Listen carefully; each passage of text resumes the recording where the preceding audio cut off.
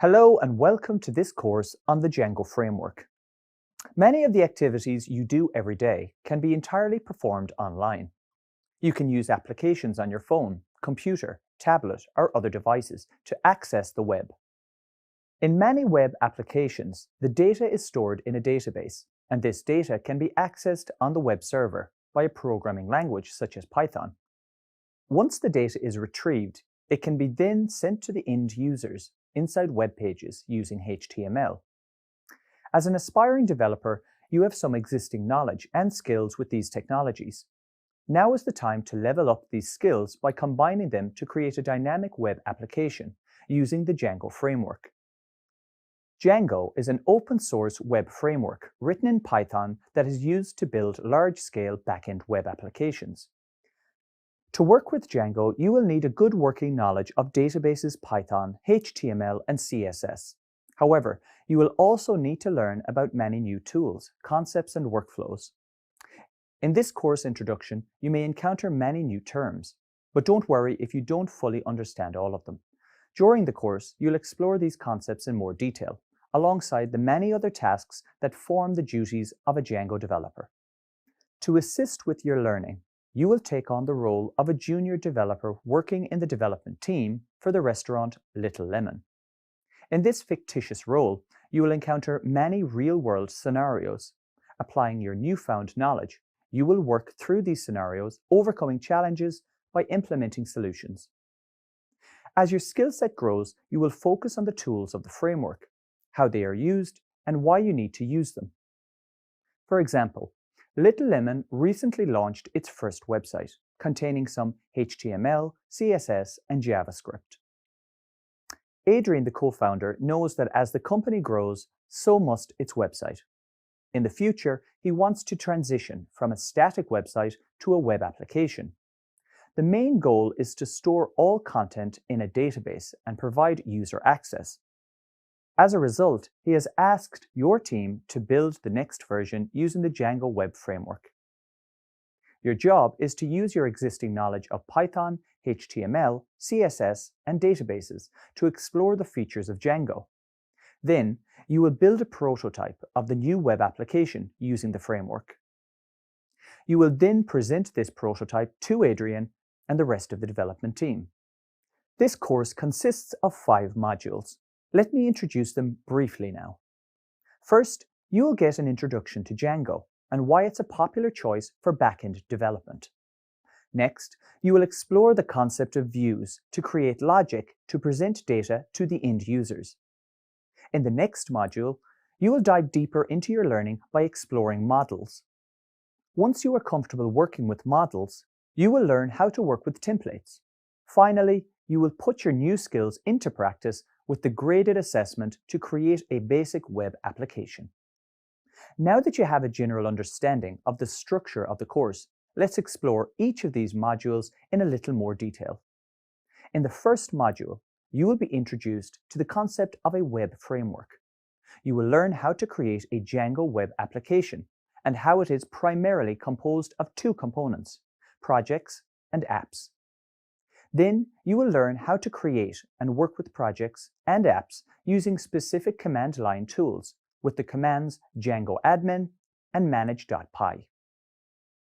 You will put your newly acquired skills into practice to create an app inside an existing project using the correct structure. You will conclude this module by expanding upon web frameworks to show the MVT pattern, code reusability, and how Django's project structure is set up to suit this. In the next module, you will explore views. You will learn about what a view is and how to process basic HTTP requests. Then, you will discover how Django developers use the request and response objects for common operations. You will learn how to differentiate parameters and how they associate with HTTP methods such as get, put, post, and delete. Then you will explore the use of regular expressions to create different URL patterns and map URLs to views. You will list common HTTP errors and handle these errors at the HTTP, view logic, and view levels. Lastly, you will learn more about class-based views in Django and how to reuse them across a project. In the next module, you will fully explore models. You will learn how to use the Django-admin panel to add and control the permissions of users and groups. Then, you will explore how to use the QuerySet API to interact with the database. You will create a form and use the Form API to bind data to objects. Finally, you will learn how to set up a MySQL database and apply migrations to keep your data up to date. In the next module, you will fully explore templates. You will learn how to create templates and use the template language to create markup. Then, you will explore how to use templating to generate HTML. Next, you will learn how to integrate third-party libraries into your Django app. You will end off by exploring debugging and testing in Django. In the final module, you will have an opportunity to recap the key elements of the course before taking the course project. In the project, you will create a data-driven web application for the Little Lemon restaurant. Okay, so now you know what you will be learning. Let's take a quick overview about how the course will be delivered to you. There are many videos in your course that will gradually guide you towards your goal. Watch, pause, rewind, and re-watch the videos until you are confident in your skills. Then, consolidate your knowledge by consulting the course readings and put your skills into practice during the course exercises. Along the way, you'll encounter several knowledge quizzes where you can self-check your progress. And you're not alone in considering a career as a Django developer, which is why you'll also work with course discussion prompts that enable you to connect with your classmates. It's a great way to share knowledge, discuss challenges, and make new friends. To be successful in this course, it is helpful to commit to a regular and disciplined approach to learning. You need to be serious about your study and, if possible, map out a study schedule with dates and times that you can devote to attending the course. It's an online, self-paced course, but it does help to think of your study in terms of regular attendance at a learning institute. In summary, this course provides you with a complete introduction to Django and is part of a program of courses that lead you towards a career in back-end development. When building web applications, developers and development teams have two choices with the code: build everything themselves or use something called a web application framework. You can think of a web application framework as a toolkit containing all the components needed for application development. By using a framework, developers and development teams can focus on the application's unique features instead of spending time developing features common to all applications. For example, developing code for user login and authentication, or building an admin dashboard. In this video, you will be given an overview of the Django framework. You will also learn about where Django is used in the real world and the types of web applications that use it. Django is an open-source web development framework. It's written in Python and was first created for a newspaper publisher web application. As a result, it's excellent for building projects that require high volumes of text content, media files, and heavy traffic. The open-source nature of Django has resulted in its rapid growth and adaptation, which has resulted in its usage for a wide variety of web applications. The Django framework allows easy integration with many tools and languages with support from other Python libraries. Much of the success of a web framework relies on its ability to provide robust, secure, adaptable, and scalable functionalities. Django caters to all of these requirements and provides features like templates, libraries, and APIs, which are all easily manageable and scalable.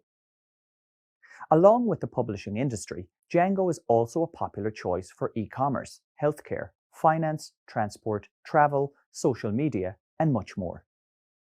Its power lies in its ability to separate features, which is helpful for organizations that need to create projects using more than one framework. For example, developers can create a back-end framework with Django that can connect to a front-end framework via an API.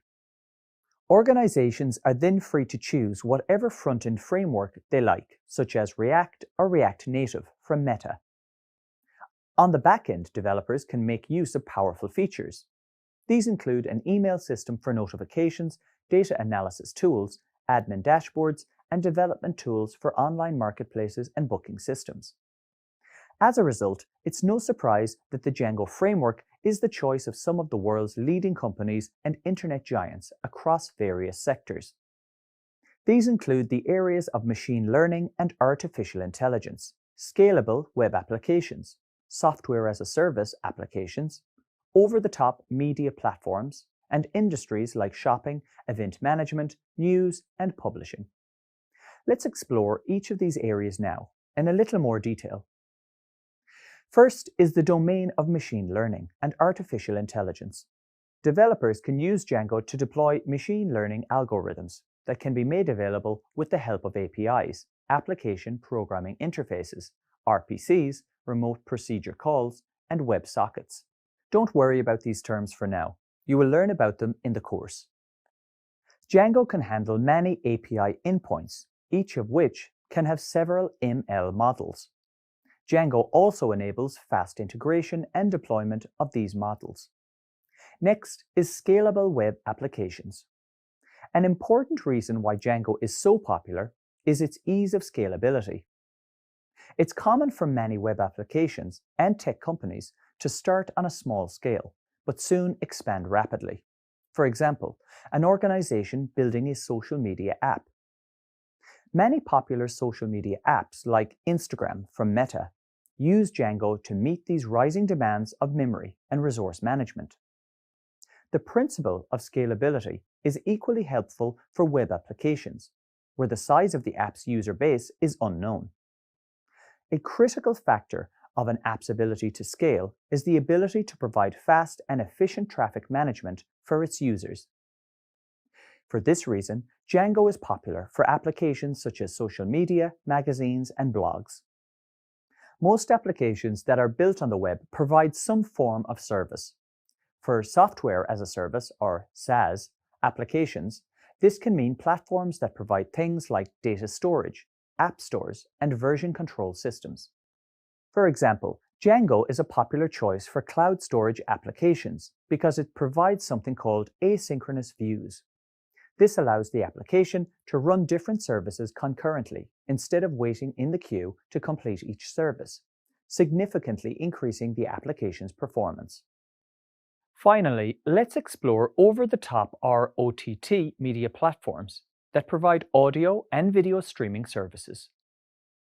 OOT platforms have grown in popularity recently, and Django is often used to meet their needs.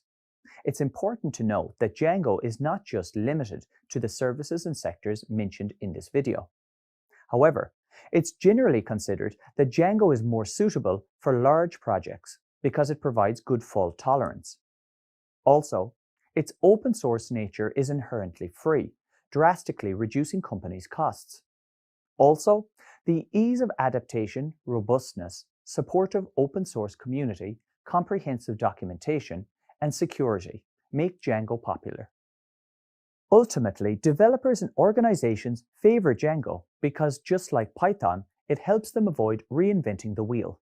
In this video, you were given an overview of the Django framework and why it's favored for building web applications.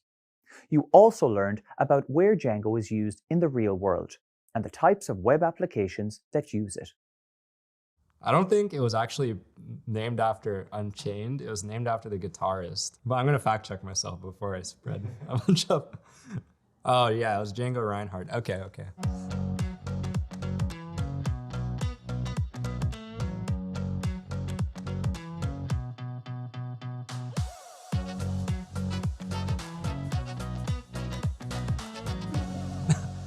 My name is Jeremy. I'm a software engineer at Meta, and I work in the integrity space. I'm a big advocate of learning about technology that's actually used in real life, and Django happens to be the most popular Python web framework. Django is a framework that lets you process HTTP requests from end users and eventually return back content back to them, say, for example, an HTML page. So Django is what powers this sort of interaction from the user requesting data or sending data to us processing the data and giving them back some more data. Django is actually the first web framework that I personally learned. I used it for hackathons in college as well as undergraduate research. And the reason that I used it is it's super lightweight and easy to spin up. Django comes with a bunch of tools already built in as first-class features inside of the framework.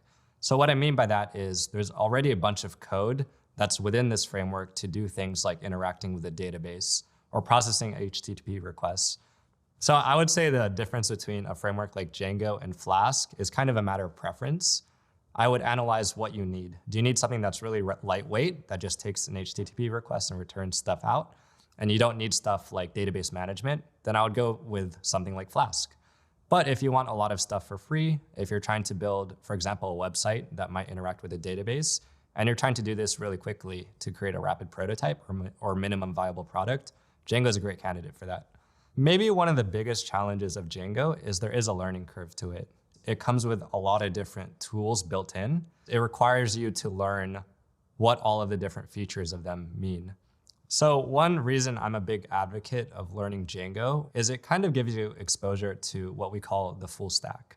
That means you'll learn a lot about how to interact with a database, how to make front-end code that actually gets returned out to the user, so that's what they actually see, as well as writing, obviously, web server code, which kind of wires these two components together between your backend database and your front-end client. And the web server sits in between, meaning you'll get full exposure to how the entire software development cycle works. I would actually say the best way to get better at it is to learn by doing. That's why I'm a big proponent of having things like personal projects, even if the project itself isn't super useful to anybody.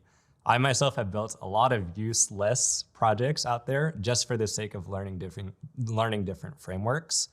For me, that's actually made me a much stronger developer over time. I'm a big advocate of coding alongside the course as you go. And the reason for that is things in software development tend to not stick very well if you passively watch. So if you do stuff interactively, so that's taking examples throughout this course and actually trying to build them out alongside or doing your own personal project, I think that'll make your learning a lot more sticky, but also more accelerated. I hope this has added some color on how Django is actually used in industry, and I wish you luck as you continue on your journey to becoming a more well-rounded software engineer. When learning web development, it's important to understand what is required to build a website. By now, you should be familiar with the basic structure of a website. It contains web pages consisting of HTML for the page structure, CSS for the look and style, and JavaScript for client-side interaction. Suppose you are creating a static website. The project structure may only need some CSS, JavaScript, and image folders.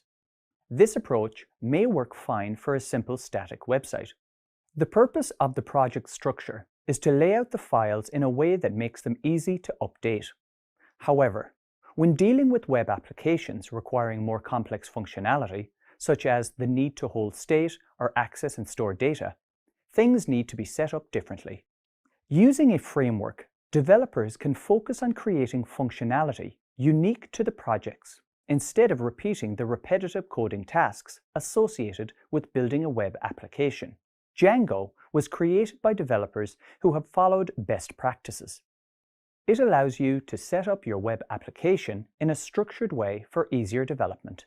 In this video, you will learn about the core concepts of projects and apps in Django, and how they provide a structure for a developer to work from. Okay, so before you explore the structure of the Django framework, it's good to fully understand what is usually required to create a dynamic web application. This can involve working with internet protocols, web server configuration, and data retrieval, or storage. Let's recap these concepts quickly. Regarding internet protocols, recall that HTTP is used to get, send, and render web content. Understanding HTTP is essential in web development, as every action is always tied into a HTTP request, pointing to some URL. A web server is required to get the page users want and return it to them via HTTP. Django comes with its own development server, which is written in Python. This will save a developer a lot of time and avoid any messy configurations. Recall that the web is stateless, meaning it does not store anything for future reference. So, a database is required to keep and retrieve the data associated with the website. For example, every time a user submits a form on a site, this data will need to be stored so it can be retrieved and rendered later. Okay, so now you have learned about how a framework provides a structure for a developer to work from. Let's explore the structure of a Django project. In Django, a project represents the entire web application. Django provides a set of commands that auto-generates a project structure that contains the configuration and setting related to the entire web application. You will learn more about this project structure later. For now, just know that it's a way to organize your Python files and folders. This allows developers to focus on code rather than configuration. Okay, so now you know about projects. Let's learn more about apps. In Django, an app is a submodule of a project. It is typically used to implement functionality for some specific purpose. Apps can be self-contained, meaning they do not rely on other apps to function. As a result, they can be used or reused in many different projects. This leads nicely to the don't repeat yourself, dry principles. Write it once, but use it many times. As an aspiring developer in Django, this might seem confusing when you encounter the terms application and apps. Just remember that a Django web application is a project that contains many apps. For example, suppose you are creating a social media application. Well, in Django, the social media application would be the project, and the different features would be represented by the different apps. So, you could create separate apps for the newsfeed, the comments, the friends list, the user page, and so on. Apps are added using the start app command. And like with a project, Django also automatically generates a self-contained directory and its associated files inside the project structure. For Django to recognize an app in a project, it must be added to the installed apps setting.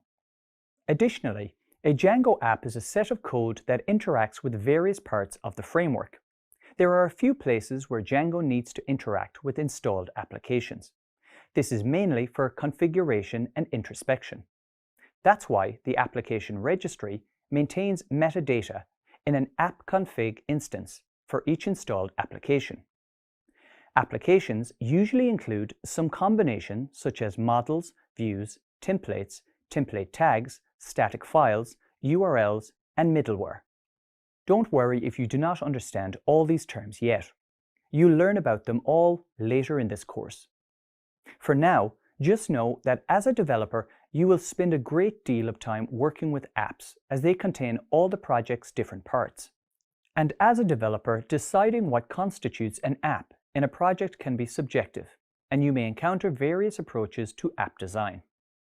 For now, it's best to think that an app should be feature-targeted and is best suited to one thing and one thing only. And throughout this course, you will be working with a project that contains only one app. In this video, you learned about the core concepts of projects and apps in Django, and how they provide a structure for a developer to work from. By now, you should be familiar with the concept of projects and apps in Django. You also explored the core files that make up a Django project.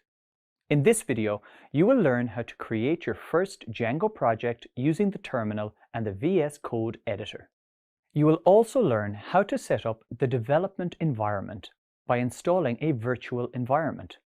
And you will explore some common CLI commands used to create Django projects and launch the development server.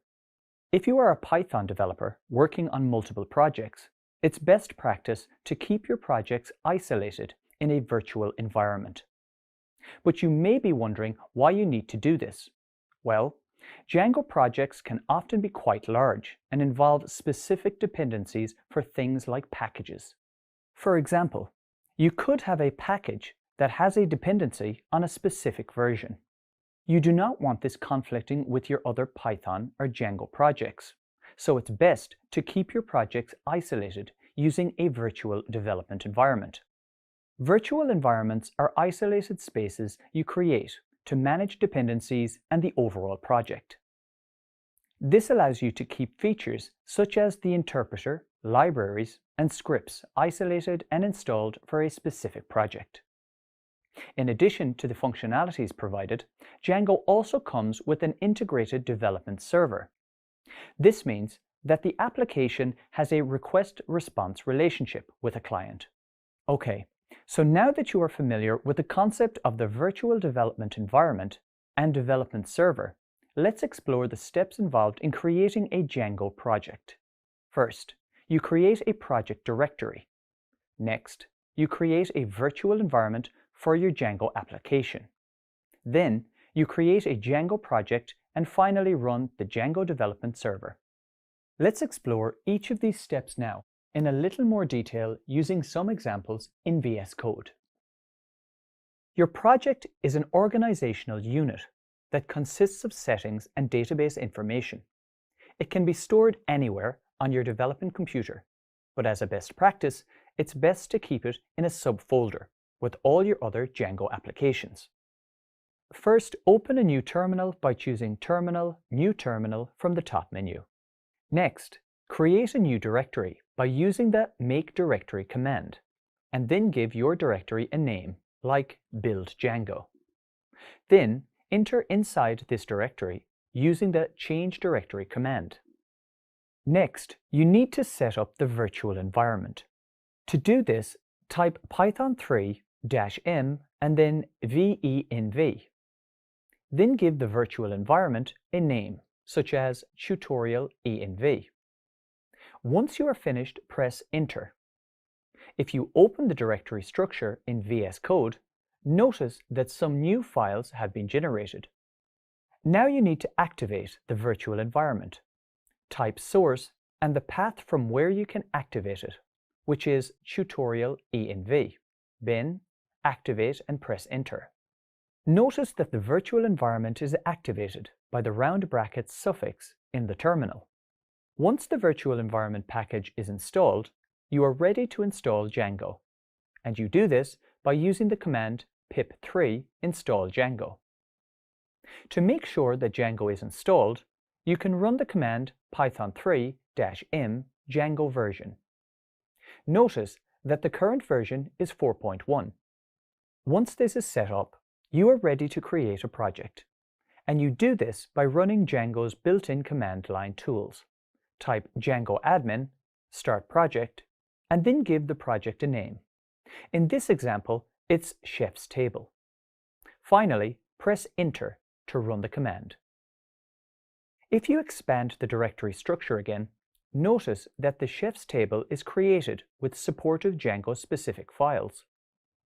Once your Django project is created, you need to launch the development server. Before you do this, it's important to be aware of the manage.py file that is automatically created with the project. Recall that manage.py is a command line utility that works like the Django-admin command. So, you can replace the Django-admin command with manage.py, as it uses the project settings. To launch the development server, you can run the run server command using the manage.py command. You will learn more about how to work with Django-admin and manage.py commands later. Notice that a URL is generated. If you are on Mac, you can click on this URL to open it in a browser window. If you are on Windows, you will need to copy and paste it to your browser. Notice that the terminal gives us an option to press Ctrl-C to stop our server.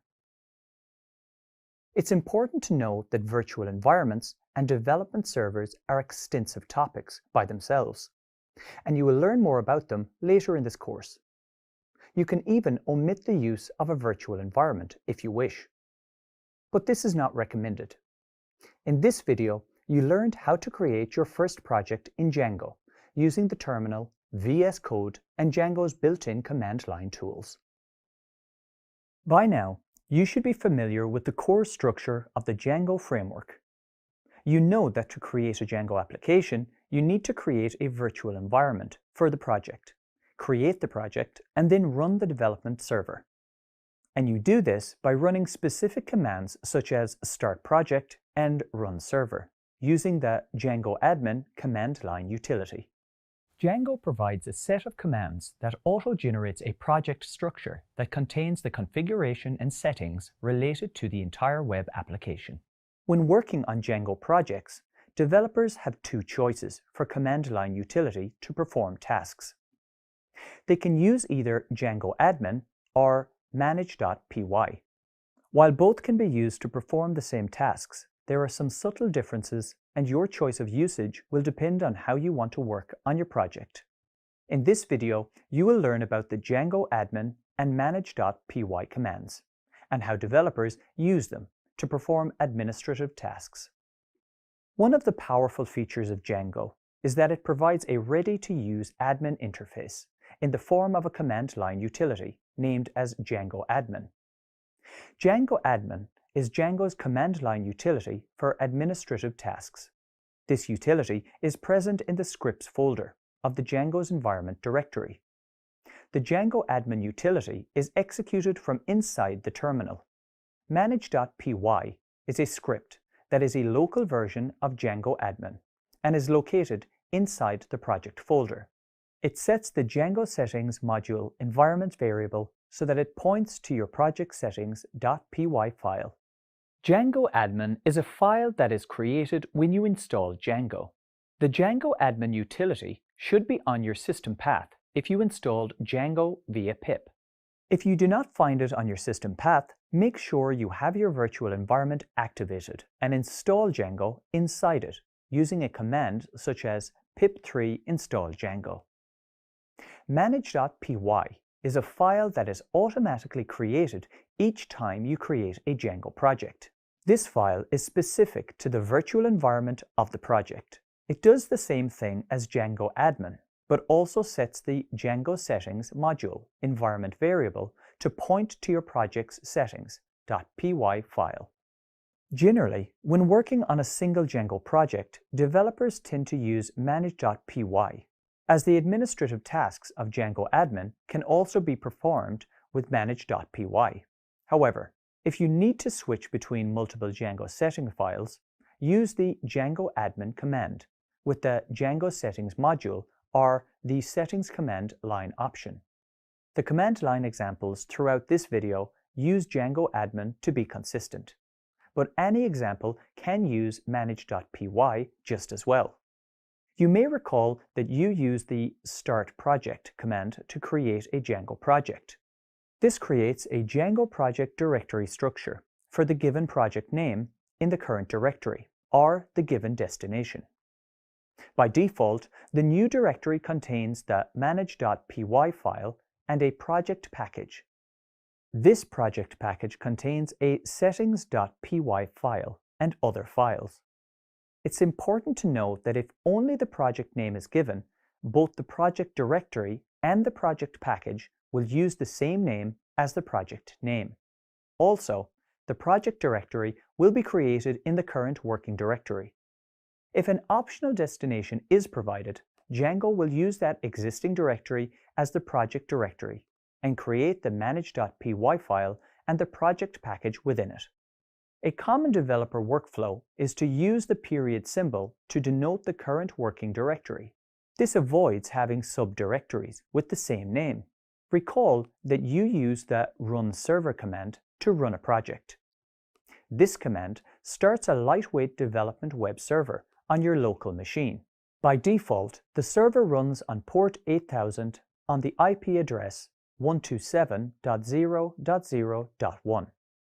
However, it is possible to change this, as you can pass in an IP address and port number explicitly.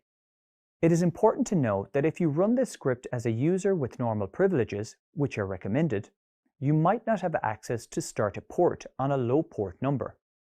This is because low port numbers are reserved for the super user or root user. The development server works great for application development and testing. However, Django recommends that you should never use this server in production, as it has not gone through security audits or performance tests. The development server automatically reloads Python code for each request as needed. You don't need to restart the server for code changes to take effect. However, some actions like adding files don't trigger a restart, so you'll have to restart the server in these cases. In this video, you learned about the Django-admin and manage.py commands and how developers use them to perform administrative tasks. So far, you've learned that a project represents the entire web application, and an app acts like a submodule of the project to provide specific functionality. Previously, you set up the project folder and created the virtual environment inside it. In this video, you'll learn how to create an app inside an existing Django project. The app will contain a view to output some text to the homepage of the web application. So I'm in VS Code with the project open. First, I need to create a Django app for my project, and for this, I use the start app command. So I type python-m Django start app. Then I need to give this app a unique name, so I'll call it something like my app. Before I move on, let's explore the structure of the start app command in a little more detail. The start app command has a default syntax where you need to provide the app label, and then you have the option to specify the destination. Suppose you do not specify any destination, like in this example. In that case, the default destination of the current working directory is used. Okay, so my command looks good, so I press enter to execute it. Notice that a folder called My App is created inside the project folder. If I expand the folder, you will notice that it contains some files for init, admin, models, tests, and views. If you're new to web frameworks and Django, I know that this can seem a bit intimidating. Already, the project contains folders with many different files, and I haven't even started coding yet. Don't worry if you don't understand fully what every file and folder does. It's more important to focus on the concept that you need to create apps to add different features to a project. As this project has just one feature to print some text to a web page, I've created one app to do this. Okay, so now that I've created an app, I want to output some text to the home page. And to do this, I need to work with Django elements called routes and views. When the user visits the application's homepage, I want to display some text. In Django, when a user navigates to a URL, the URL is routed to something called a view or controller. For now, you can just think of views as Python functions that generate the content that makes up the web page. They can receive a request and return a response. And because this request and response will take place over the web, it'll use two objects called HTTP request and HTTP response. Once again, don't worry if you don't understand all of this. You'll learn more about routes, views, HTTP requests, and responses later. For now, just know this is what you need to use for Django to display some dynamic text on a web page. Okay, so first I want to create the view function. I open the file views.py in the app folder and notice that it already contains some code. It's a good idea for now not to modify the code that's automatically created by Django. I just need to add to it. Okay, so I've added 3 lines of code. Let's explore it now. The first line is an import statement, which is required for the request response to work. Then the code to create a function named home. This function returns an HTTP response object containing the text, hello world. It's important to know that creating the function that returns an HTTP response will not do anything on its own. This is just the logic that will be executed when a user goes to the project's homepage. So to make this work, I need to map the view function to a URL. The URLs you will use in your Django project are stored as a URL configuration in a file called urls.py, which is located in the project directory. The Django documentation or your fellow developers may also refer to this as URL conf. You will also explore the concept of URL configuration and its code in more detail later. For now, just know that it acts like a mapping chart that Django uses to determine which view functions are associated with a specific URL. If I open this file, I notice already contains some code by default. For example, some import statements from the core Django package and a list labeled URL patterns.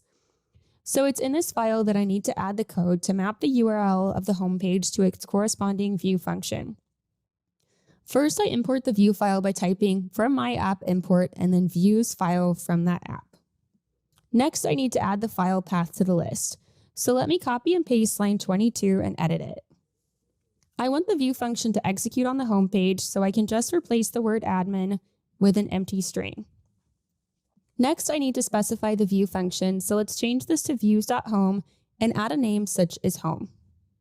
You can think of name as an attribute used for naming the URL patterns, which can be useful sometimes. Okay, so my code looks good now. All I need to do now is save my changes and run the development server. Recall that I used the command run server to run the development server. So you type the command python manage.py run server. Notice that the development server starts at the default IP address, which can also be called localhost on your device. You will also likely receive a warning message stating that you have unapplied migrations, and Django gives you a command to run to fix this warning. I'm not going to do that right now, but don't worry, you'll learn how to do this when you explore migrations later in this course. Success! If I open the web page at the default address, notice that the text Hello World displays. This text is returned as an HTTP response from the view. If I change this, let's say remove the word world and resave, check the web page, refresh it, notice that the page gets updated again. It's important to know that while the content of the view is quite basic, this is the process by which every web page uses Django to create and update content. In this video, you learned how to create an app inside an existing Django project containing a view to output some text to a web page. As an aspiring developer starting a new web project, it can sometimes be confusing to understand why the project is structured in the way it is. As a result, solid understanding of a web framework and its core concepts is essential. In this video, you will learn to describe a web framework and list the benefits of using the Django framework to build back-end web applications. You will also explore the concept of the three-tier architecture. Frameworks are designed to support the developer in building the web application. The purpose of a web framework is to make application development easier and to provide the developer with a clean structure that keeps things in order and allows for changes and modifications. Frameworks also allow for code reusability, facilitated by existing code. When building a web application, it's important to understand that many different pieces and components exist. For example, you can build a static website with just some HTML, CSS, and JavaScript. However, suppose you want to add e-commerce functionality, such as a shop. In that case, you will have to implement things like user sign-in, payment transactions, security, performance, and deal with data being posted from web forms. This will require your application to split into two parts, the front end and the back end. Recall that the front end is the part of the website the user interacts with via the web browser, and the back end is the part that runs on a web server and usually contains the database. So, if your website requires functionality such as e-commerce, site users, payment processing, and data stored in a database, it will most likely need a back-end. More specifically, a back-end application to manage the back-end. When choosing a framework to build the back-end, there are many options to choose from. These frameworks all share the common goal of providing features to create a web application with a good structure. If it helps, you can think of the framework the same way you would think of a foundation to build a house. You always need to start with a solid foundation. Without it, the house is not going to be very stable. Web frameworks are precisely the same. They provide a solid foundation to build upon, and one of the most popular is Django. Django is a high-level, free, open-source Python web framework that encourages rapid development and clean, pragmatic design.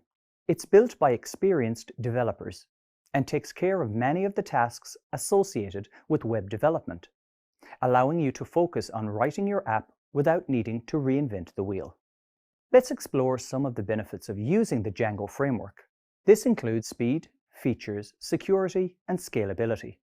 According to the developers of Django themselves, Django is ridiculously fast and speeds up the process by reducing the amount of code to be written. This means that you can take applications from concept to completion as quickly as possible. Django is feature-rich and includes many right-out-of-the-box features that you can use to handle common web development tasks. These include tasks such as user authentication, content administration, site maps, and RSS feeds. Django is very secure and helps developers avoid many common security mistakes. It provides a secure layer of internal middleware that protects it from common attacks attempting to steal information. Finally, Django is highly scalable. It allows data to be stored on other servers than the one in use without too many changes in configuration. This provides flexibility and speed, and as a result, some of the busiest sites on the web leverage Django's ability to quickly and flexibly scale.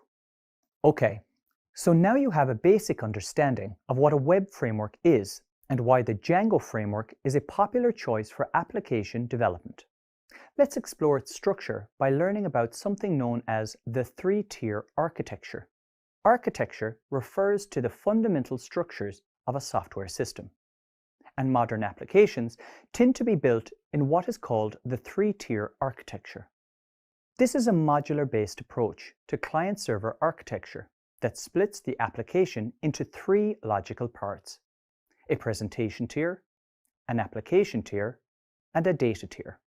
Let's examine each of these parts now in a little more detail. The presentation tier is the layer the users primarily interact with through user interfaces from their desktop, laptop, or mobile devices. It's commonly built with a UI framework or library such as React from Meta, and it communicates with the other tiers by sending results through the application interface. The data tier usually consists of database servers for storing and retrieving information. Any dynamic website needs to be able to store and retrieve data. A database is the best choice as it stores data in tables or objects depending on the choice of database. The application tier is what ties in the other two tiers. It gets data from the presentation layer and persists it in the data tier. It's important to know that these parts are logical and not physical, meaning you can have all three tiers running on the same web server. In this video, you learned about web frameworks and why Django is a popular choice for developers to build back-end web applications. You also explored the concept of the three-tier architecture for building web applications. You've already learned that Django projects can get quite large.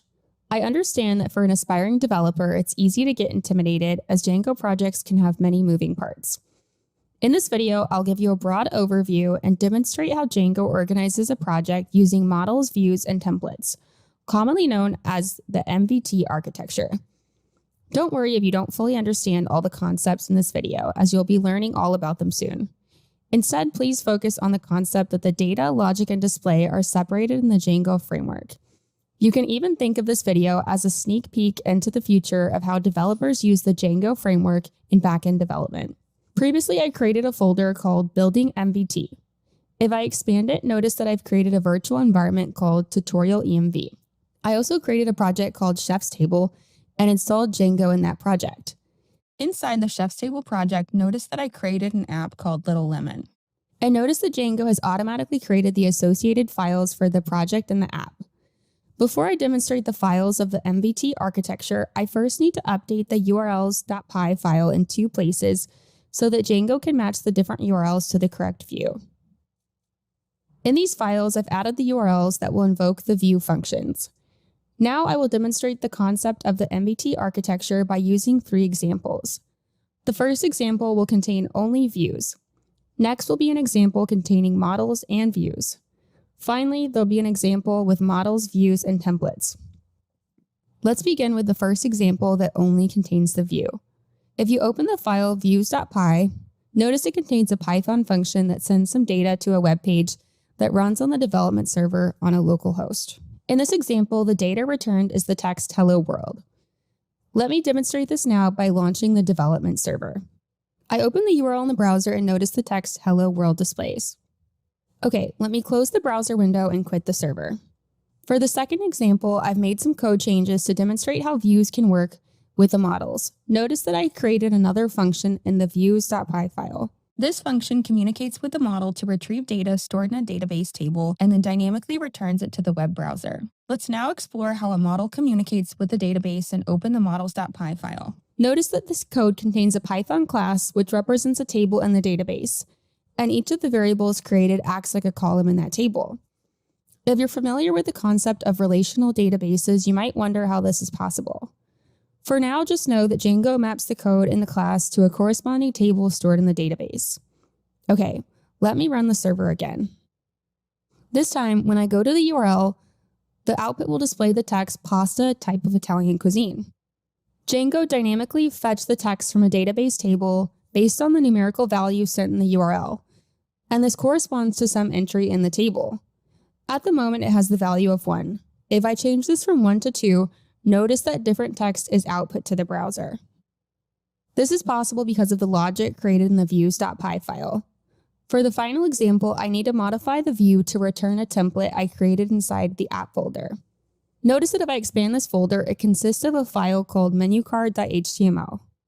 The file contains 3 HTML elements with some basic styling.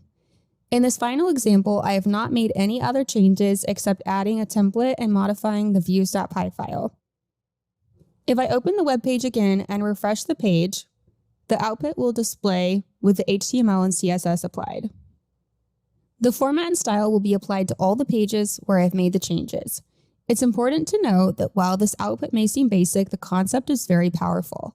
By splitting the data, logic, and display into M, V, and T, developers can rapidly create large-scale, data-driven applications. The MVT architecture allows developers to easily update the database, logical code, presentation, and styling to create dynamic web applications. While the number of files present inside your project folder may seem intimidating, you'll explore these files when you need them throughout the remainder of this course. And as I said at the start of this video, you will soon explore this MVT concept in greater detail. It's also worth remembering you're already familiar with the code you'll be dealing with, as it's primarily Python. In this video, you learn how Django implements the model, view, and template, or MVT architecture. Congratulations! You completed this module on an introduction to Django. In this module, you were given a course introduction. Then you learned about projects and apps, admin and structures, and finally, about web frameworks. It's now time to recap the key points and concepts you learned and the skills you gained. You began the module by exploring what Django is. You can now identify the problems that Django solves, especially for building projects that require high volumes of text content, media files, and heavy traffic. You can also provide examples of where Django is used in the real world. For example, developers can create a back-end framework with Django that can connect to a front-end framework via an API. Next, you are then introduced to the project creation process. You can now create a project in VS Code using Windows or Linux. Secondly, you learned about projects and apps. You should now be able to explain the core concepts of projects and apps, emphasize the importance of structuring a project to make your development process easier, and get a default web project up and running. You also learned about following best practices to develop projects in a structured way. This includes the don't repeat yourself, dry principles. Write it once, but use it many times. Thirdly, you explored admin and structures.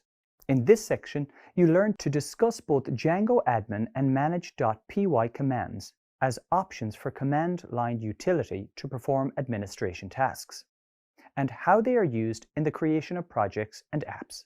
You can unpack the key differences between projects and apps and how they can be used together. And you learned how to create an app inside an existing project. Lastly, you focused on web frameworks. You now know that frameworks are designed to support you in building web applications. It helps a development team to follow best practices. You understand that a framework is a solid foundation upon which you build your applications. The purpose of a web framework is to make application development easier and to provide the developer with a clean structure that keeps things in order and allows for changes and modifications. Frameworks also allow for code reusability, facilitated by existing code. You've learned about the different pieces and components that exist when building web applications, and that modern applications are usually built using the 3-tier architecture. You explored Django structures that take care of many web development tasks. These structures allow you to focus on writing your app without needing to reinvent the wheel. Recall the benefits of using the Django framework, including speed, features, security, and scalability. You also learned how Django implements the Model View and Template, or MVT, architecture, and that splitting the data, logic, and display into M, V, and T rapidly creates large-scale, data-driven web applications. Now you can show the MVT pattern while prioritizing the reusability of code. You learned to create an app inside an existing Django project, whereby the app contains a view to output text to the homepage of the web application. What a great start to your Django development journey. You are now familiar with the differences between project structure and apps, the Django-admin and manage.py commands, the MVT framework, and creating an app inside an existing project using the correct structure. Well done. If you are building a basic static website, all you need to do is upload your website files to a web server. However, if you are building a dynamic website using a framework, you may need to get or retrieve data and render it to the browser. This data could be anything like the user's name or a list of information. In Django, you use something called a view to create the logic to present data to the end users. In this video, you will learn about views in Django and how developers use them to process HTTP requests and return an HTTP response. In Django, a view is a function designed to handle a web request and return a web response, such as an HTML document. To demonstrate this, let's explore an HTTP request response scenario, using an example of a static file and a dynamic file. For a static file with no dynamic content, the HTTP request just needs to map to where the file is located and return that page for rendering. As the static page does not change, nothing else is needed. Suppose the page is at the address of littlelemon.com/index.html. The web server will process the request and return a response containing the page index.html to the browser, which then renders the content. You may recall that this process is known as the HTTP request response cycle. However, if you want to do the same thing with Django, you need to write a Python function to create something called a view. You create the function inside the views.py file and return the HTML. Let's explore this concept further now and step through the code one line at a time. First, you import the class HTTP response from the Django.http module. Next, you define a function called home, and this is known as the view function. Each view function takes an HTTP request object as its first parameter, named request. As this is a Python function, it's possible to define more parameters and pass arguments, and you will learn about that later in this course. It's important to know that the name you give the view function doesn't matter. The function doesn't need to be named in a certain way for Django to recognize it. In this example, it's called home because defining a function name that clearly indicates what the function does is good practice. Next, you create a variable and use it to store a string containing the HTML to be returned. Once again, you can name this variable anything you want. In this example, it's called content. Finally, you need to return this variable containing the code. And you do this by using the return statement with the HTTP response object. Inside the HTTP response, you place the variable.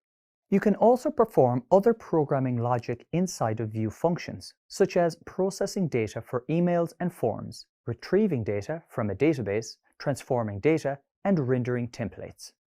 It's important to know that you create view functions inside the views.py file as a best practice. You can theoretically name the file anything that you like, but it is a good practice to keep it as views.py, as it makes it easier for your fellow developers working on the same project. It's important to note that creating a view function is not enough to make the request response work. The view function needs to be mapped to a URL, so when the request to the URL is made, the view function gets called. This process of mapping a URL to a view function is known as routing. To set up this routing to map URLs to views, you will need to create a new file. Inside your project app, create a new file called urls.py. You may recall that the project has a file with this name also. You will learn about the difference between them later. Inside the urls.py file of the app, you first import the path function. Then, from the app directory, you import the views.py file. Notice that both files are in the same directory. You only need to place the period symbol after the import statement. Next, to create a route and map a URL to a view, you need to create a list sequence using the variable URL patterns. This variable is assigned to a list that contains the URL paths that you want to create inside the app. The URL patterns list can contain multiple paths, and each path is created using the path function. The function can accept arguments, and 2 are required.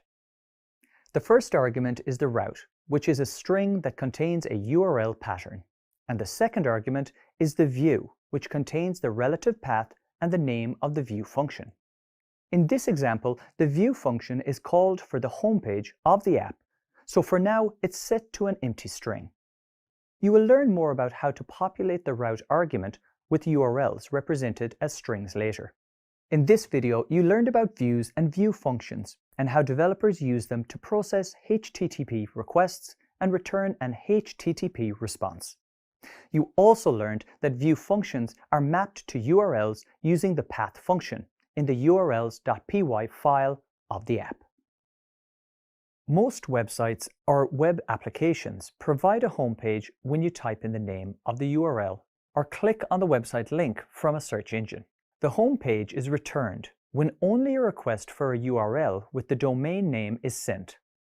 Previously, you learned that in order to accept a HTTP request and return a HTTP response, you need to create a view function inside the views.py file.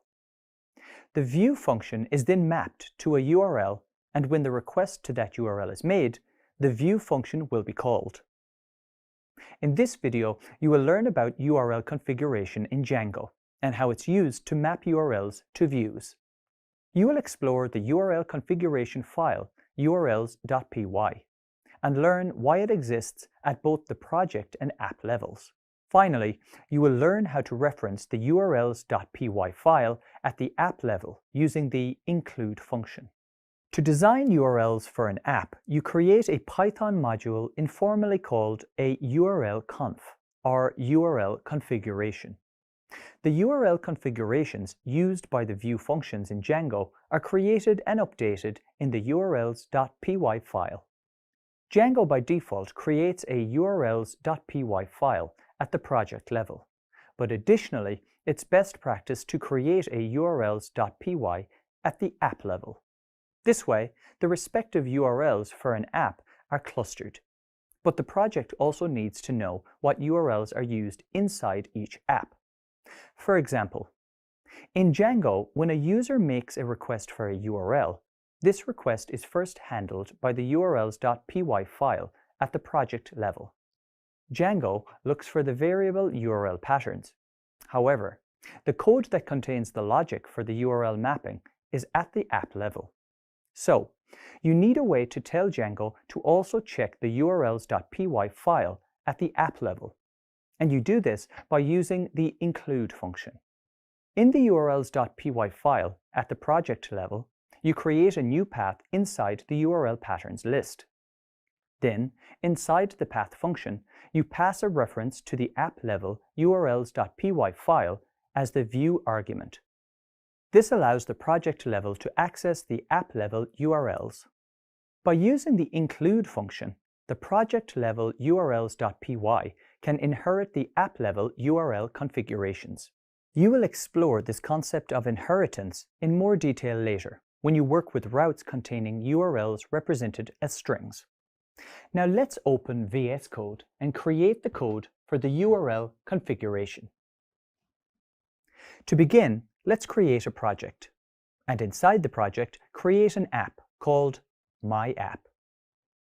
To ensure that the Django app is running, launch the development server by running the terminal command, Python 3 manage.py run server. Now, select the URL to deploy Django to your local host. Notice that the web page with a successful install message is displayed. Let's close the web page and stop the server for now. The first step is to open the views.py file to create a view. Using the import statement, type django.http import http response.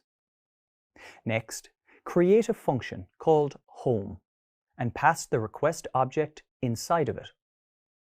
Next, return an HTTP response containing a string.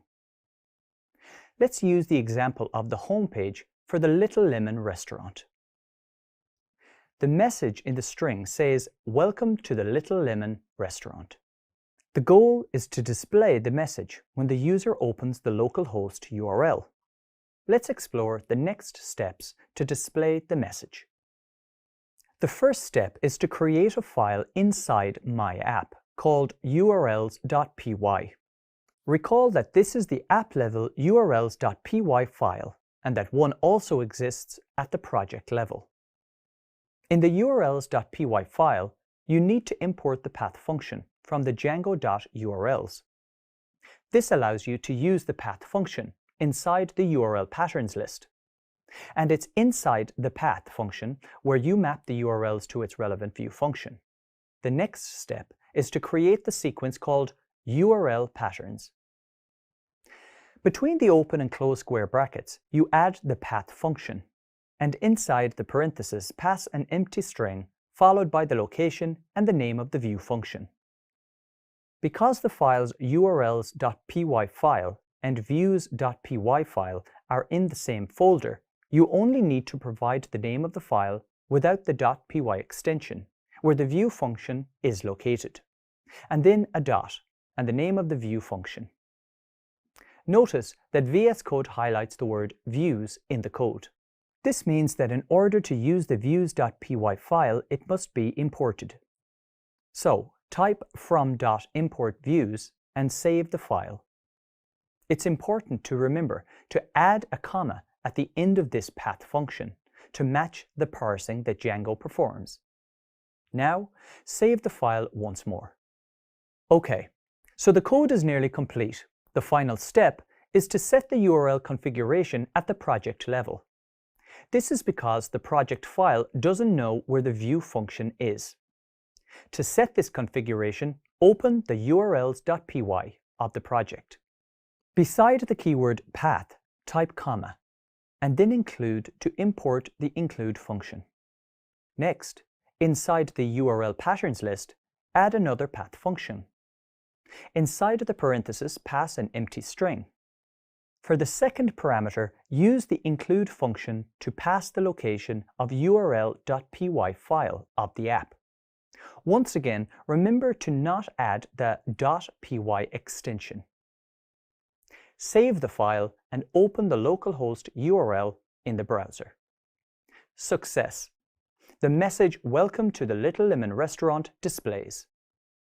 In this video, you learned about URL configuration in Django and how it's used to map URLs at the project level to views at the app level. In this video, you'll learn how to create view functions that return text and HTML markup using the HTTP response object. Then you'll learn how to map these functions to URLs so that they can be displayed to the end user in a web browser. By now, you should be familiar with the concept of views and how they're used to create view functions with the logic in the views.py file. I've already created an app inside the project, and the first thing I want to do is return the text "Hello World" on a web page. First, I open the file called views.py and paste in some code. Notice the HTTP response that I imported on line 2. It allows me to communicate with the server. In this video, when referencing the server, I will often use the words request and response. Recall that request refers to requesting information from the server via a code, and response just means that I'm returning an HTTP response to the server. Then the response is displayed on the web page. It's important to know that when I create a view function that returns an HTTP response, it won't do anything on its own.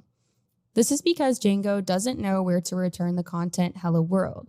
So to make this work, I need to map the view function to a URL using the URL configuration file called urls.py in the project directory.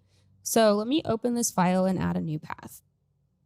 Once I add the path, I need to import the views.py file from my app directory. Now Django can access the views file and the hello function that I've defined.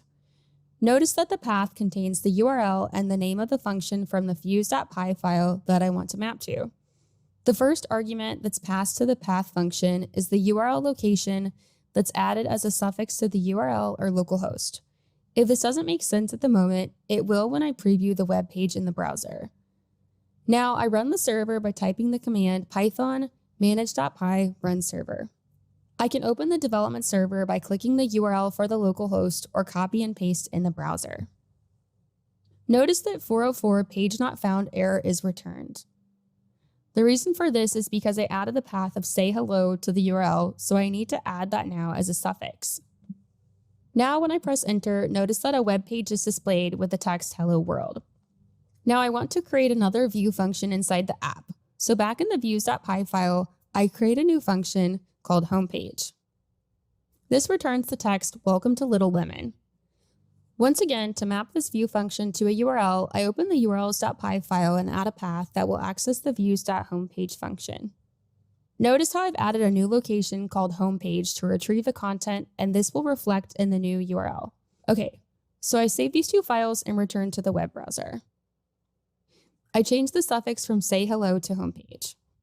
Press enter and notice that the new output is displayed. You may be wondering, how does all this code integrate with Python? Let me demonstrate this by adding a third view function that accesses the datetime module in Python. Then I need to make sure that I import the datetime module so my code has access. That looks good to me. Now my code has access to the year that uses the datetime module. It's stored in a variable named date_joined. Notice that this value is returned to a web page, and to map it to a URL, I once again open the urls.py file to add the associated path. Once again, I save the files. Now, when I visit the web page, I can access the URL with the suffix display date. This displays the year.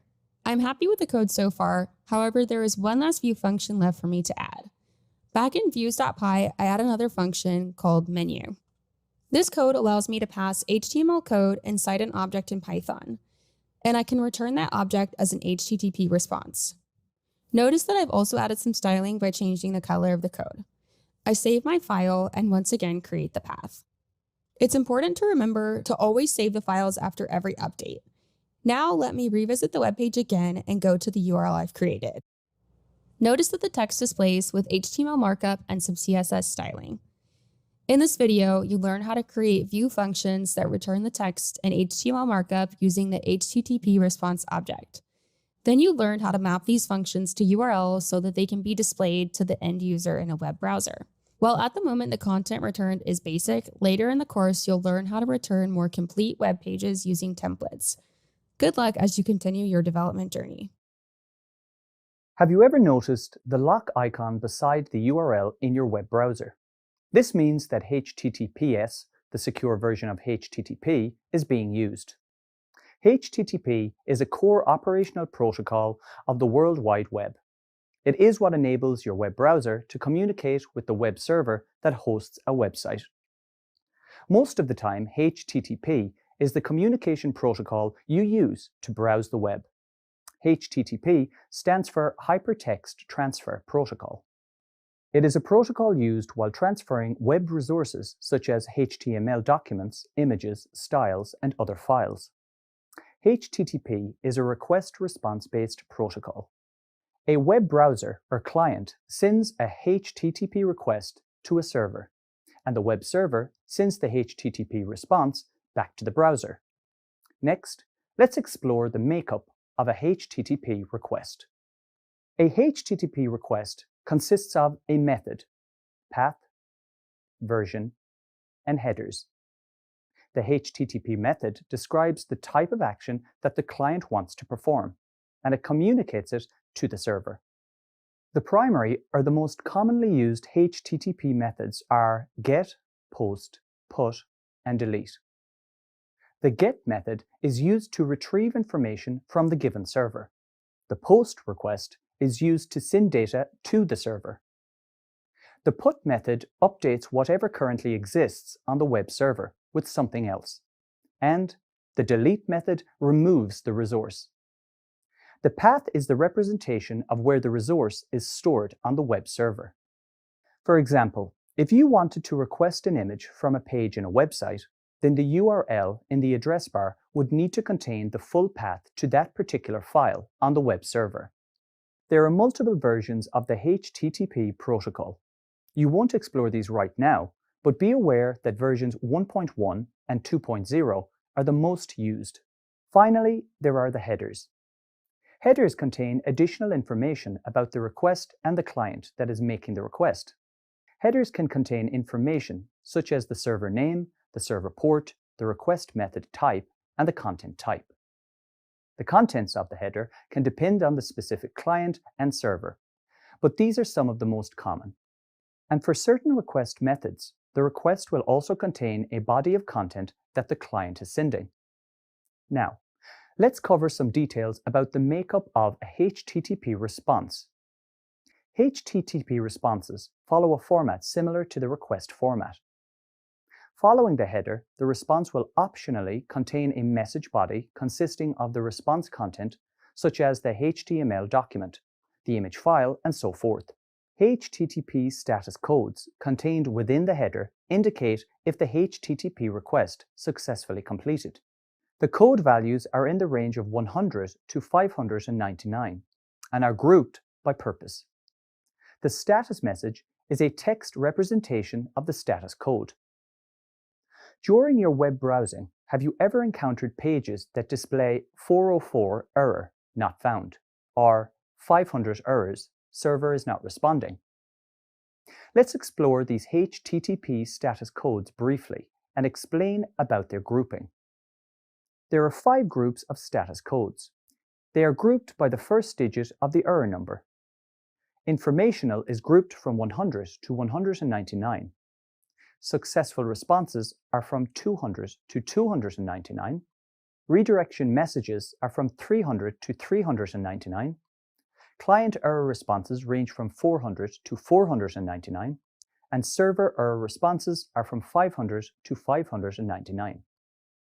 Information responses are provisional responses sent by the server. These responses are interim before the actual response. The most common information response is 100, continue, which indicates that the web client should continue the request or ignore the response if the request is already finished. Successful responses indicate that the request was successfully processed by the web server, with the most common success response being 200 OK. You're receiving these responses every day when you receive content successfully from a website. The meaning of OK depends on the HTTP method. If the method is GET, it means that the resource was found and is included in the body of the HTTP response. If it's POST, it means the resource was successfully transmitted to the web server. And if it's PUT, the resource was successfully transmitted to the web server. Finally, if the method is DELETE, it means the resource was deleted. Redirection responses indicate to the web client that the requested resource has been moved to a different path. The most common response codes used are 301 moved permanently and 302 found. The difference between the redirection messages 301 and 302 is that 302 indicates a temporary redirection. The resource has been temporarily moved. When web browsers receive these responses, they will automatically submit the request for the resource at the new path. Client error responses indicate that the request contained bad syntax or content, or cannot be processed by the web server. Let's explore some of the most common response codes. 400 is used when the web browser or client submitted bad data to the web server. 401 is used to indicate that the user must log into an account before the request can be processed. 403 is used to indicate that the request was valid, but that the web server is refusing to process it. This is often used to indicate that a user does not have sufficient permissions to execute an action in a web application. 404 is used to indicate that the request resource was not found on the web server. Server error responses indicate that a failure occurred on the web server while trying to process the request. The most common code used is 500 internal server error, which is a generic error status indicating that the server failed to process the request. Have you ever bought something online and needed to enter your credit card information? You wouldn't want someone else to get this information from the HTTP request, right? This is where HTTPS must be used. HTTPS is the secure version of HTTP. It is used for secure communication between two computers so that nobody else can see the information being sent and received. It does this by using something called encryption. You won't cover encryption right now. Like in HTTP, the requests and responses still behave the same way and have the same content. The big difference is that before the content is sent, it is turned into a secret code. Only the other computer can turn the secret code back into its original content. If someone else was to look at the code, it wouldn't be understandable. You use HTTPS every day. This is the lock icon that you see beside the URL in your web browser. Okay, before I finish, I want to leave you with a brief summary of HTTP. Firstly, it is a protocol used by web clients and web servers. It works to transfer web resources such as HTML files and is the foundation of any data exchanges on the web. Also, remember that by using HTTPS, we send the information securely. Requests are sent by the client, usually a web browser, and the server replies with responses, which may be the return of an image or HTML page. HTTP requests have syntax that includes method, path, version, and headers. HTTP responses follow a similar format to the request, and HTTP status codes indicate whether the HTTP request successfully completed. The status code is a 3-digit number that corresponds with groups representing different types of results. Well, now you know how the HTTP protocol request and response cycle works. You know about its methods and the elements that make up a HTTP request. Good job. By now, you should know that the request-response cycle works between the client and server. In this video, you will learn how to use Django's HTTP request and response objects. Let's now explore how the request-response cycle happens inside Django. The cycle begins when the user enters a URL in their web browser. This URL is sent to the web server where Django searches for a match inside the urls.py file. Once it finds the URL, it is mapped to its associated view. Inside the view file, the view function receives the HTTP request as a request object. The view function then defines the appropriate HTTP response and sends it back as a HTTP response object. This response is processed by Django, and the client receives the HTTP response. Let's now open VS Code and explore how to work with Django's request and response objects. Open the views.py file and add the necessary imports. Next, create the view. Recall that Django uses the request and response objects to pass through the system. The APIs for the HTTP request and the HTTP response objects are specified in the Django.http module. And you use the request and response objects from this module inside the logic of the view function.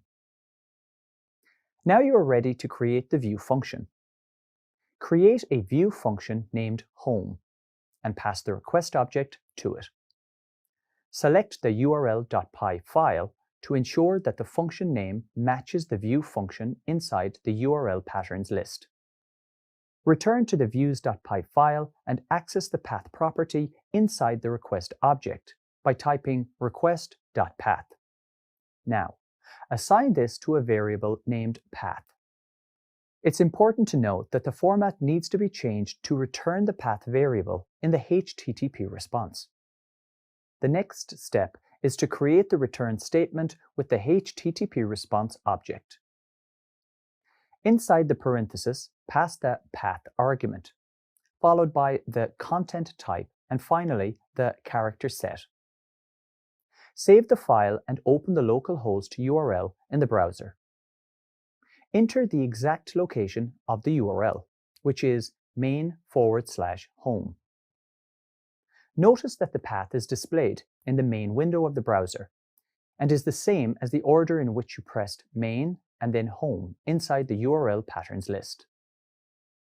If you remove main in the URL patterns list and save the file, you can configure the URL by removing the path main. Notice that the path updates to home. This is because Django suffixed the path provided from the app level to the current path inside the project level. This example demonstrates that the HTTP response behaves like an ordinary object. Let's explore this further by creating another HTTP response object and assigning it to a variable called response. Pass the string with the message "this works." So instead of returning the HTTP response object, you can just return the variable. Go back to the browser, refresh the page, and notice the text displayed. It's important to know that this is just an example of how you can explore the HTTP response object. In a real-world scenario, developers do not usually need to modify the structure of the HTTP response object. To take this example further, you can also return the attributes of the HTTP request object. For example, you can create variables to store the scheme, method, address, user agent, and path info. You may recall that the meta tags provide information about the headers of the request object passed. One way to display the attributes of the HTTP request object in the browser window, you need to render the variables inside a formatted string in Python. Recall that to perform string formatting in Python, you use the formatted string literals. Begin a string with the character F, either in upper or lowercase, and place it before the quotation marks. Python expressions are placed between the curly braces. To do this, add some HTML tags inside the formatted string and pass the variables that you created earlier. This formatted string is then stored in a variable called message. Finally, use the return statement to return the HTTP response object. Notice that the message variable is passed as the first argument. Now save the file. Refresh your URL in the browser and notice that the request object information is displayed inside the browser. A final thing to know is that you can update the header information for both the HTTP request and response objects. To do this, create a HTTP response object and then assign it to a variable called response. Next, type in response.headers and using a dictionary, add age set to a value of 20. Next, pass this value inside the formatted string. Return to the browser and refresh the page. Notice that the contents of the response header display with age added as part of the header. Developers use request and response objects when working with get and post methods. This is useful for creating forms, working with databases, and other common data structures in Django. In this video, you learned how to use the request and response objects in Django. When you access the web from your device, you may click on a web link or type in an address. The address is known as a URL, and it links or points to a specific resource or web page. In this video, you will learn what a URL is and the different parts that make up a URL. You will discover how each URL is purposefully constructed to point to a specific resource or web page on the web. Every single resource on the web is located by an address, known as the Uniform Resource Locator, or URL. Every time you click on a web link or type in a web address, you visit a URL. A URL is made up of multiple parts put together. The first part is known as the scheme. This is followed by the domain name, the file path, and parameters. Let's begin by exploring the scheme, domain name, and file path. The first part of a URL is the scheme, or otherwise referred to as the protocol. It's located at the beginning of any URL address and can be identified as HTTP or HTTPS. The characters HTTP stand for Hypertext Transfer Protocol. The protocol determines the set of rules around the transmission and exchange of data. The difference between HTTP and HTTPS is security, as the S stands for secure. HTTP sends data as plain text, which can expose the sender's information. HTTPS encrypts all data. This means the data isn't in a readable format, which is more secure. The HTTP protocol is also responsible for sending and receiving HTML across the web. HTTP and its extension, HTTPS, is the most widely used protocol over the web. Okay, so now that you have learned about the scheme, let's explore the subdomain and the domain. The subdomain is located before the domain and usually contains the home page and other important pages. The most common subdomain is World Wide Web, represented by www. It's important to know that some browsers replace the scheme and subdomain with a symbol, such as that of a lock for encrypted pages. This is done to make the URLs easier to read and understand. Next is the domain name, which consists of two parts. They are second-level domain and top-level domain. Let's explore each of these briefly now. The second-level domain name refers to an organization or the name of a company. For example, the second-level domain for the company called Little Lemon is Little Lemon. The part that follows the second-level domain and concludes your domain name is called the top-level domain. It is used to reference a country or category of your organization. For example, a .com address can indicate a commercial entity. .org means an organization, and .country code represents a country, sovereign state, or dependent territory. Now that you know what the domain name consists of, let's explore the file path. The file path, also known as the page path, directs you to the location of a resource. The resource may be any type of file that can be transmitted over HTTP, such as web documents, image files, and metadata. It's worth remembering that a URL is simply an address where the files are stored. They can either be local or web-based, which can be external to the domain. When hosting locally, the resources such as images and web files are located on the user's device or server. When web-based, they exist on the user's remote web server or external server. For example, the web-based URL for the 4.1 release for Django has its own URL with a specific file path, which includes the year, month, and day it was published. URL parameters are also known as query strings and are used to structure additional information inside a URL. You use URL parameters to capture any part of the URL and pass its value for processing. A query string is similar. It begins with a question mark symbol and is placed after the URL path. It contains parameters represented as key value pairs that can appear inside URL path. You can add more than one by adding the ampersand symbol between parameters. Django can process both types of URL, but mainly uses the URL parameters. Finally, let's briefly explore the topic of URL design. URL design is the practice of purposefully creating URLs. So, it's important for Django's developers to understand the different parts that make up a URL. This helps define well-designed URLs as the website content requirements determines how the URL will be constructed. In this video, you learned what a URL is, the different parts that make up a URL, and how they work. You now know that each URL is unique, and it points to a specific resource or page on the web. Well done! Previously, you learned that to define URLs, you first define the URL structure using the path function, and then this URL is mapped to a view function. Sometimes developers need to pass information to the view function for additional processing.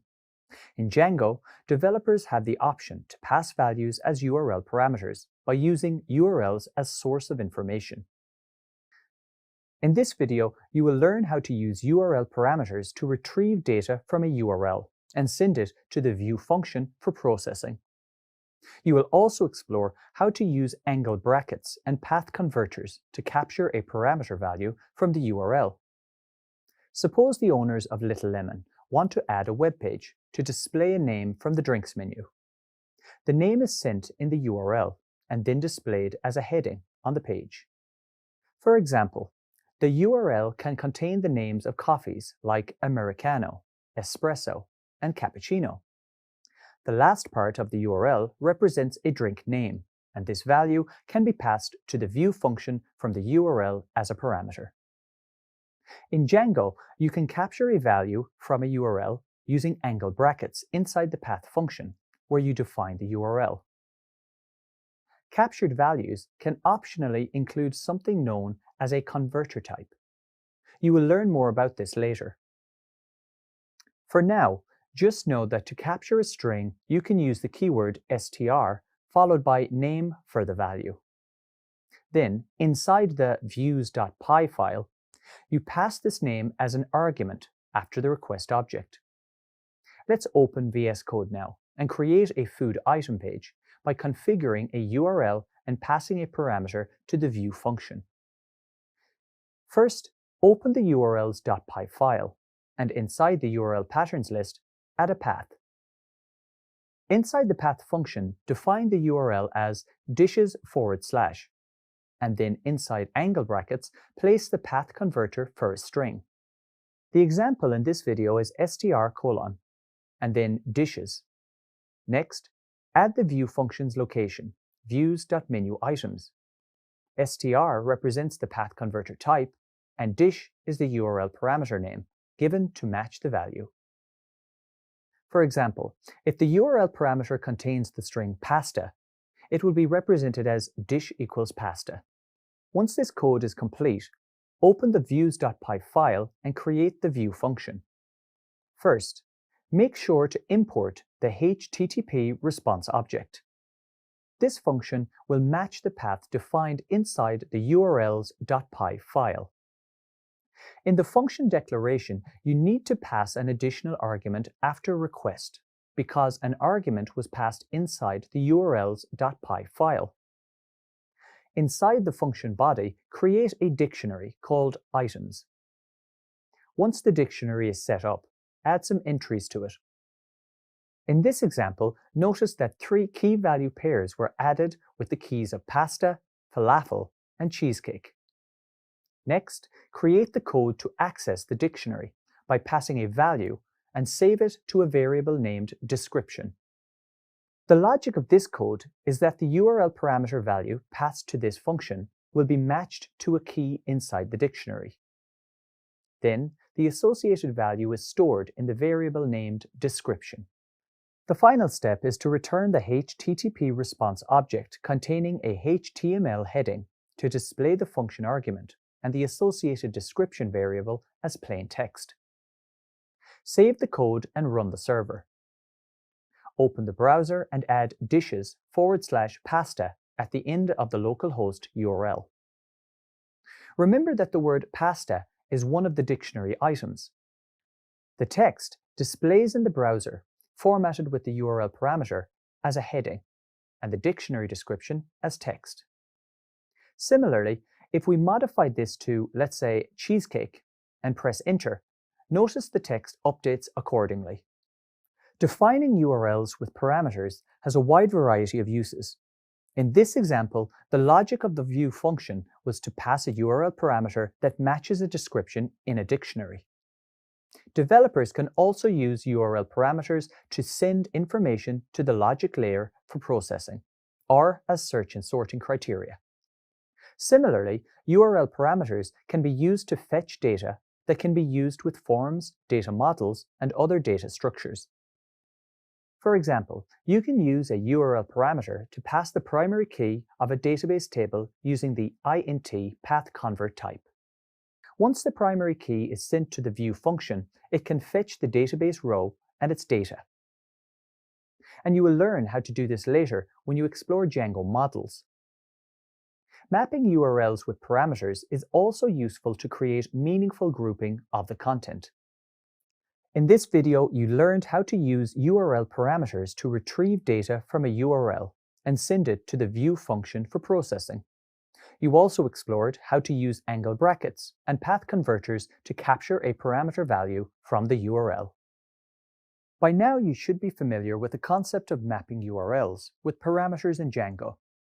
Django lets you design URLs however you want, and you do this by using the path function and path converters. For example, creating a custom URL with dynamic values. For more complex matching requirements, you can define your own path converters using something called regular expressions. In this video, you will learn how to use regular expressions to define URL patterns in Django. Suppose you have been tasked to create a menu item page for the Little Lemon website. The page displays content for each item on the menu. Instead of making a specific page for each menu item, you can define the dynamic URL structure that will pass the menu item ID to the view function. The content of the page will depend on the menu item value passed to the view function from the URL. Based on the ID value passed in the URL, the logic in the view function will determine what type of data to display, like a menu item name. The advantage for developers is that they only need to create one page. Instead of creating individual static pages for each menu item, developers only need to create one page whose content updates dynamically based on the values passed in the URL. However, to ensure that the URL is structured in the way that the view function requires, you need a way to define and verify the values and format of the URL. To verify that the URL values passed to the view function are correct, you can use regular expressions. Regular expressions, or regex, are a set of characters that specify a pattern and are used to search for or find patterns in a string. They are a powerful tool that developers use to perform extraction and validation, advanced searching, group searches, and find and replace operations. In Django, developers use regular expressions to define, extract, and validate dynamic URL paths before they are sent to the associated view function.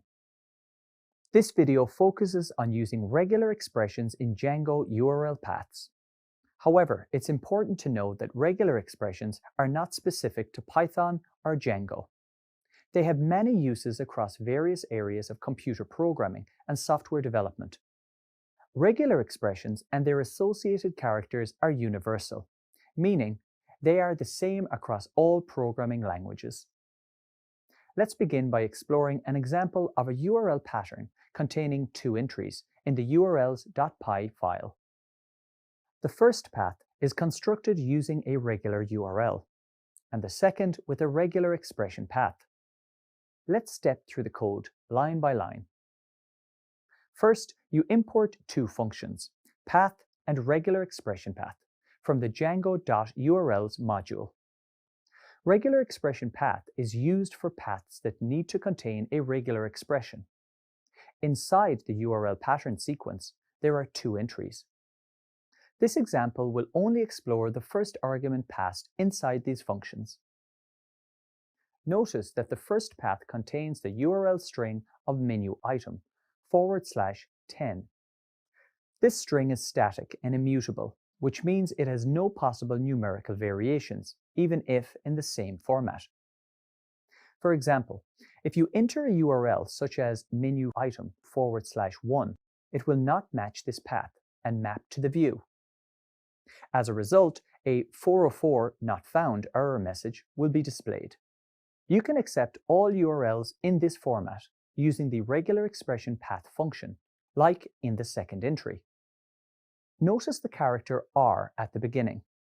This makes a raw string which treats the backslashes symbols as literal characters and not escape characters. Let's explore some of the most common symbols used. First is the caret symbol, used as the anchor at the start of the string. It can also be used for negation. Next is the dollar symbol, which is used as the anchor for the end of the string. You use opening and closing square brackets to define a character set that matches any one of the characters present inside.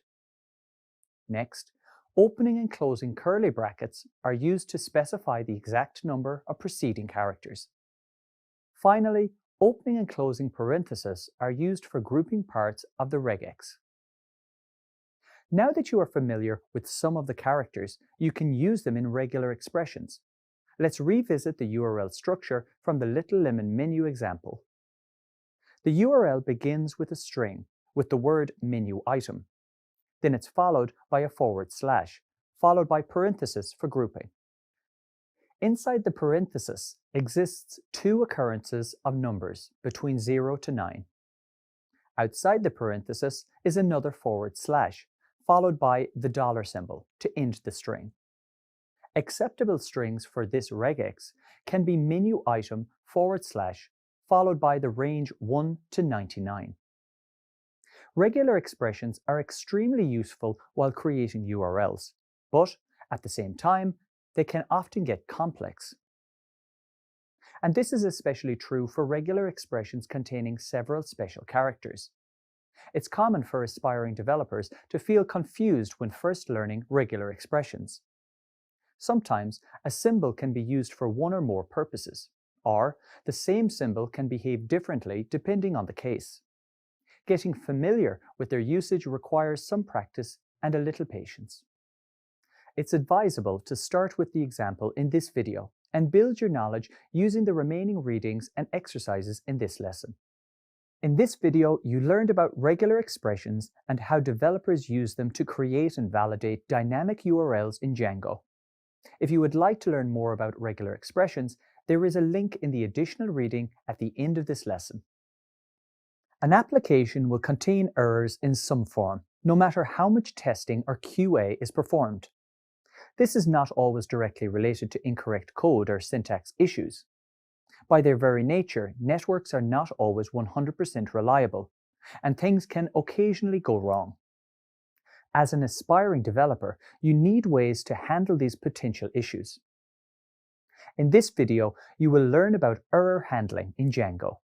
You will explore some of the most common client and server error responses that developers encounter. And you will also learn how to work with them in Django via the error handling view. By now, you should know that HTTP responses contain status codes. Recall that the 100s are used for informational, 200s refer to success, 300s for redirects or moved resources, 400s for bad requests or authorization issues, and the 500s for server issues. While this may seem like a lot of codes to learn, you generally encounter some of the same codes more frequently when working with web applications. Let's explore some of the more common client and server status codes that developers encounter, starting with client error response codes. The first is 400, which represents a bad request. This occurs when parameters passed in the request are not what the server may expect. Next is 401, which indicates that the user must log into an account before processing the request. Next is 403, indicating that the request was valid but that the web server refuses to process it. This typically means that the user calling the resource does not have the required permissions to view the resource. Finally, 404 indicates that the requested resource was not found on the web server. This typically happens when the resource cannot be located at the specified file path. Now that you know some common client error responses, let's explore some server error responses. Server error responses usually indicate a failure occurred on the web server while trying to process the request. This can mean many things. For example, the application has failed or is not running, or the time limit on the calling request may have aborted due to the server taking a long time to respond. Server error responses usually use status codes ranging from 500 to 599. The most common code you will likely encounter is the 500 internal server error, which is a generic error status indicating that the server failed to process the request. Okay, now that you have learned about the error response, let's now explore how Django handles them by raising exceptions. Django handles all error cases by raising an exception, which is invoked via an error handling view that you can configure. These error handling views are added to a separate views.py file that must be created at the project level to get applied across the project. The views to use for these cases are specified by 4 variables. They are handler 400, handler 403, handler 404, and handler 500. It's important to note that while you can use the default values and views for your projects, there may be times when you want to customize the look of these views to align with the style or theme of your site. Further customization is possible by overriding the default values. Such values can be set in the root URL configuration file of your project. It's important to know that setting these variables in any other URL configuration file will have no effect. Let's explore these variables in a little more detail now to override their defaults and implement some custom views. The first is handler 400. By default, this is the bad request view. Next is handler 403. By default, this is the permission denied view. Next is handler 404. By default, this is the page not found view. Finally, handler 500. By default, this is the server error view. As you have learned, it's also possible to implement custom views, and you will learn how to do this soon. For now, just know that to implement a custom view, the view function needs to accept the appropriate request argument and return the appropriate response. The custom views that you create using these handlers return different HTTP response subclasses that handle different types of HTTP responses. For example, class HTTP response not found acts just like HTTP response, but uses a 404 status code. Class HTTP response bad request acts just like HTTP response, but uses a 400 status code. Class HTTP response forbidden acts just like HTTP response, but uses a 403 status code. Class HTTP response server error acts just like HTTP response, but uses a 500 status code. In this video, you learned about error handling in Django. When navigating the web, it's common to occasionally enter a URL or click a link only to find that the page that you are looking for cannot be found.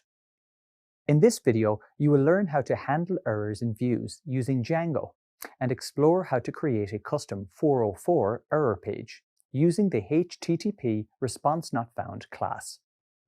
Recall that Django displays a page not found error page when a URL cannot be matched. This default error page displays with some technical information for the developer, including the request method and request URL. However, you usually do not want your end users to access this type of information, as these types of error messages will mean nothing to them. Instead, you can create a custom view for the error page.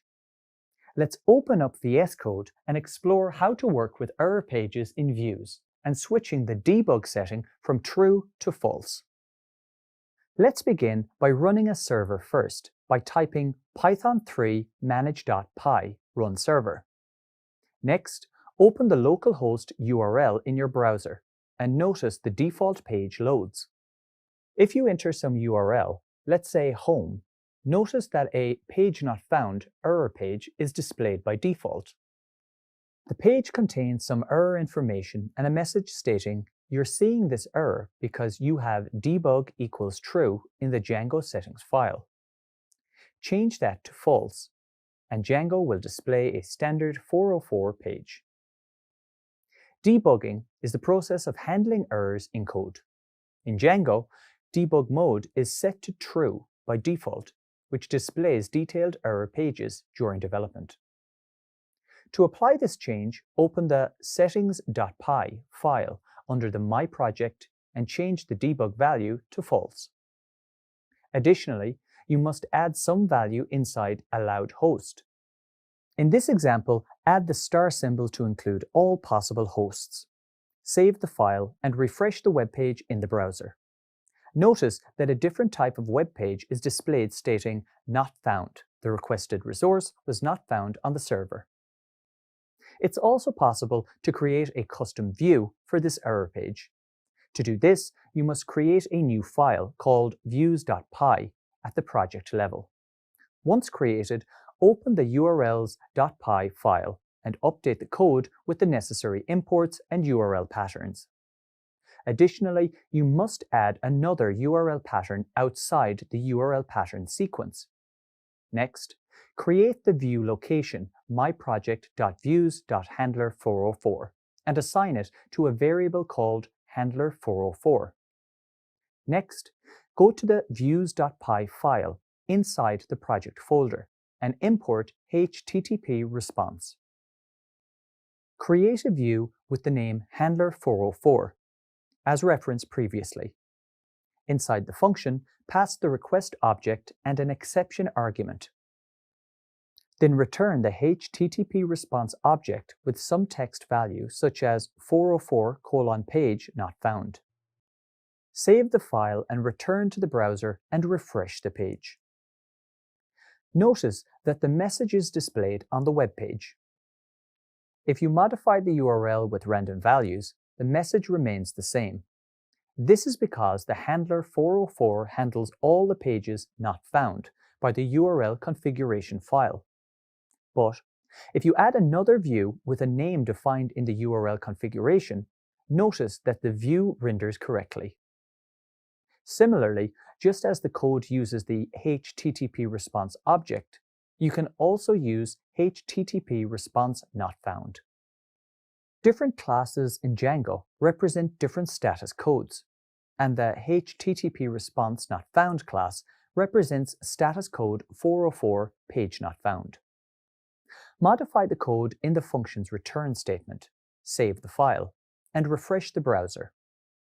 While there is no visible change, the client receives the 404 status message internally, and you can verify this from the browser's developer tools. Inspect the element by right-clicking on the mouse, going to the Network tab, and clicking Home. Once you refresh the page and click Home again, notice 404 not found. Often developers will modify the string to add some HTML elements such as headings and a button. It's generally considered best practice to create a custom error page that's easy to understand, consistent with the website's branding, and directs users back to the home page. In this video, you learned how to handle errors in views using Django. You also explored how to create a custom 404 error page using the HTTP response not found class. Organizing your code in a clean and easy-to-use manner is essential when working on a project. As the project grows, keeping code organized and well-structured can be a challenge for developers. To help overcome these challenges, developers often use frameworks and design patterns such as MVT. For example, with the Django framework, you can use views to present data to the end users. You have already learned that you can respond to a web request in Django by creating a view function to return data using the HTTP response object. In the background, the framework passes the HTTP request to your function, expecting the HTTP response back. While this works for some use cases, developers often need a more robust solution for implementing more complicated application logic in a view. To help with this, Django provides something called a class-based view. In this video, you will learn about the concept of class-based views. You will also explore how developers can simplify their views by using object-oriented techniques, such as the concept of inheritance, to create views from inherited classes.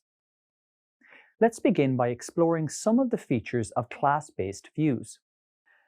Class-based views allow you to use views as objects and offer an alternative to function-based views. Remember that a view is callable in that it can take a request and return a response. This process works great for the HTTP protocol.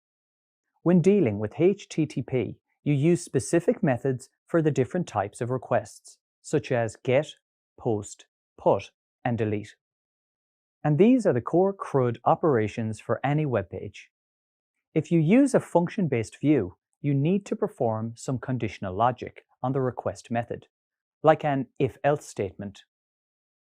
But class-based views uses a different approach than function-based views. Instead of using conditional branching, such as if-else statements, class-based views respond to HTTP requests using class instance methods. Instance methods are default Python methods defined in classes that can access objects or instances of a class. In a class-based view, this can be simplified by adding different instance methods for the GET and POST requests. And these methods will implement the view logic independently. Class-based views respond with different class instance methods to HTTP requests in place of writing conditional branches, such as using if-else statements inside the same function. The advantage of using a class-based view in this scenario is that it allows you to remove the conditional logic to check the incoming request for the type of method. This simplifies the code and separates the logic, making it easy to understand. Another helpful aspect is the ability to have object-oriented techniques, such as mix-ins or multiple inheritance, which factor code into reusable components. In Django, you can extend the functionality of class-based views using mix-ins. Mix-ins are class-based generic views that are flexible compared to their function-based view equivalent. It can help to think of a mix-in as a form of multiple inheritance. Recall that inheritance is one of the core concepts of object-oriented design, or OOP. It allows you to derive one class from another for a hierarchy of classes with similar attributes. For example, suppose you have a class called Food. Other classes that can inherit from this class could be appetizers, entree, and desserts. They are all types of food and would share a lot of common attributes. Some common mix-ins developers use are create, list, retrieve, update, and delete. Let's explore these briefly now. Use create to create a model instance. Use list to list a query set. Use retrieve to retrieve a model instance. Use update to update a model instance. And use delete to delete a model instance. It's important to note that when using mix-ins, they can't be all used together. And in some cases, it can make your code harder to read, so it's best to use them wisely.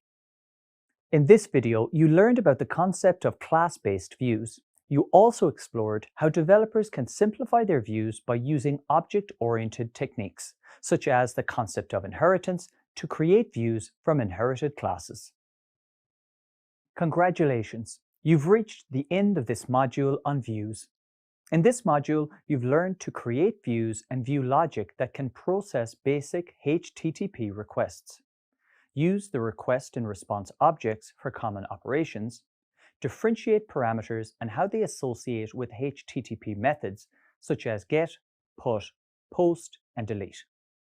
You also learned to Exercise using regular expressions to create different URL patterns, map URLs to views, and handle errors at the HTTP, view logic, and view levels. It's now time to recap the key points. You began the module with an overview of views. Following the completion of this first lesson, you should now be able to define what a view is and know that it handles web requests and returns web responses. You know that it is just the logic that a view calls inside a method. You familiarized yourself with examples of this, such as using views to develop a dynamic website. In Django, you learned to create a view function and map it to a URL by what is known as routing, so that you can make a request response work. In addition, you can also perform either programming logic inside of view functions, such as processing data for emails and forms, retrieving data from a database, transforming data, and rendering templates. You explored the URL configuration file, urls.py, and learned why it exists. You are familiar with creating a view and mapping it to both the project and app levels with the use of VS Code. You explored the importance of using best practices through code reusability and dry principles, which are fundamental to the building blocks of Django projects. You concluded this lesson by creating a view and adding logic to handle common use cases with HTTP requests and responses. Following views, you explored requests and URLs. You started by discovering the HTTP request object and can now demonstrate how it can be used to map to URLs, map to common CRUD operations, and get information by calling the client. You delved deeper into creating more detailed requests and how to use both request and response objects for common operations. Next, you explored how URLs are constructed and how they can be mapped to a view. You unpacked URL namespacing and views, which are just how URLs can be mapped to a name and its subsequent view. You understand that the resource will point to the corresponding UI to render. Then you learned about the different options for using parameters in a web application. You can demonstrate how parameters relate to operations such as get, put, post, and delete. You can differentiate between path, query, and body params, and their association to the different HTTP methods, such as get, put, post, and delete. You also exercised setting up URL configurations using the URL dispatcher with parameters. Finally, you learned about creating URLs and views. You learned about regular expressions in URLs. You practiced how to create different URL patterns and map a URL to a view via the view function. Following on from this, you explored how to handle errors such as dealing with HTTP status responses, such as 100, 200, and 400 messages. You also discovered how to deal with error responses from the server. Furthermore, you learned to apply error handling in views when working with body requests in put and post operations. Finally, you concluded by learning more about class-based views in Django and how to reuse them across a project. Class-based views allow you to use views as objects and offer an alternative to function-based views. You also explored how developers can simplify their views by using object-oriented techniques, such as the concept of inheritance, to create views from inherited classes. You also explored different class instance methods for HTTP requests in place of writing conditional branches, such as using if-else statements inside the same function. It also removes the conditional logic, and this simplifies the code and separates the logic, making it easy to understand. You are now familiar with views and can use it to create the logic to present data to end users by processing HTTP requests and returning a HTTP response. You understand the different parameters and how they associate with HTTP methods. You can use regular expressions to create different URL patterns and map URLs to views. Throughout your development process, you are prepared to handle errors at the HTTP, view logic, and views levels. Finally, you can also use class-based views in Django and reuse them across a project. Well done. If you are building a dynamic application using a web framework, data storage using a database is essential. Recall that the presentation layer is the layer that the user interacts with. Any data posted from the presentation layer needs to be persisted and also kept for retrieval for later use. For example, if the website requires user login, it will need to keep track of who users are and what data they are entitled to view, edit, and create. The solution is to use a model, the object equivalent of a database table used in Django, and acts as a single definitive source of information about your data. In this video, you will further explore the model part of the MVT architectural pattern and learn how Django uses model classes and methods to perform CRUD operations. If you are a developer on the back end of an application, working with databases can be achieved in one of two ways. The first way is to work directly in the database to create the required tables. Then, in your application, you would need to create custom queries written in the structured query language, or SQL, to store and retrieve the data. The second way is to use a framework. You've already learned that frameworks are designed to assist developers by providing them with a platform for rapid development. And one way developers can speed up their development is by using models to interact with the database. A model is the single definitive source of information about your data. It contains the essential fields and behaviors of the data you're storing. Generally, each model maps to a single database table. Models are an integral part of the Django framework. Let's explore this structure in a little more detail now. Each model is a Python class that subclasses Django.db.models.model.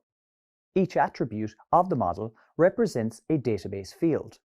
This means that instead of having to write a custom query for adding and retrieving database records, you can use a model to do it instead. Django gives you an automatically generated database access, API, to access the database with Python code. Essentially, you can think of a model as a Python object, and models help developers create, read, update, and delete objects, commonly called the CRUD operations. You will learn more about these CRUD operations in Django in just a few moments. But before you do this, let's explore a scenario to create a table called user, starting with SQL syntax and then using Django models.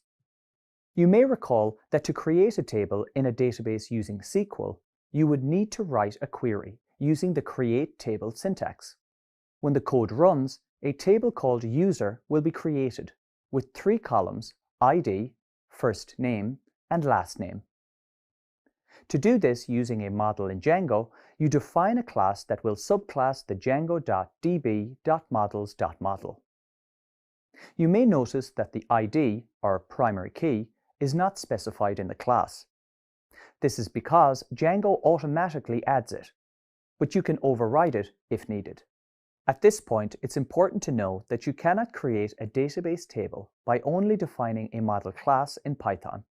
To complete this process, you need to use something called migrations, and you will learn more about how they work later. Okay, so now you know about the concept of models in Django, and that they can be used to replace SQL operations to access and manage data. Let's explore how you can use models and their associated methods to perform CRUD operations. Django automatically provides all these methods out of the box, so let's begin with create. You may recall that creating records in SQL requires you to use the insert statement. For example, to create a new user in the user table.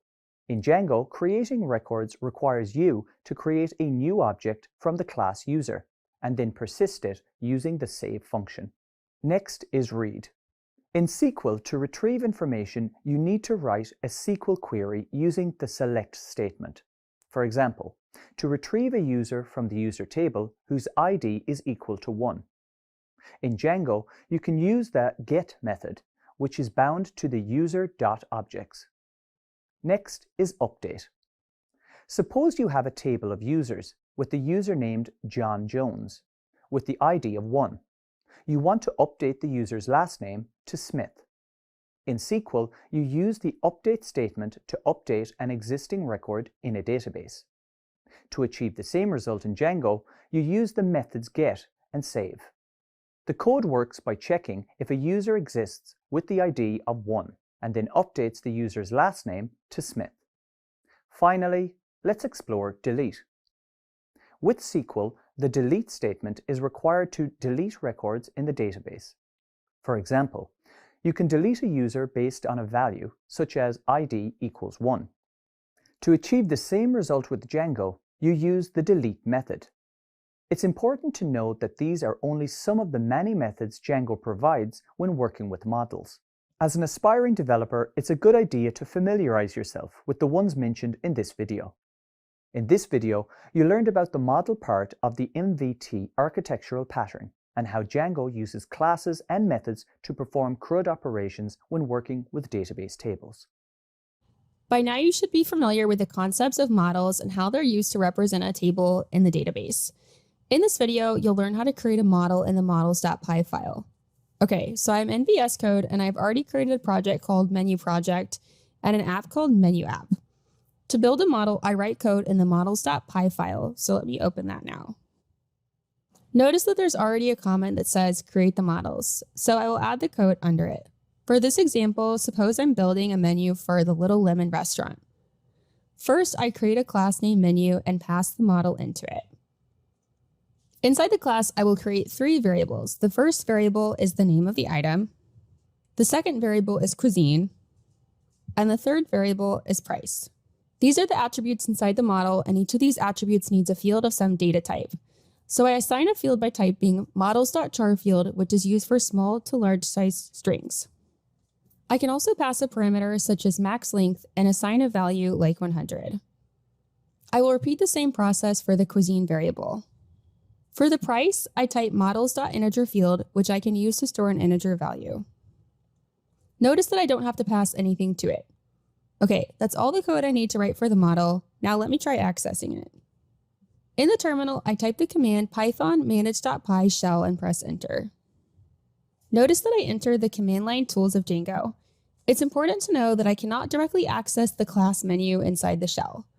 First, I have to import it from another Python file called models.py inside the menu app folder. I do this with the import Python command, where menu app is the folder and models.py is the file. So from inside that, I import the menu. I press enter and notice that I get an error. This is because I've not added the model inside the settings.py file. So let me open that file now and add the model to the installed apps list. Okay, so once I've added the model to the installed apps list, I need to perform something called migrations. Don't worry too much about this step. You'll learn all about migrations later. For now, just know that this is a command I need to run to work with models in Django. Notice that it creates a model, menu, and a Python file. If you go to the Python file, you can see that Django internally has created the columns and the table menu using the built-in SQLite database. To finish this step, I run another migration command by typing python manage.py migrate. Okay, so now I'm ready to go back inside the shell and work with the menu model I created. Let me first clear the terminal. I run the command python manage.py shell, and once inside it, I import the menu again. This time, notice I don't get an error. I can now run the command menu.objects.all, which returns all the entries in the database. Since I don't have any, notice that I get an empty query set. I will now directly add an entry in the database using the command m equals menu.objects.create. I enter the details that match the attributes, so name equals pasta, cuisine equals Italian, and price equals 10. Notice that I've assigned this entry to an object m. And that is so I can manipulate changes on the object, such as updating or saving. I press enter, and now I save this object. Now, if I run the command to return all the entries in the database again, notice that one entry is inside the database. Okay, let me add one more entry quickly and view the database entries again. Notice that there are 2 objects, but this is not very informative as only the names of the menu objects 1 and 2 are displayed. Django provides a way to change this using something called custom methods. For example, I can use one of the built-in custom methods and customize the string. So let's say that I type self.name plus str, which represents a dunder method that prints a string. I will save the file. Once I do this, I must exit the shell and enter it again. Once inside the shell, I can write Python code exactly like I would write in a file. I import the menu class again and run the command to display the items again. Notice that the details are printed in line with the string dunder method with the custom function I defined. Similar to this, I can create my own custom functions that can be used. Now that I've demonstrated how to create a database table and add entries to it, let me demonstrate how to update entries. Suppose I want to access an entry and update it. To do this, I can use the get method and pass a primary key of value 2, which refers to the entry of taco. Then I can assign this to an object that I created called P. I can now access the attributes inside this object just as I would in regular Python code. Now I type p.cuisine equals and a new value to update the entry. I save this, and this time when I display the entries, notice that the value is updated.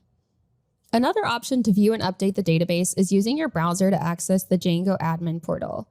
However, it's also important to understand how the code works internally, as I've demonstrated. This video was just to give you an example of how you can use models.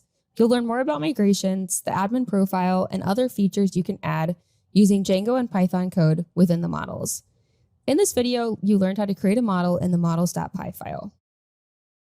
In the world of web application development, application requirements constantly change, and it's a developer's job to implement these changes. For example, a common task is to alter the data model of the application. And to do this, in Django, you use something called migrations.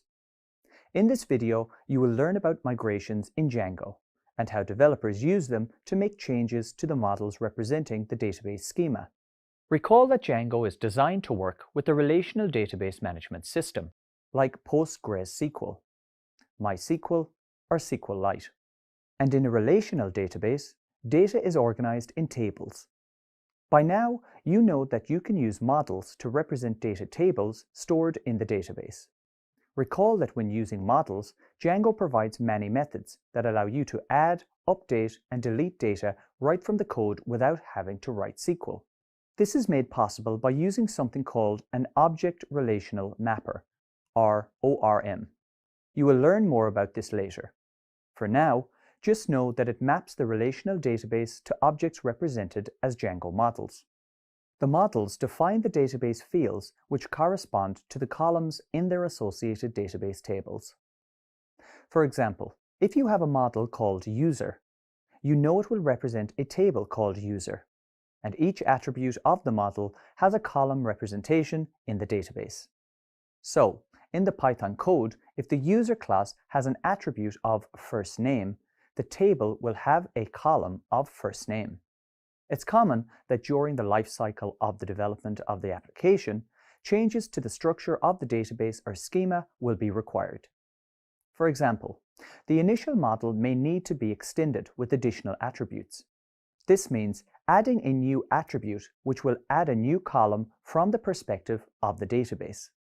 Or, suppose you need to perform a different operation, like changing a column name or even deleting a model. For these operations to work, Python uses something called database migrations. Migrations are how Django records changes made to models and implements these changes to the database schema. Migrations are tied into Django models and stored as migration files in a migrations folder inside each app. You will learn more about migration storage later. For now, let's explore how migrations work and return to the example of the users table.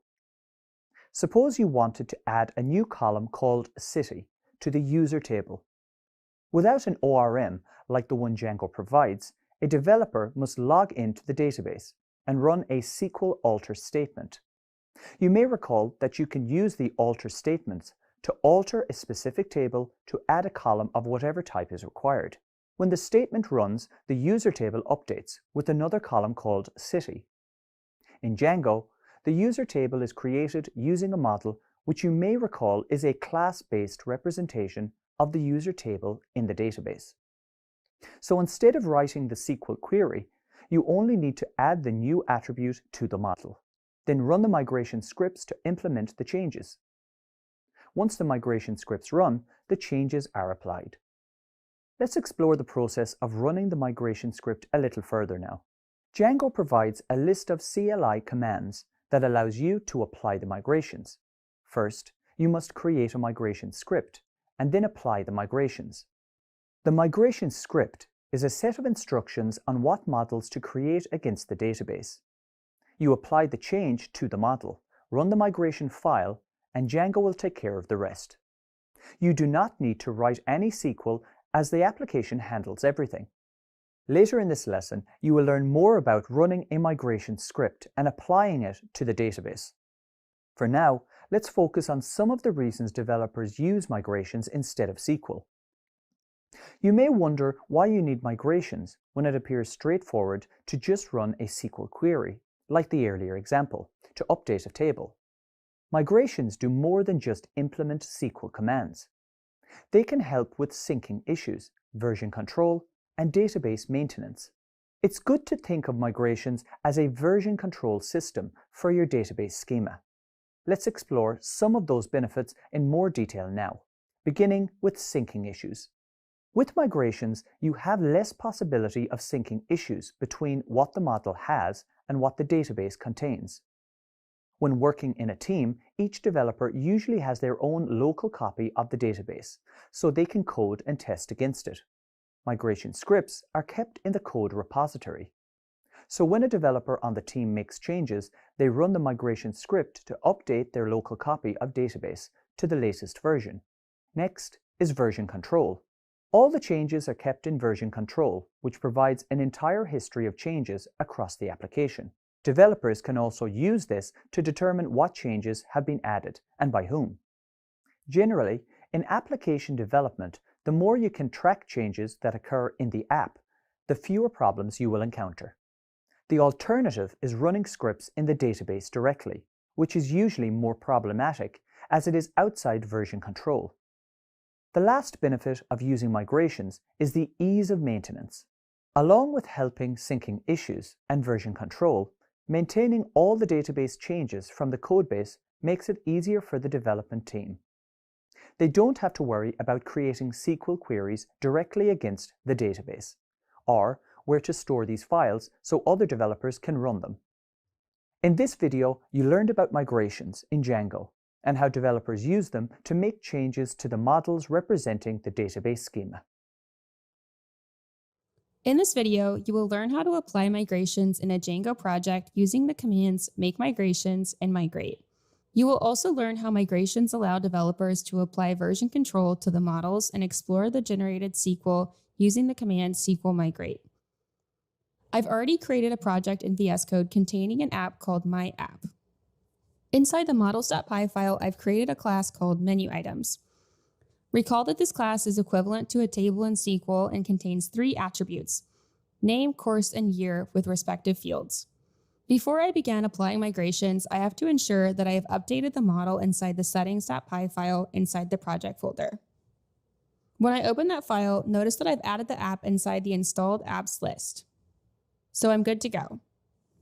Okay, so back in the models.py file, the first thing I need to do is make the migration. So I run the command python manage.py and then make migrations. I press enter and Django displays a message saying that it will make migrations for my app and create a model called menu items inside it. Also, it will create a file with the name 0001_initial.py. Next, I need to apply the migration. I run the command python manage.py migrate and press enter. This time, notice that Django performs migrations with this command. Just so you're sure, let me explain the difference between these two commands. Make migrations is Django's way of preparing the changes to be made in the model. For example, it creates a database such as this one, named db.sqlite3. So you can think of make migrations as the command that generates the SQL commands and migrate as the command where those SQL commands are executed. In this video, I will not be adding any data to these tables. I only want to modify the columns inside a table by modifying the attributes in the model. Once I've run this command, notice that a folder called migrations is created inside the app folder which consists of the file that keeps a record of the migrations. If I open the file, notice that the code contains the table columns names and an auto-assigned primary key called ID. So now you know the commands make migrations and migrate are used to perform migrations in Django. However, what if I want to make some changes to the model? For example, suppose I want to change the attribute course to category and save this file. For this change to take effect, I have to run the make migrations command again. Notice that Django displays a message that asks, was menuitem.course renamed to menuitem.category? To confirm, I type yes and press enter.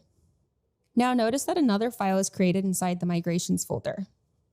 If I open that file, notice that it contains the code changes performed in that migration. Okay, so I want to make another change to the model. So I open the models.py file again. This time I will change the attribute name to item name. So I will save the file and rerun the migration. I confirm the change by typing Y and notice that Django displays a good description of the changes I've made in addition to the new file that's created. Okay, now you know how to change the model using the make migrations command. Suppose I want to display all the migrations that I performed. To do this, I can run the command python manage.py and then show migrations. Let me expand the terminal. Notice that under the name of the app, my app, the 3 migrations I performed are displayed. The X symbol represents the commits to the migrations. Since I have not executed the migrate command for my latest changes, notice that the last placeholder is empty. So let me run the migrate command again. When I show migrations, the X appears in front of all 3 files. Now suppose that after making the changes, I want to revert back to a migration I performed earlier. I can do this by typing python manage.py migrate. Then I need to specify the name of the app and the file number, for example, 0001. But before I execute, I can add a flag such as plan. Django will then display the changes it will revert to. In this example, it'll change the attributes of menu items, item name back to name, and category back to course. This time I execute this command without the plan flag and notice that even if the changes are not displayed in the Python file, the changes have been reflected in the database I created. Okay, so the final command I want you to know about is SQL migrate. And I can run this command against a migrated version.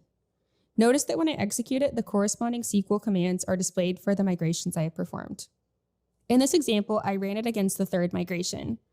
Notice the SQL alter statement on the table named menu items to rename the column from name to item name. For Django developers, migrations are very useful as they allow us to apply version control to the models. In this video, you learned how to apply migrations in a Django project using the commands make migrations and migrate. You also learned how developers use migrations to apply version control to the models. Finally, you explored the generated SQL using the command SQL migrate. Migrations play a significant role in helping carve out the data tables and the interactions from the web application to the database. By now, you know that developers can use a model to query data directly from code instead of writing SQL commands. An advantage of this approach is that Django directly provides a history of changes to the code base. In this video, you will learn about the history of changes of Django migrations and how developers use them for version control of the model codebase. Every model created in the project provides a full history of how it was created, when it was added, and any changes that have occurred. Web application development requirements tend to change quite a bit in small increments.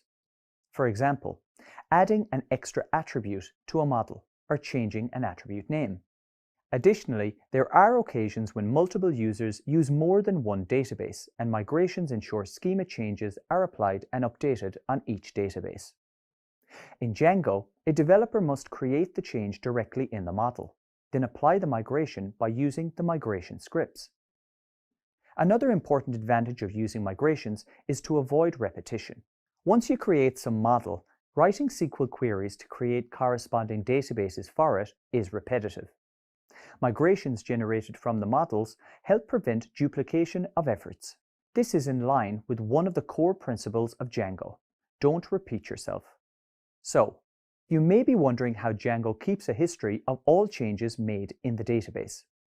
It all begins with the file structure. Migration files are stored in a migrations folder.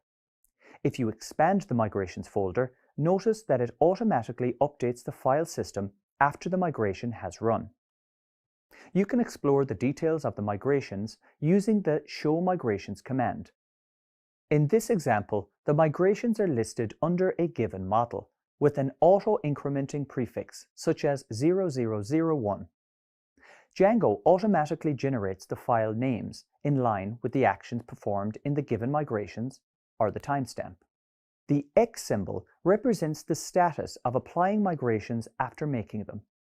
This is after the command make migrations, but before the command migrate. After applying migrations, Django does not apply a new migration to the same database again, unless it detects changes. Behind the scenes, Django creates a new table called Django Migrations, with reference to the migration files. Let's explore this table in a little more detail now. A new row is inserted after each migration tracking the changes, apps, and the timestamp of the migration. The first column is the ID, and this is auto-incremented based on the position in the table. The second column is the app that the migration is associated to. Recall that in Django, you can have multiple applications inside a project. The third column is the name and refers to the file name of the migration. The final column is the timestamp of when the migration was applied. Every time a migration script is run, this table is updated with the latest changes.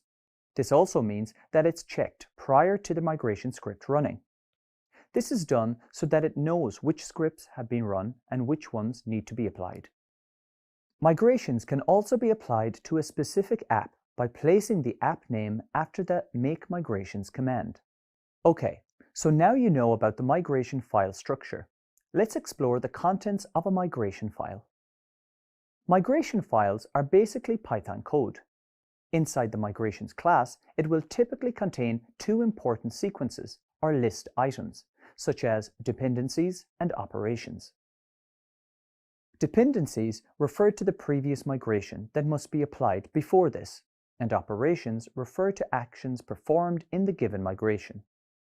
Some of the commonly used operations are create model, which creates a model and drops a table; delete model, which deletes a model and drops a table; add field, which adds a database column and field definition creations or additions; alter field, which creates a database column and field definition changes; and add index, which creates a database index.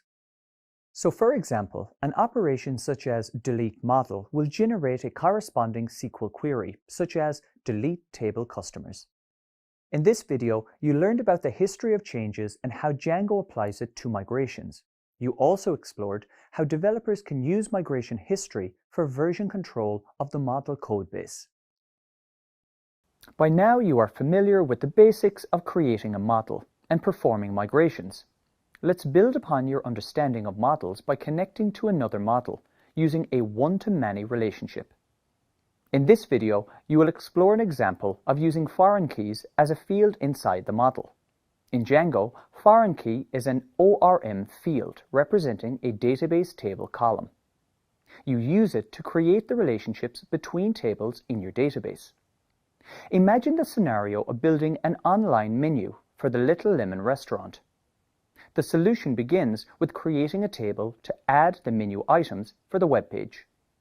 Now, Little Lemon is a restaurant that offers many cuisines, and placing each cuisine item in its correct category requires some skill. To do this successfully, start by creating another model for categories and assign the different categories to each of the menu items. Now, let's explore how to do this by using a one-to-many relationship through foreign keys in Django. Let's begin by selecting the models.py file. Here, you need to create two models. The first model is for the menu category, and the second model is for the menu.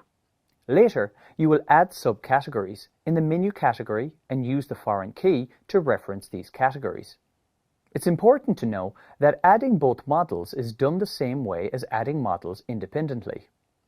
Now, for the first model, add an attribute called menu category name and save the file.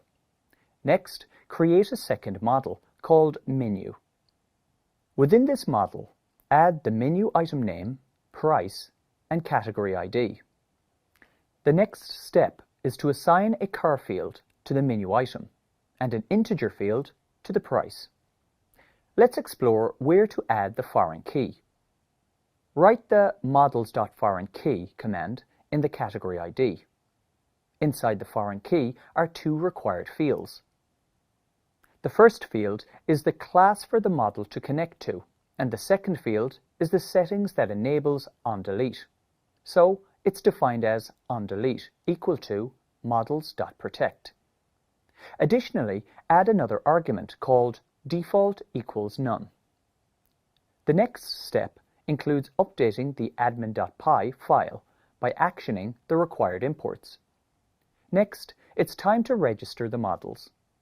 Note that the utility becomes more evident later in the Django-admin lesson. For now, ensure that the settings.py file in the app configuration is updated.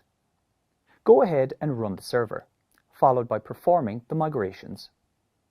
Notice that the output includes two models that are migrated. Finally, run the command python3 manage.py migrate. The next step is to check the database. So, go to db.sqlite3. Right-click and select Open Database. Scroll down to SQLite Explorer and select My App Menu. For this example, assume that there are entries added to the database. Now, open the database again. Under My App Menu categories, the ID lists 1, 2, and 3 as Italian, Greek, and Turkish.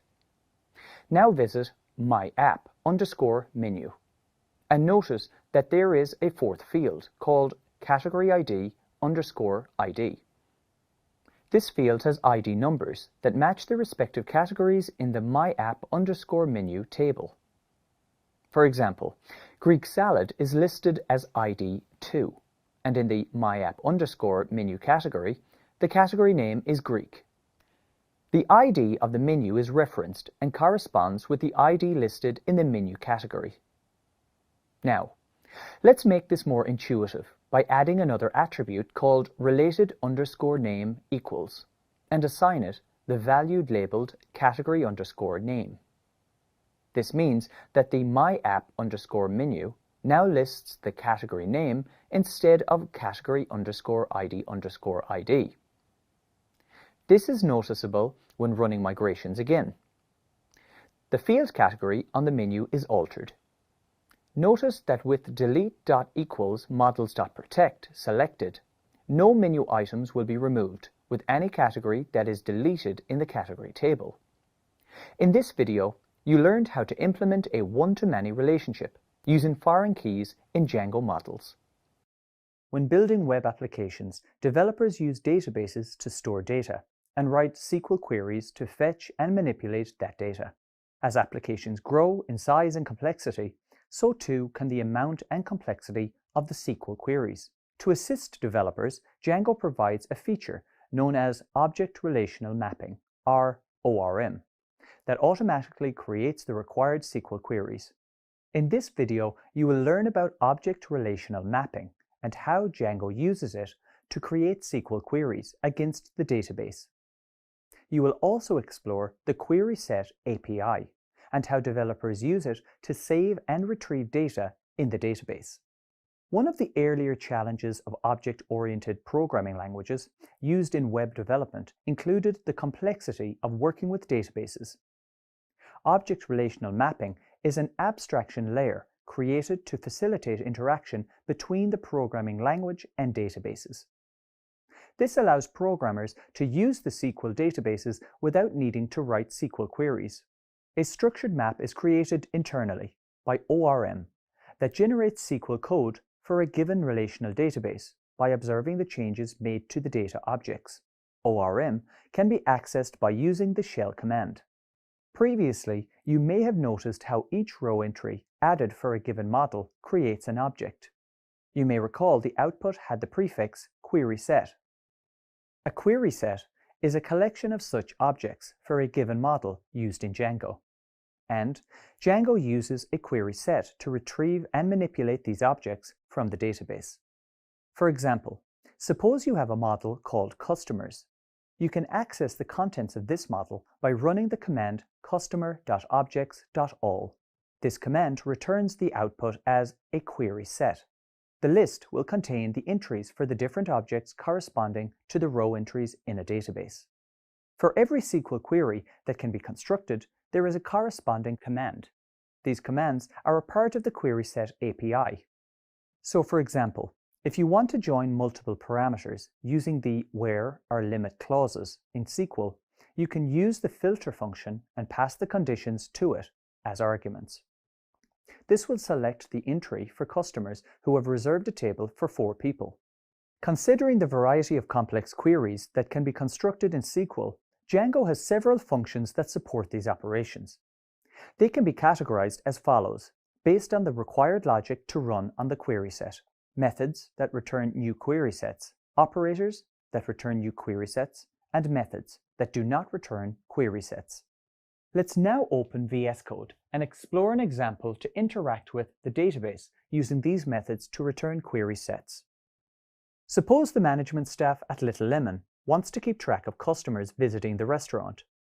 In the models.py file, there is a model called customer that consists of attributes such as name, reservation day, and the number of seats that the customer has requested. This model has already been migrated, and the database contains some entries. To view the contents of the database, click the SQLite Explorer and select the customer table. Notice that the data is displayed. Once the database has entries, open the shell by typing python3 manage.py shell in the terminal. You may recall that once inside the shell, you first have to import the customer class from the models.py file. So type from my app.models, import customer. Now, let's explore an example of methods that do not run a query string.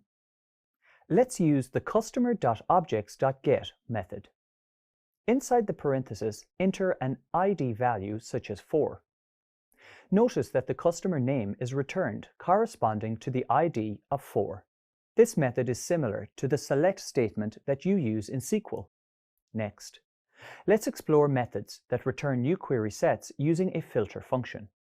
Suppose you want to find reservations for a Saturday.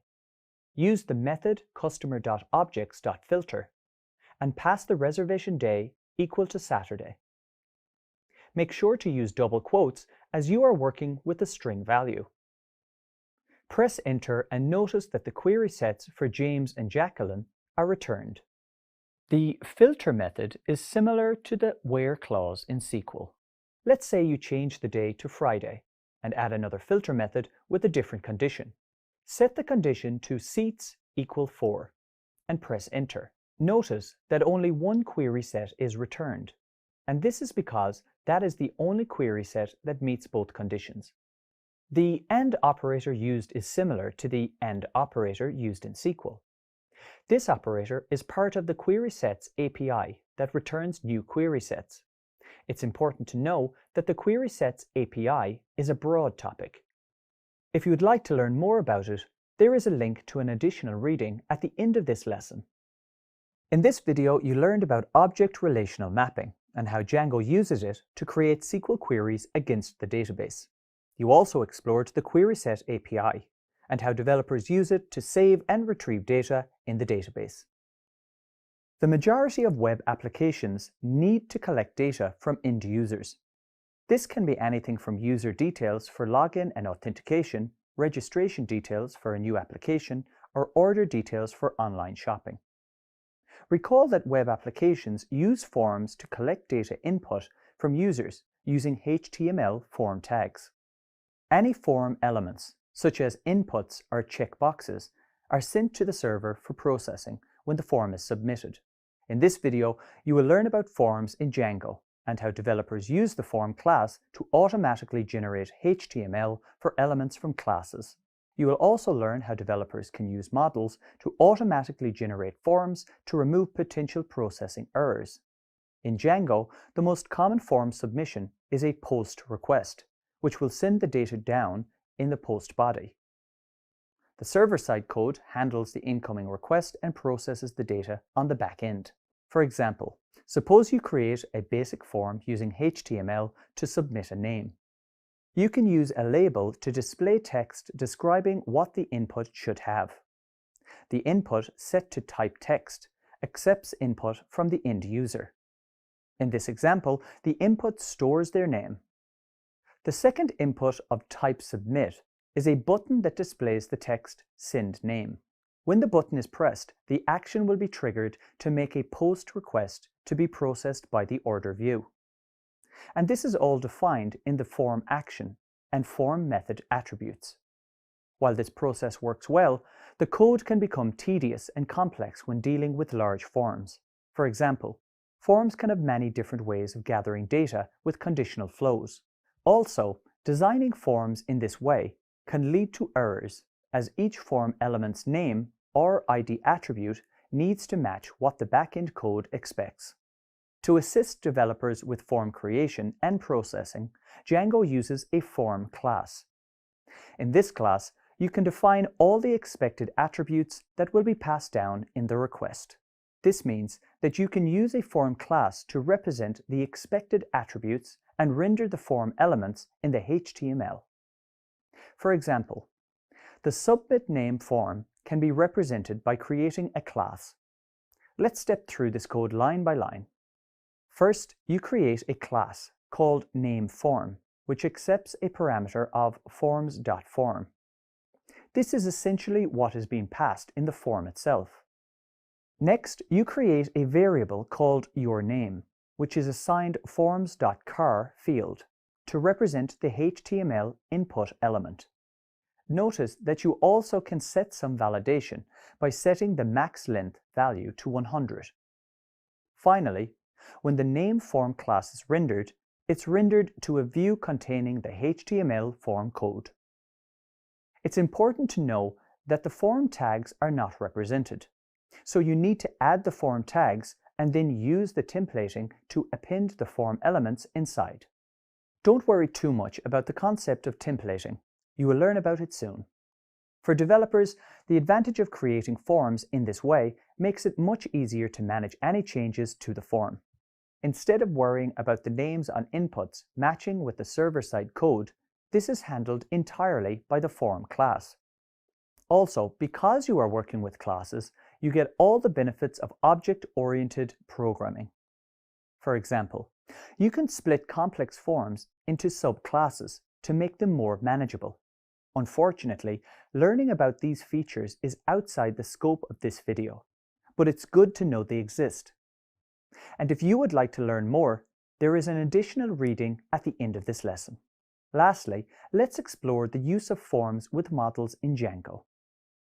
Sending data to the backend using the post method requires you to persist the data somehow.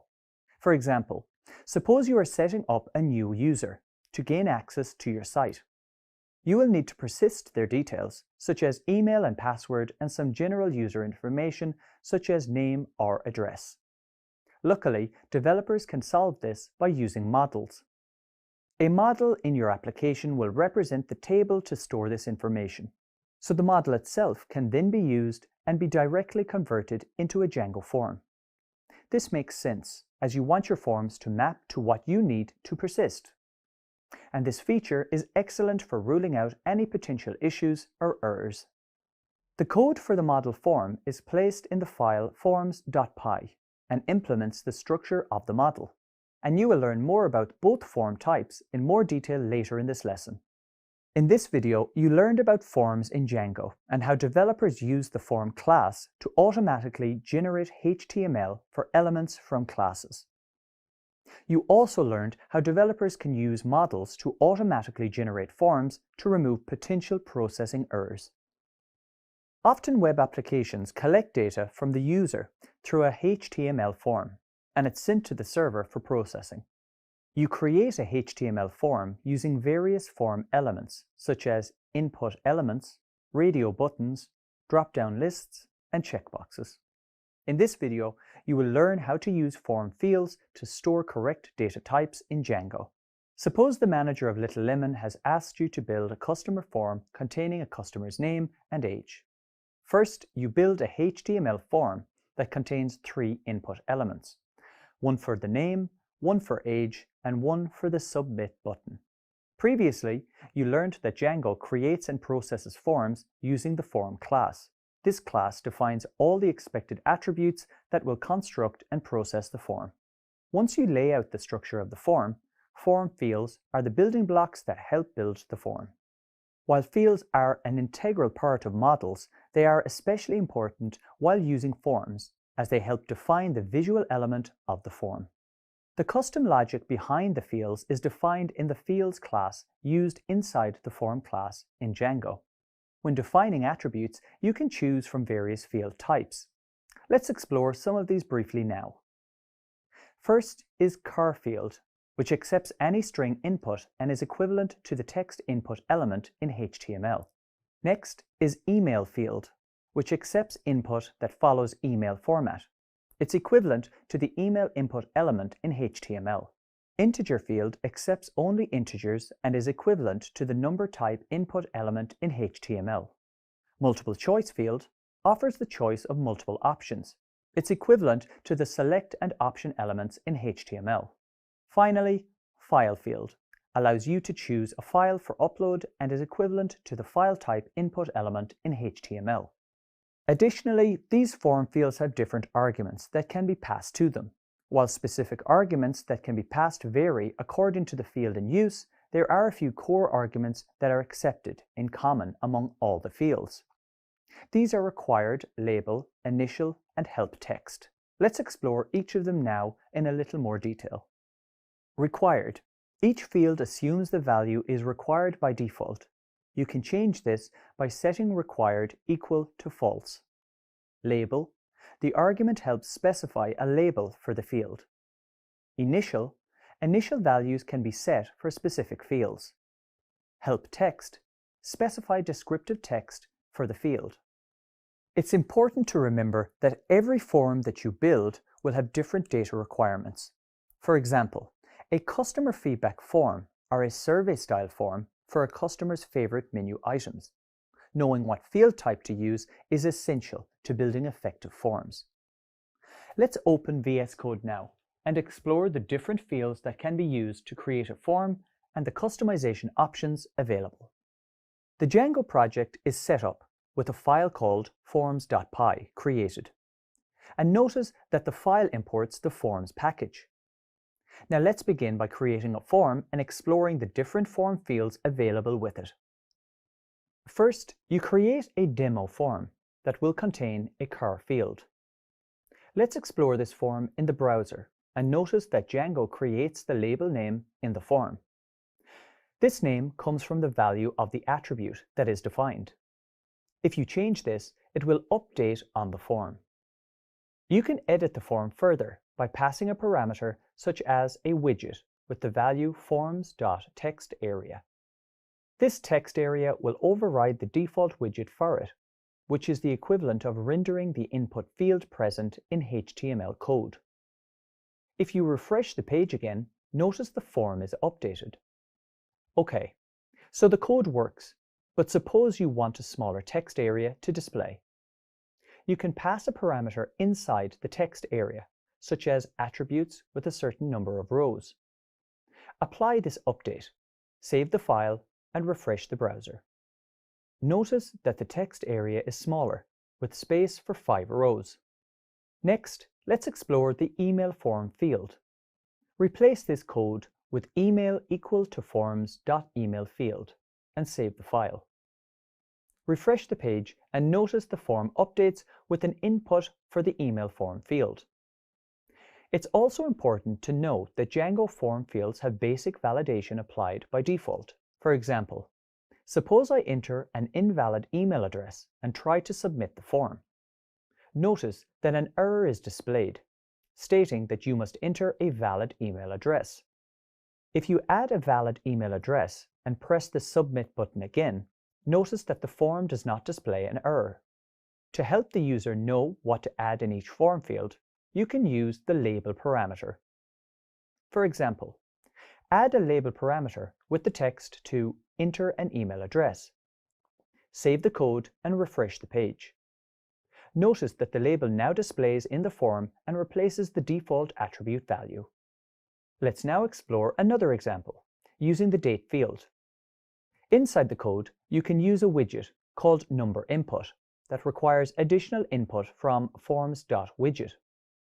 Suppose you want the customer to enter a date in the date field for a reservation date at Little Lemon. If you save the file and refresh the page, notice that the reservation date displays. You can click on it to open a calendar and select a specific date. One last example that you can explore is the choice field. This example uses a constant to be passed as a parameter inside the choice field. The values saved in the constant allow customers to select their favorite dish at Little Lemon. Once again, save the file and refresh the page in the browser. Notice that there is a drop-down menu for the choices. However, suppose you want to display all three choices simultaneously. You can achieve this by using another widget option with the value of radio select. Save and refresh and notice that the choices are now visible as radio buttons that the user can select. It's important to note that these examples showcase just some of the available form fields and parameters you can use in Django. Exploring the Django documentation for all available options to help you create forms is a good idea. And you can do this from the link in the additional reading at the end of this lesson. In this video, you learned how to use form fields to store correct data types in Django. By now, you should be familiar with the concept that developers use the form class to automatically generate HTML for form elements from classes. In this video, you will learn how to create a form using the form class in Django. You will also learn how to render a form using a template. Finally, you'll explore some of Django's form features such as validation. Let's begin creating the form. First, I need to create a file called forms.py inside the app directory. In this scenario, I will create a form on the Little Lemon website that allows the employees to log their entry times of work. In this video, I will be only demonstrating how to build the form using the Forms API in Django. You'll learn how to process forms in Django later in this course. The process of building forms in Django is very similar to creating models. First, I use the import statement to import forms from the Django module. Next, I create a class called inputForm, which will hold the form and pass it forms.form. This class needs 4 attributes. The first 2 attributes are first name and last name, which will be character fields with a max length set to 200. The third attribute is shift, which will be a choice field. It will let employees choose between morning, afternoon, and evening shifts for their work. Inside the choice field, I pass the choices as one constant called shifts. Then at the top of the code, I assign the value of this constant to an iterable of tuples inside a tuple. I need to add one final attribute called timeLog. This attribute will log the entry time for a given employee. So I type forms.timeField. Okay, my code looks good, and that's all I require for creating a form. Let me now switch to the views.py file, and just like I did with models, I need to create a view for this form. I do this with the import statement to import the form from the app directory. Okay, now I'm ready to create a view. First, I create a view function called formView. Next, I create an instance of a form and pass it to a variable called form. Then I create another variable called context, which is assigned to a dictionary with form as the key and the instance object of input form as its value. Finally, I pass this variable inside of the render function, which will display the output of an HTML page called home.html. But for this to work, I must build a web page by creating a template. So I first create a templates folder inside the app. Next, I create a home.html file and paste the HTML code inside of it. It's important to remember to use the form method of post as I'm sending the data from the form and creating an object from it. I've also included a submit button represented by an input field with type and value set to submit. To finish this form code, I have to add something called a CSRF token, which is simply a way of telling Django that the form data is safe. Finally, I pass the form that I've created. Okay, so my code looks good. Let me save all my files. And before I continue, I ensure I update the urls.py file both inside the app and the project folder. I also need to update the settings.py file with the reference for the app. I'm now ready to run the server. In the terminal, I type the command python manage.py run server. I navigate to the localhost URL and enter the path for the form. Success! The form displays on the web page with the form elements first name, last name, shift, and time log. You may notice that the form does not have any styling applied. While I could use some CSS, I'm not going to just yet.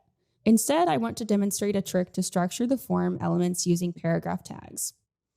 So back in the file home.html, I can modify how the form is rendered by amending the form to form.as_p. This will tell Django to render the form elements as paragraph tags. So I'll save this file again and refresh the web page. Notice that the form elements all appear one after another. When I press the submit button, notice that Django also provides basic form validation where all of the elements are required. If I want to change this, I can pass a parameter inside the forms file.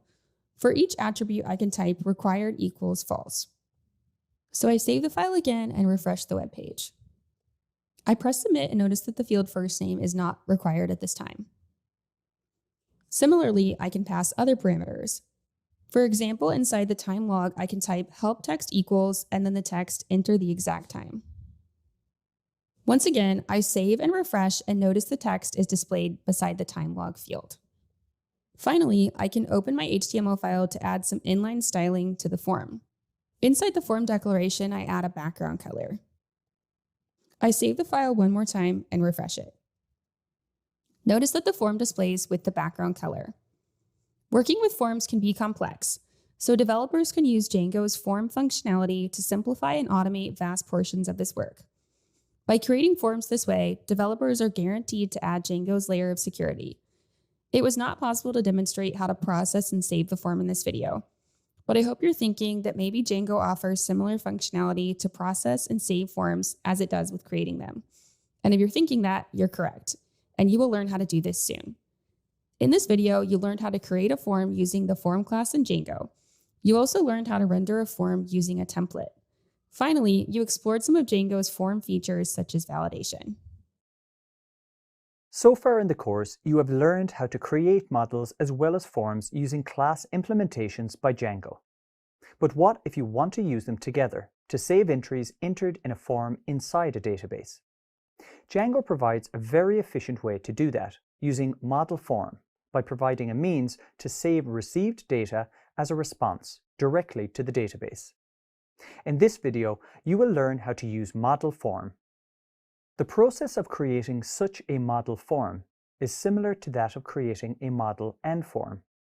Just like in the case of model and form, Django provides another helper class called model form that helps in an easier implementation. Let's take an example. Say you want to create a reservation form for the Little Lemon restaurant. In the example, you first import the model you want to bind with your form. Then you add implementation details for it using a meta class. And finally, you create an instance of that form. Note that instead of having separate classes for form and model, you have just one that inherits the model form and implements it. Since this is an implementation that involves sending form data back as a response, you also need to add some implementation details about the post method inside the view. Let's now examine how you can implement this. Previously, you learned that you can use the Forms API to generate a static form using Django. Just as a reminder, notice the code in the forms.py file and how it is used to render a form in the browser. Building on the project that's already in place, let's modify the form to use model form this time. So, first to simplify, remove the shift's attributes. And since this is a model form, copy the contents and paste it inside the models.py file. Next, you need to reconfigure all the details so that it matches the configuration code for a model. Notice how the class name changed from logform to logger, which is the name of the model. Next, let's go to forms.py again. delete the existing content, and then create the model form based on the model that is in place. So first, import the model using from.models import logger, which is the name of my model. Then type class log form, which is the name for the model form. And this time, pass model form inside it. Next, add class meta, followed by the name of the model, logger, and another attribute called fields. And instead of assigning individual fields, let's just enter the value of all, which will import all the fields inside that particular model. Let's save this file. Next, you must make sure that you register the model. For this, go to admin.py and update the details.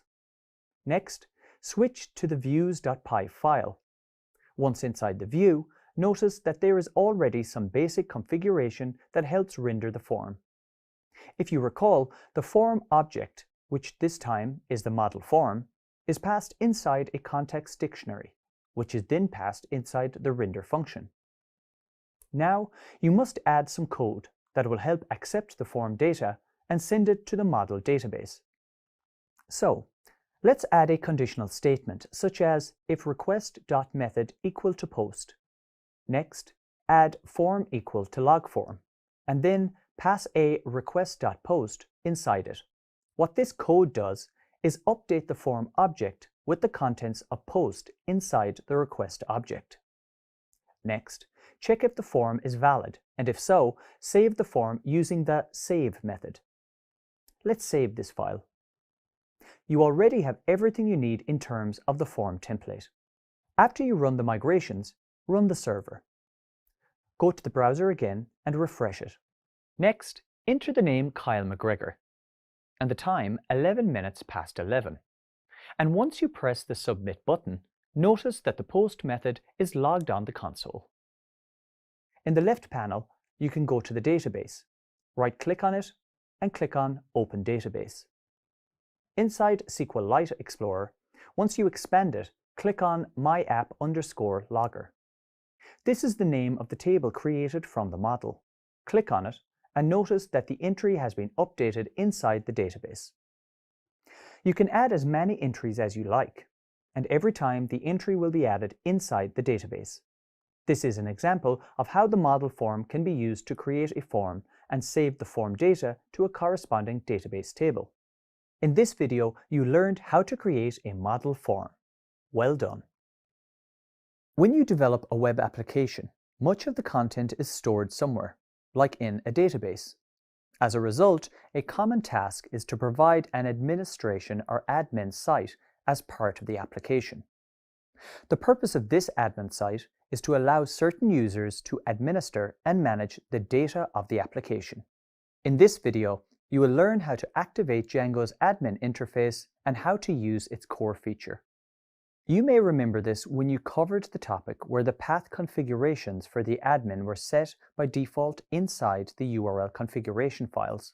Now, suppose the owners of Little Lemon have asked you to store all of the website content in a database so it can be updated by the restaurant staff. For example, managers can use the admin site to add or edit content, and that content is displayed on the public site. For developers, building such a site for each project can be tedious work. Django solves the problem by automatically creating a unified admin interface for site administrators to add, edit, and delete content such as users, permissions, and database entries. This process is automated as the admin interface directly links to the models in the project once registered. The admin interface is usually a part of a large web application to help the administrator perform certain administrative tasks. The tasks, such as creating and managing users, controlling access permission, and forming user groups. Django reads the models declared in the project and, from the metadata of models declared in a project, it quickly builds an easy-to-use interface. It's important to remember that the admin site isn't intended to be used by site visitors. It's for site managers. In addition to the interface, another powerful feature of Django is that it provides a ready-to-use admin interface named Django-admin. and as you have already learned, you use this command line utility for administrative tasks. The Django-admin utility is executed from inside the terminal. It is enabled and assigned to a project by default when you run a command such as start project inside Django. As the admin interface depends on django.contrib.admin app, you'll find it in the installed apps section of the settings.py file, along with certain other apps. Databases are an inherent part of building a web application. Using Django and Django-admin provides a convenient means of accessing and modifying these databases from a friendly user interface. Before you access this interface, you first need to create an admin user that provides you with the necessary credentials. Let's explore how to do that now and have an overview of the Django-admin interface.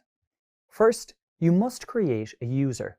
So, for that, run the command python3 manage.py. Then, add the keyword create superuser. Next, in the username prompt, you must create a username. So, for example, add John and press enter. Notice that if a user is already created, Django will throw an error stating that the username is already taken. Now I create a user called Adrian and press enter. Next, another prompt appears for the email address. Let's type adrian@littlelemon.com and press enter. Then enter a password and press enter. Notice that because this is not a strong password, Django displays a warning stating that the password should be more secure. You can ignore this for now and press Y, which stands for yes. This will let us continue, but it's important to know that in a real-world application, the password should be strong and meet security requirements. Once you create the superuser, run the command to run the server and open the default URL in the browser. Next, go to the assigned path and add /admin to the URL and press enter. Notice that the Django administration page loads with the login form where you are prompted to enter a username and password. So, type the username and password that you created earlier and click the Login button. After logging in, notice that there is a basic interface. The first option gives an overview of the groups and users. There is already a sample model named Reservations, and below that there is a list of recent actions which are empty at the moment. You have an option to add and change these configurations. If, let's say, you go to the Reservations model and click Change, notice that there are a few entries listed. You have an option to directly update the reservations data using the form or add new entries. You can also delete the selected reservation by clicking the checkbox next to the names. If you go back to the main page, there are other options to add or modify the users that already exist. For example, if you click a specific user, you can change the username and password, the personal info, and also assign the user to some groups. Additionally, you can designate specific permissions that the user can have, which will be listed below. There are also other additional details, such as last login information and the date of joining for the user. You can also go to the top of the page and check the history of the user and the changes they have made. The utility of this might not be immediately evident, but as you proceed in the course, you will realize how using the Django admin panel can save a lot of time for the developer by providing an interface that is easy to modify inside your project and model. In this video, you learned how to start Django's admin interface site. You also learned how it can be used to add users, groups, models, and assign permissions, which you will learn more about later. Good job! In this video, you will learn how to create a basic reservation system for the front desk of Little Lemon. You will explore how to use the admin.py file to register a model and add users and groups using Django administration. Employees at Little Lemon have been manually entering reservation details on a sheet. However, they want a more efficient way to do it. First, let me open the models.py file, which contains a model, and notice it's already populated with some code. It contains a reservation class with 5 attributes. The attributes consist of the name of the customer, their contact details, and the time of their arrival. The final two attributes will be to count the number of guests and for some additional notes. Next, I need to open the settings.py file and ensure that the app is added to the installed apps list. Everything looks good, so I just need to make the migrations, and I'm ready to create the reservation system. The first thing I need to do is to create a super user. I do this using the command python manage.py create super user.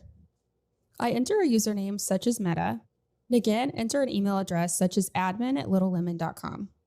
I will use a weak password for this demonstration, but it's important to know that you should always use a strong password in production.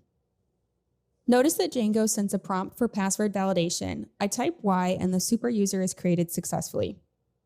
One final thing I need to do before running the server is register this super user. Okay, so now I'm ready to work in the admin.py file. First, I import the reservation model using the import statement.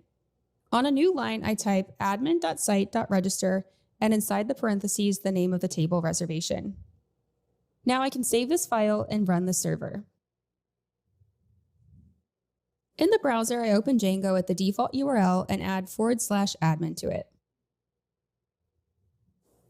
I press enter and notice that a new page loads with a login form containing username and password fields. So I enter the credentials I set up earlier and click on the login button. The default Django administration page loads containing two sections, Site Administration and My App. In Site Administration, notice there are links for groups and users.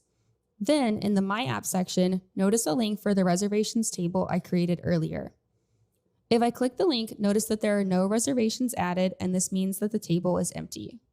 So let me first create some reservations. I click on the Add Reservation button, and now an Add Reservation form displays. I enter some details such as name and phone number.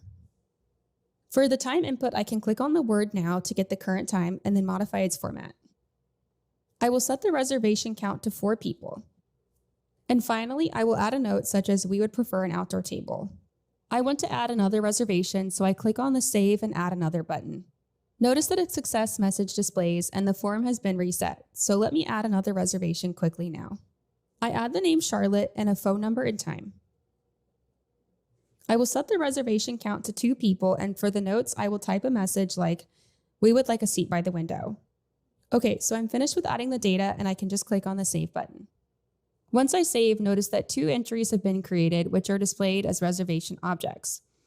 However, this does not display much information about the reservations, so let me fix this. Back in the models.py file, I can use the str method to override the default string representation of the object and define my own. I want this representation to be the name of the customer. So using the return statement, I type self.name, which will display the value stored in the name attribute of the object. I save this file and then go back to the browser and refresh the web page. Notice that the name of the reservation objects have now been renamed according to the customer. If I click on the customer name, the web form will load where I can edit the details if I want to. There are also options to delete the object and explore the version history. Now let me navigate to the app. Notice I have options to add a new table or change the current one. Okay, now let's explore the users and groups of Django administration. I click on the home link, and first let's explore users. Notice that there is just one user, which I added earlier. I can add another user by clicking on the Add User button. I type Little Lemon Staff and the username input and add a password. Notice that if I try and add a weak password, Django will not let me. So let me add a password that's a bit stronger. I click the Save button and notice that the user has been added. Once created, I can add personal info for the user, such as first name, last name, and email address. In the permissions section, I assign permissions such as active staff and super user. Recall that users with the permission of staff can access the admin page. It's also possible to add users to groups, but it's beyond the scope of this video. You will learn how to do this later. I can also set some permissions. For example, I select that this user can only view and change the log entry. To the right, notice that these are the added user permissions. Finally, details for the last login and date joined are displayed in the important dates section. Let me save this, and once I go to the users page again, notice that the staff Little Lemon user with the name of Jean was added. I can filter users according to super user status. So if I select this option, notice that only the meta super user is displayed. I can also create groups by selecting the groups link and clicking on the Add Group button.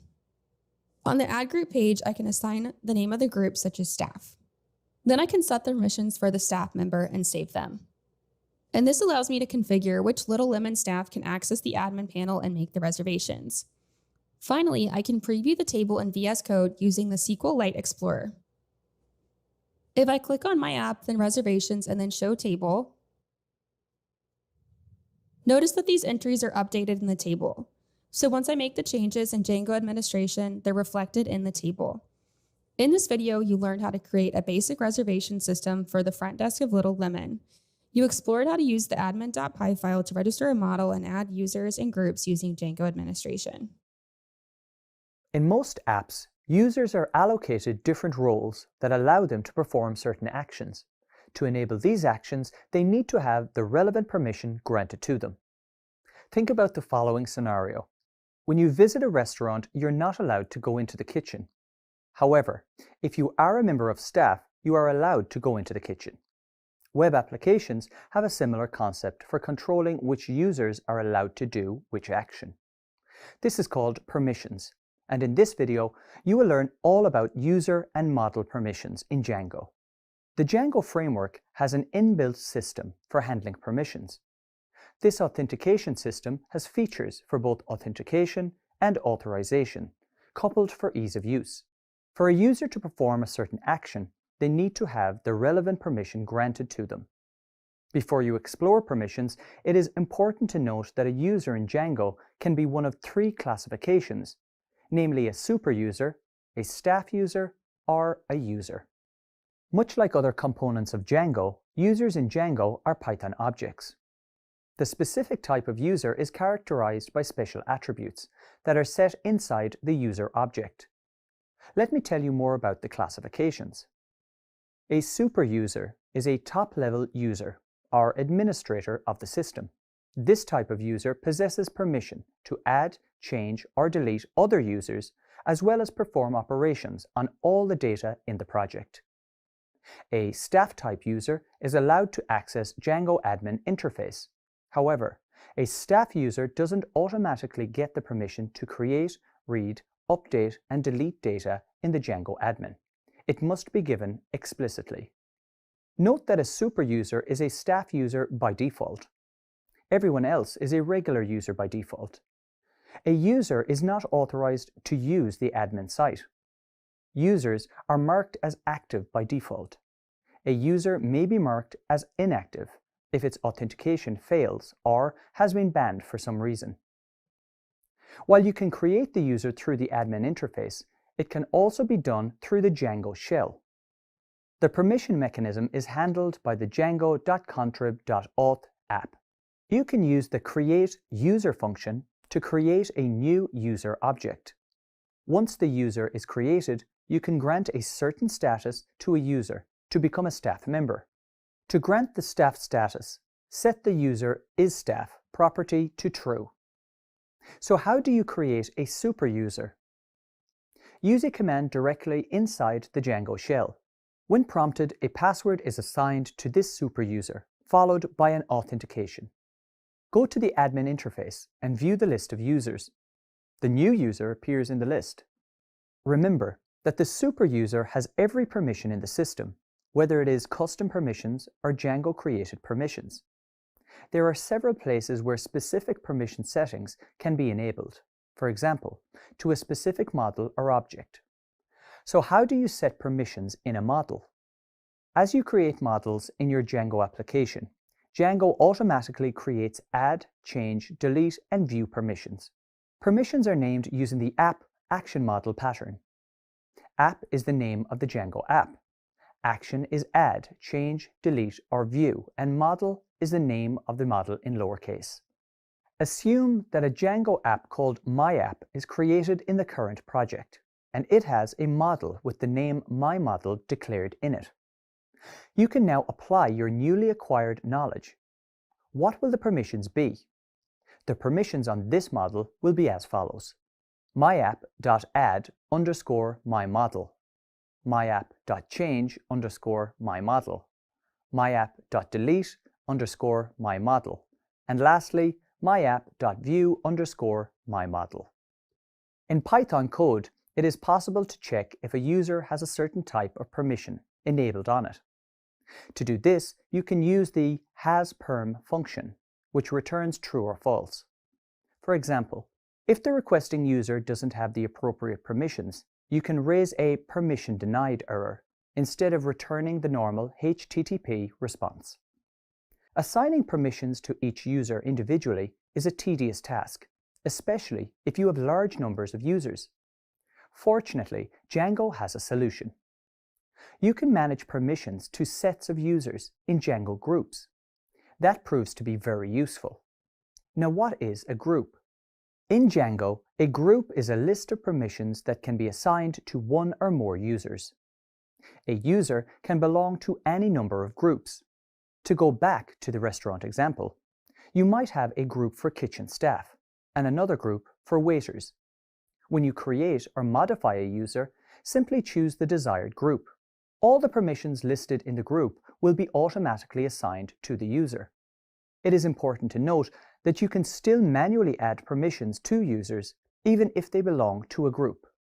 In this video, you learned about the user permissions and model permissions in Django. You can give permissions to a user while creating it in the admin panel or from the shell interface. Using groups is a convenient way of enabling similar sets of permissions to multiple users. To enforce a permission while executing a view function, you can use the @permission_required decorator. You may remember that you can create different types of users in Django. Now, you will explore how to add and remove permissions for these users.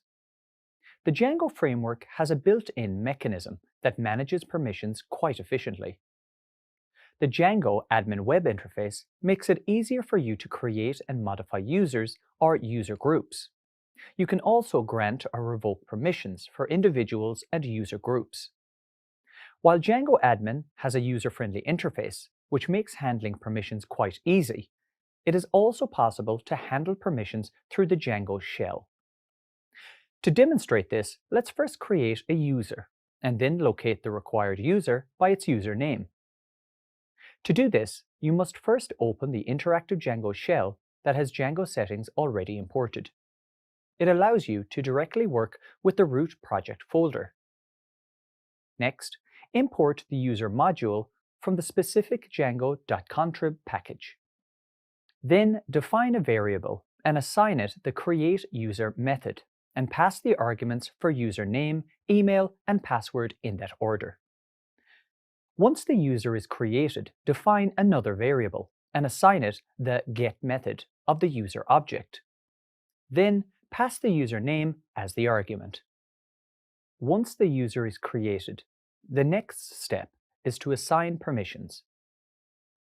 Django comes with a built-in permissions system. It provides a way to assign permissions to specific users and groups of users.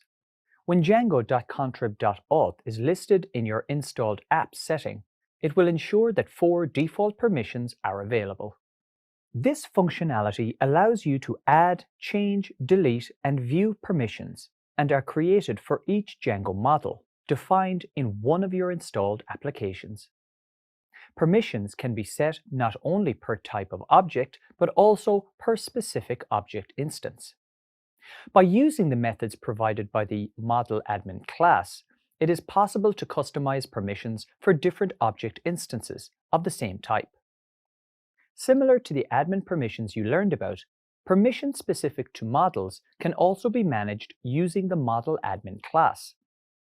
The model_admin class methods include view, add, change, and delete, and are used to customize the permissions. Now that you have learned about the concept of permission using the Django shell, next let's explore user objects. User objects have 2 main fields, known as groups and user permissions. User permissions store and reference a single or multiple permission objects. Permissions can be granted or removed by calling the methods set, add, remove, and clear on the user object. Let's explore an example using the add method to grant permissions to the user Mario. In this scenario, let's provide one or more permission objects.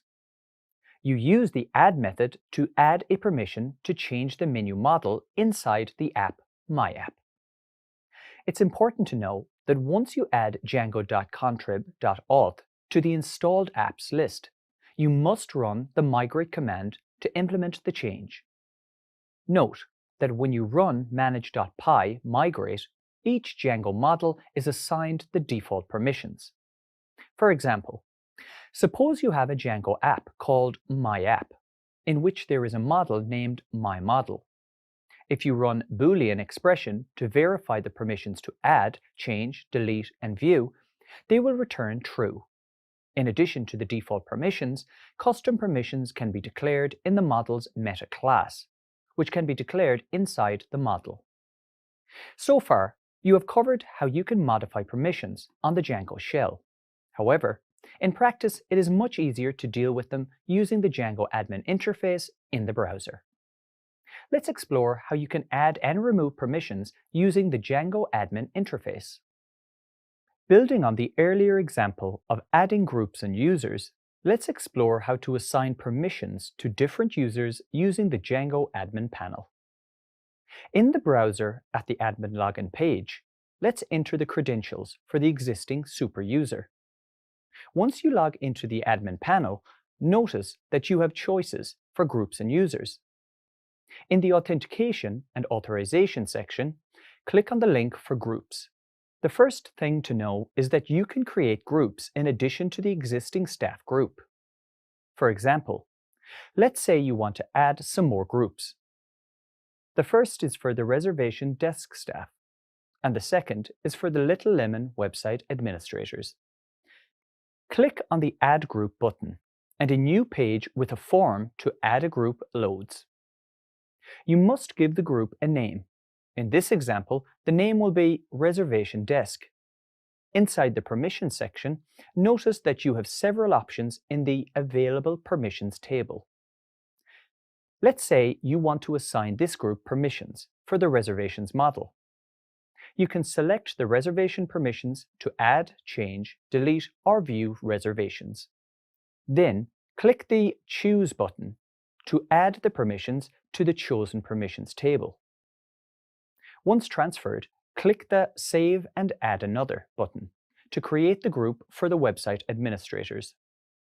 Notice that the Add Group form resets, allowing you to add another group. Create a new group called Admin Users, but this time assign all the permissions by clicking the Choose All button. As all the groups are created, you can click the Save button. OK, so now that the groups are created, the next step is to add the users. In the Authentication and Authorization section, click the Users link to open the Users page. Suppose you want to create a user called Mario inside this section. Remember, Mario is the owner of Little Lemon. Click the Add User button to load a new web page that displays an Add User form. To add a new user, you must enter the login credentials. So, enter Mario as the username, and then set a password. Click the Save and Add Another button to add a new user. The second user is Meher, a staff member at Little Lemon. Assign a password and click the Save button. Notice that when you click the Save button, Django administration immediately takes you to the page where you can assign additional information to the user you just created. There is a Personal Info section where you can add the user's first name, last name, and email address. In the Permissions section, you can change the permission level and assign the user to a group. In this example, the user Meher is a staff member, so let's keep the permission as active and also assign the permission of staff status. Next, assign Meher to be part of the reservation desk group. It's important to know that once you assign a user to a specific group, all the permissions that are entitled to the group get automatically assigned to the user. And it's also possible to assign additional user permissions. When you finish assigning a group and permissions to a user, press the Save button. Next, it's time to add a group and permissions to the user Mario by clicking on the user's name in the Users table. First, enter the personal info for the user Mario. Next, assign him the status of super user. Make him a part of the admin group and save the changes to return to the user's page. It's also possible to filter the users by different categories.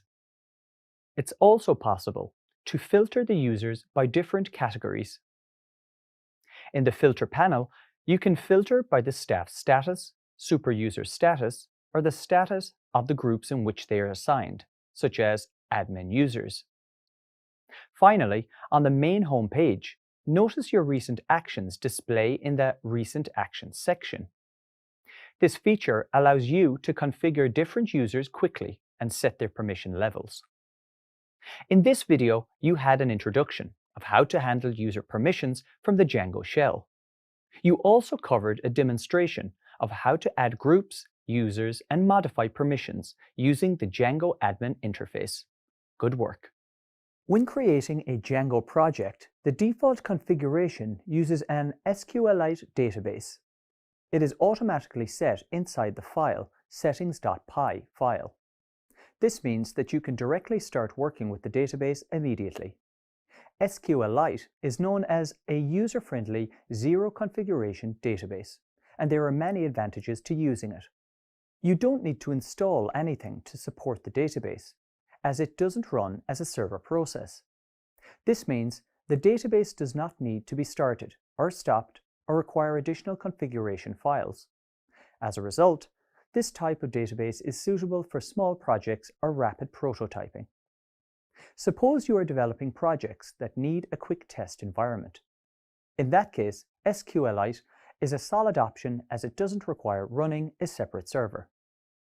There may be occasions when a more scalable, robust database is needed. For example, when moving from a development to a production environment.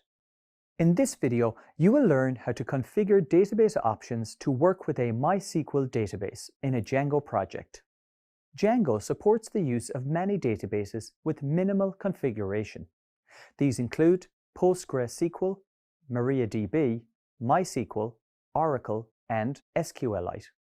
Among these, PostgreSQL and MySQL are most commonly used. Django has features to support each database that make it easy to connect and work with. It provides a generic way to access the different types of databases, and a connection to a database is established by knowing the type of database. Within this lesson, you will deal with one of the most popular and widely used databases, MySQL. Let's begin by exploring how to set up database connections to a MySQL database. To connect to a MySQL database, you need to provide the address where the database is running, the port number, and the database name you wish to connect to.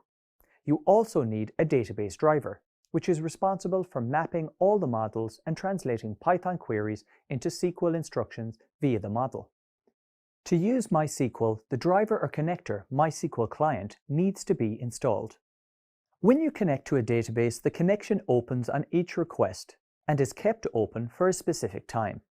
The connection is controlled by the conMaxAge parameter and represents a certain time before the connection is automatically closed.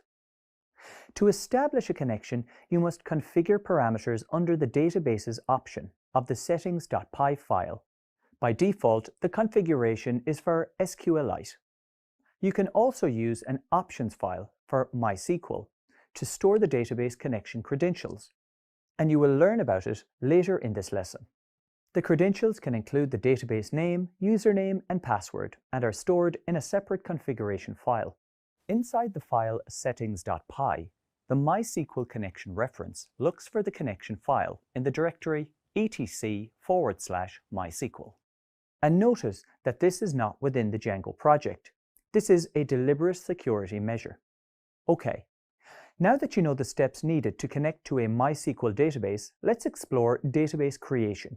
While Django creates all the tables based on the models you have from the migration scripts, the initial setup requires you to manually create the database. Creating a database requires a connection to the database itself and sufficient permissions for authentication and authorization. It's important to remember that you must keep the database secure by assigning security roles and using strong usernames and passwords. The data stored may contain end users' personal information, so keeping it private and safe is of the utmost importance. As a developer, you need to be aware of potential security risks, and one significant risk is the security of the credentials of your database. Allowing someone to know or access the username and password of your database can have major consequences. The database connection credentials are only accessible on the virtual machine or server where the web application is running. In this video, you learned how to configure database options to work with a MySQL database in a Django project. Django is so popular because it's open source, with a rich set of tools that allow for easy scalability and rapid development. MySQL is one of the many databases which Django supports. Recall that databases help store data from different sources that can be used for different purposes, such as adding content to a web page. The Django development framework has internal support for connecting with different databases. Previously, you learned that Django uses something called an Object Relational Mapper, or ORM. And ORM facilitates the mapping of data between databases and the application model without the need to write any SQL queries. MySQL is a popular database management system and can be used with Django when there is a heavy data load. Let's quickly recap some of the features of MySQL. It's open source and well documented. It's reliable and quick, as data storage is done efficiently in memory. It's scalable and can work with small to vast amounts of data. Finally, it's secure and provides a layer of security with encrypted password protection that is flexible and verification-based. It's important to know that before you begin working with models, you need to have a database installed. Django provides the SQLite database by default, and no pre-installation is required. However, if you want to use another database, you must install and configure it. Let's now explore the steps to install and configure MySQL within a Django project. Before you can begin using MySQL with Django, ensure that MySQL is installed on your computer.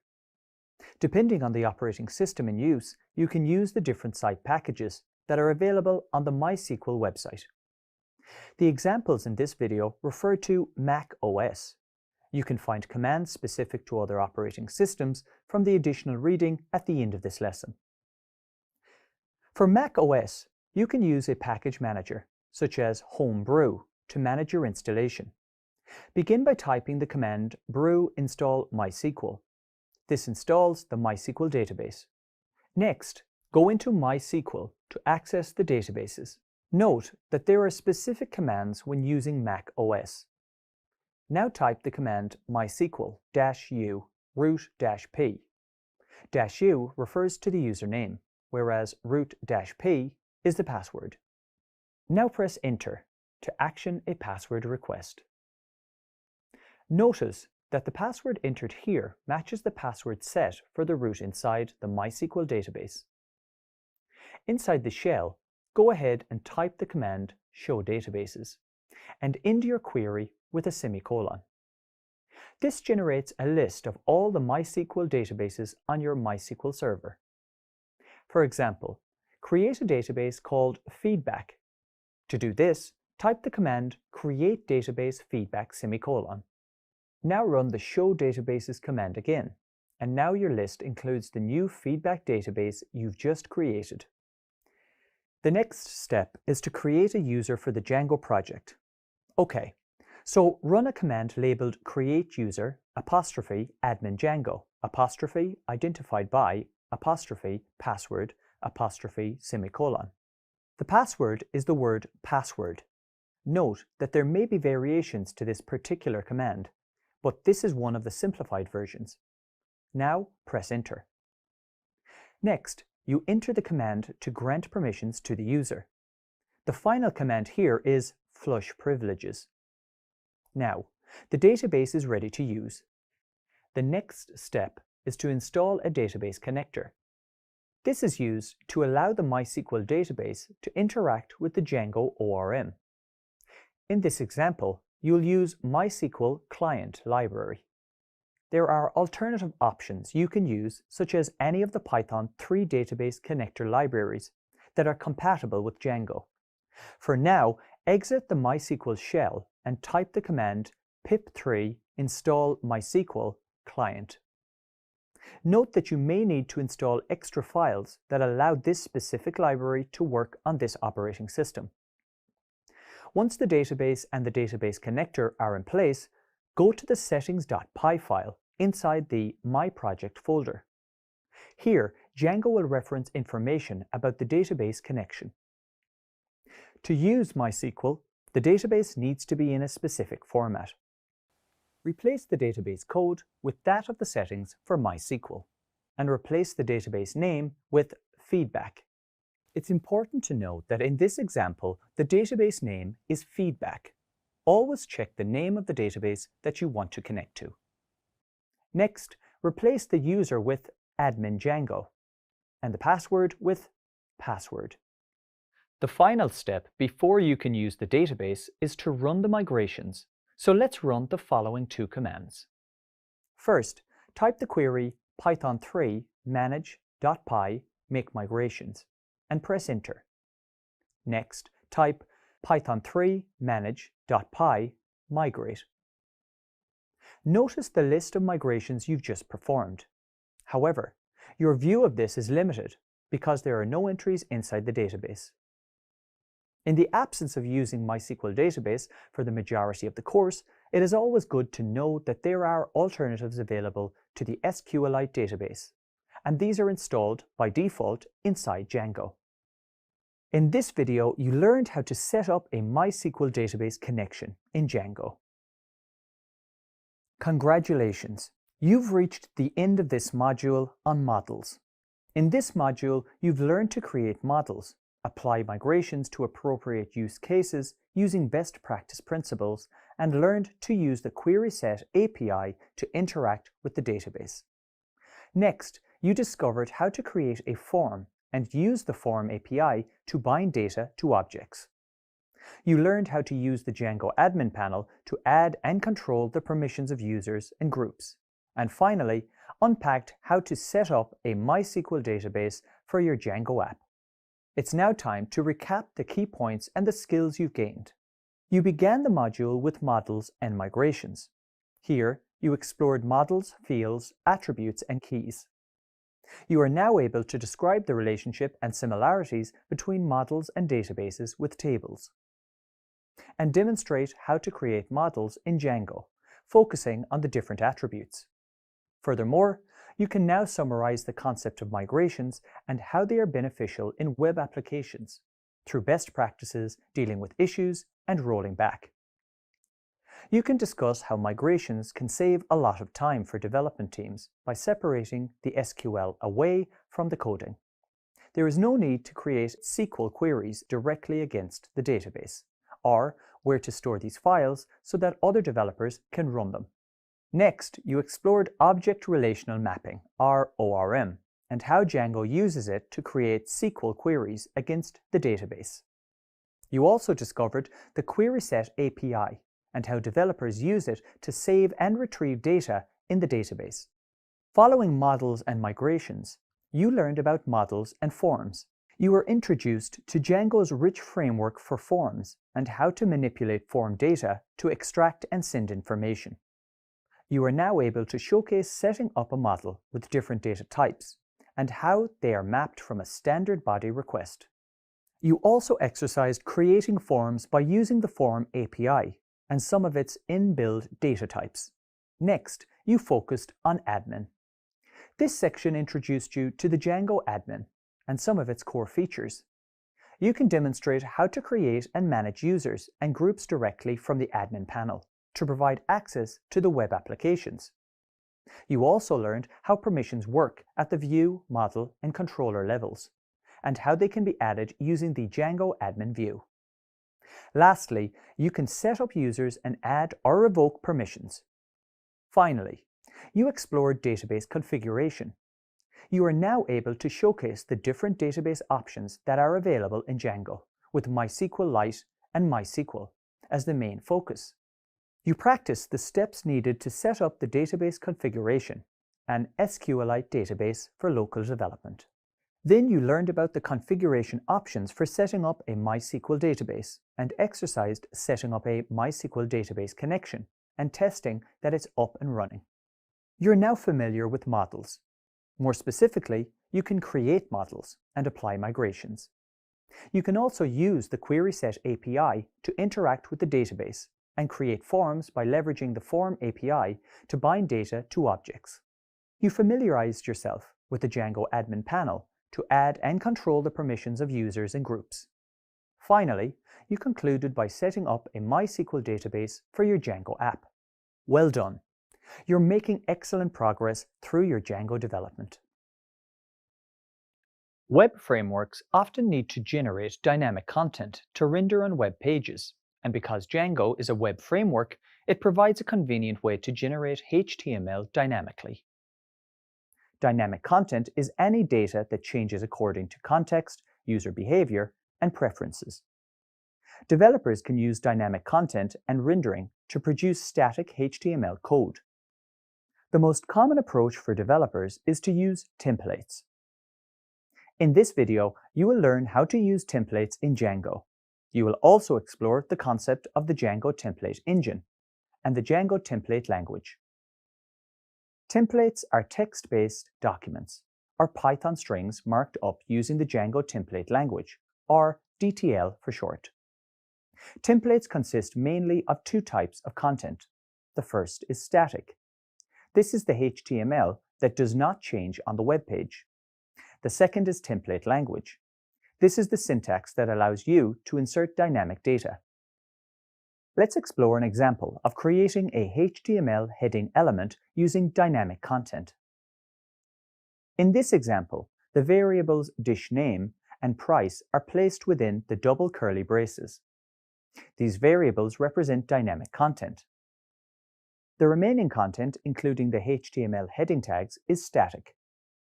It's important to understand that the static part defines the structure and layout of the page, and a view using the render function handles the processing of the dynamic content. You may recall that the render function takes three parameters: request, path, and a dictionary of variables. When you pass the dictionary object to the render function, the process of rendering replaces variables present with their values, which are looked up in the context. While you use template language to render dynamic content, the concept of a template is what makes up the presentation layer of the MVT architecture. This helps in the separation of logic because templates handle the user interface logic of a web page. It's important to know that the dynamic content inside the static HTML is written so Django can understand the syntax and formatting. Python is a dynamic object-oriented programming language, while HTML is a static markup language.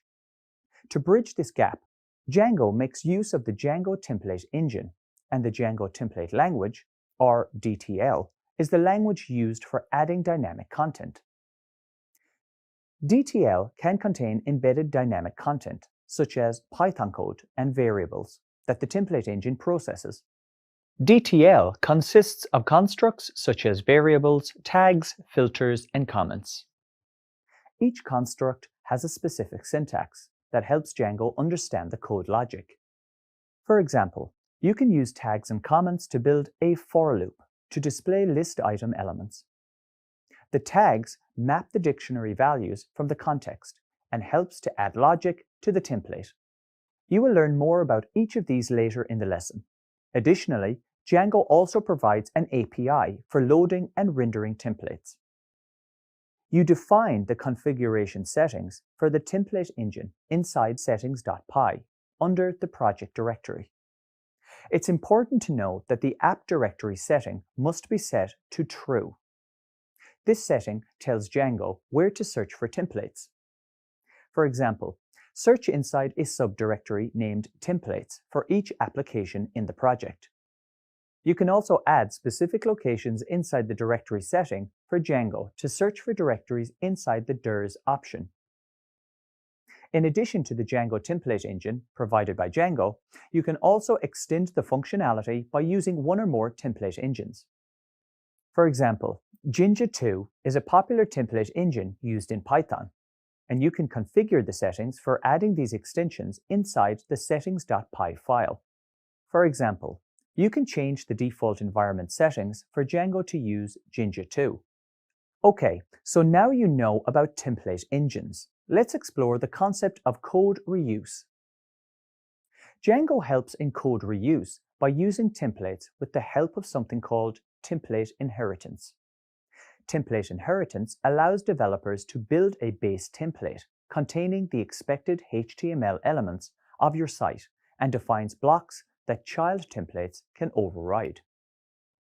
Once defined, all pages of the website can inherit the base template. This code reusability helps in saving developers time and effort and follows the principle of dry. For example, you can create a base template containing the HTML code for your site's head, body, and main sections.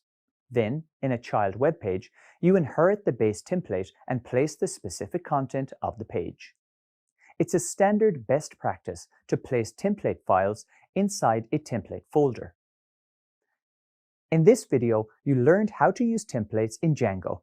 You also explored the concept of the Django template engine and the Django template language. Templates are quite a vast topic in Django, and you will learn more about them for the remainder of this lesson. Web page design can become time-consuming, especially if you work with dynamic web pages. When building a web application in Django, templates provide developers with many benefits. One of the main benefits is that they promote code reusability and render dynamic content. In this video, you will learn how to create a template using Django templates and the Django template language. You will explore the steps to render static HTML elements that display dynamic content from a Python dictionary. As you have learned previously, in Django, developers use templates to display dynamic data. Let us now explore this in a little more detail. The view functions retrieve the data from some data structure or database connected to our application. Developers use templates and the Django template language to display this dynamic data. Templates contain static HTML and dynamic data rendered by the render function. The render function takes three parameters: request, path, and a dictionary of variables. Let's explore this in a little more detail now. Request represents the initial HTTP request object. Path represents the relative path of the HTML file to the template directory or folder. And the dictionary contains the variables as keys that the template can use to display dynamic data. Okay, so now you know about the structure of the render function.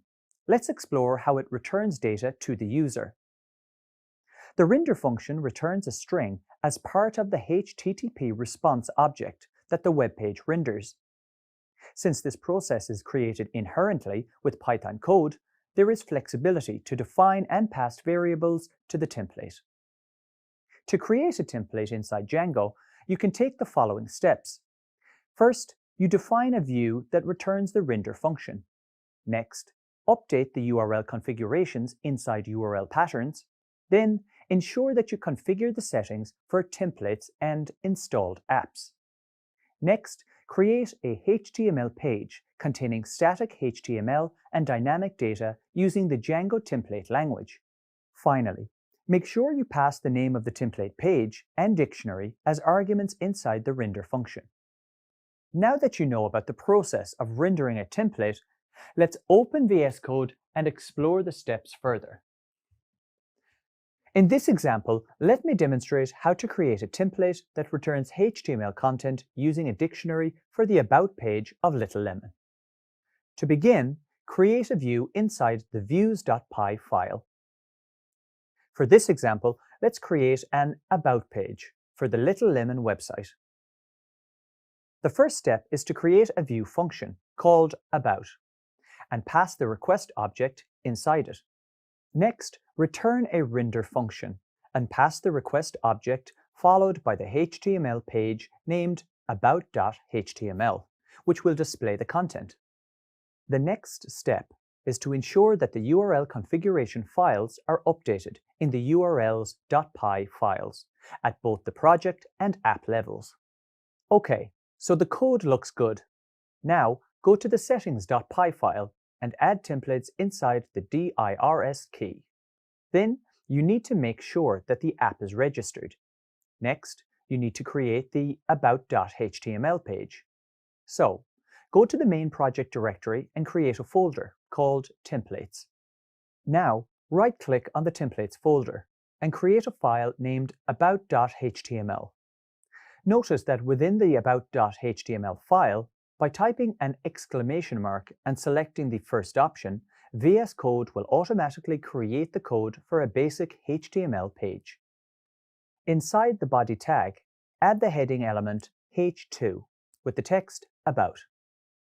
Save the file and run the server by typing python3 manage.py run server and press Enter. Launch the browser at the localhost URL and add About at the end. Notice that the template is rendered from the content you created in the about.html file. Okay, so now the template is working. Let's use it to create some dynamic content. To do this, first go to the views.py file and create a dictionary called About Content. Next, create a key value pair named About and colon, followed by a string containing additional content about the Little Lemon website. Now, save the file.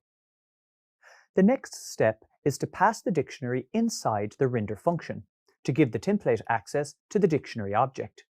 Now, once again, save the file. Next, go back to the about.html file. Then, add a paragraph tag with the keyword about inside double curly braces. This is the key inside the dictionary object. Now, save the file, go to the browser again, and refresh the page.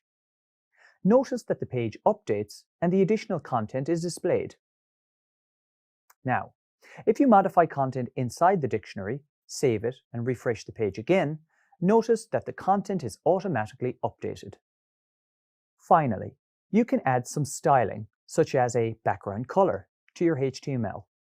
Save the file and refresh the web page. The page now reflects the styling updates. This example demonstrates how to create a HTML template in Django with some static content inside a heading and some dynamic content inside a paragraph. In this video, you learned how to create a template using Django templates and the Django template language. A common requirement when creating web applications is the need to add dynamic data inside HTML markup. This data can be represented by a variable containing dynamic or calculated values, or values stored in the database of the application. Either way, a web framework needs a way to understand this data. To address this, Django uses Django Template Language, or DTL, to separate the presentation and application logic. In this video, you will learn how to work with the Django Template Language. As you learned earlier, a Django template is a Python string or text document marked up using Django Template Language and interpreted by the template engine. The DTL is based on the popular Jinja 2 template engine and has most of the features common to it. As a developer, writing code in a familiar language is beneficial. DTL helps remove that barrier by providing flexibility that aligns with the core time-saving principle in Django of do not repeat yourself, or dry. It also adds a layer of security, as the Python interpreter does not execute the template code. Once you understand the use of template languages, much of the logic in creating the templates becomes evident. There are four main constructs in the syntax of DTL. They are variables, tags, filters, and comments. Combined, they provide the substitute for basic functionalities present in a programming language. Let's explore each one now in a little more detail, starting with variables. Variables are surrounded by double curly braces. When the template engine encounters a variable, it evaluates that variable and replaces it with the result. Variables return a dictionary-like object that maps keys to values. In this example, restaurant name is the key with the value of Little Lemon. When rendered, this template code displays "Welcome to Little Lemon Restaurant." Similarly, you can use dictionary attribute and list index lookup using dot notation. Okay, now you know about variables. Let's move on to tags. Tags are the source of logic that you can add to templates. Tags are created using curly braces and the percentage symbol. The most commonly used tags are the control structures such as if and for loops. The if tag is used inside the template to render different outputs. A typical use case is to check the login status of a user. The code in this example checks if the value of the Boolean variable logged in is true or false. If true, the page renders the welcome statement. If false, it renders the login link. Another standard workflow is to iterate over the dictionary to display an unordered list. To do this using a template, you need to have some way of looping over the data and printing out the HTML markup with the data object for each item in the list. Let's now understand how a template list with a for loop works. For example, suppose you have a simple list that contains menu items for the restaurant. Each item has a name and a price. To create this menu statically, you wrap each menu item in an unordered list using the list item tag. To create this menu dynamically with templates, you add the for loop code, where items repeat. In this menu example, it's inside the unordered list. The code will iterate over the menu list object and display the name and price. The variable item will keep a reference to each object as the iteration continues to go through each menu item. Apart from if and for, there are many other tags such as extends and include, and you will learn about them later in this lesson. Now, let's explore filters. Unlike tags, filters can change the values of the variables. For example, if you add a filter such as string upper, it will take an input string and convert it to uppercase. Filters can also additionally take an argument, like when using the date filter. For example, you can pass the argument for year, month, and day, which produces a date in this exact format. Finally, let's explore comments. You can create comments using the curly brace and percentage symbols. Django ignores everything in between the two tags. It's important to note that developers use comments for documentation as they do not render. In this video, you learned how to use the Django template language. Developers frequently use tags and filters when working with DTL to create dynamic data. And you can learn more about them from the link in the additional reading at the end of this lesson. In this video, you will learn how to use templates to return a web page with dynamic data to display a menu for Little Lemon. You will explore how to create templates and use them to get data from a dictionary and display it on a web page.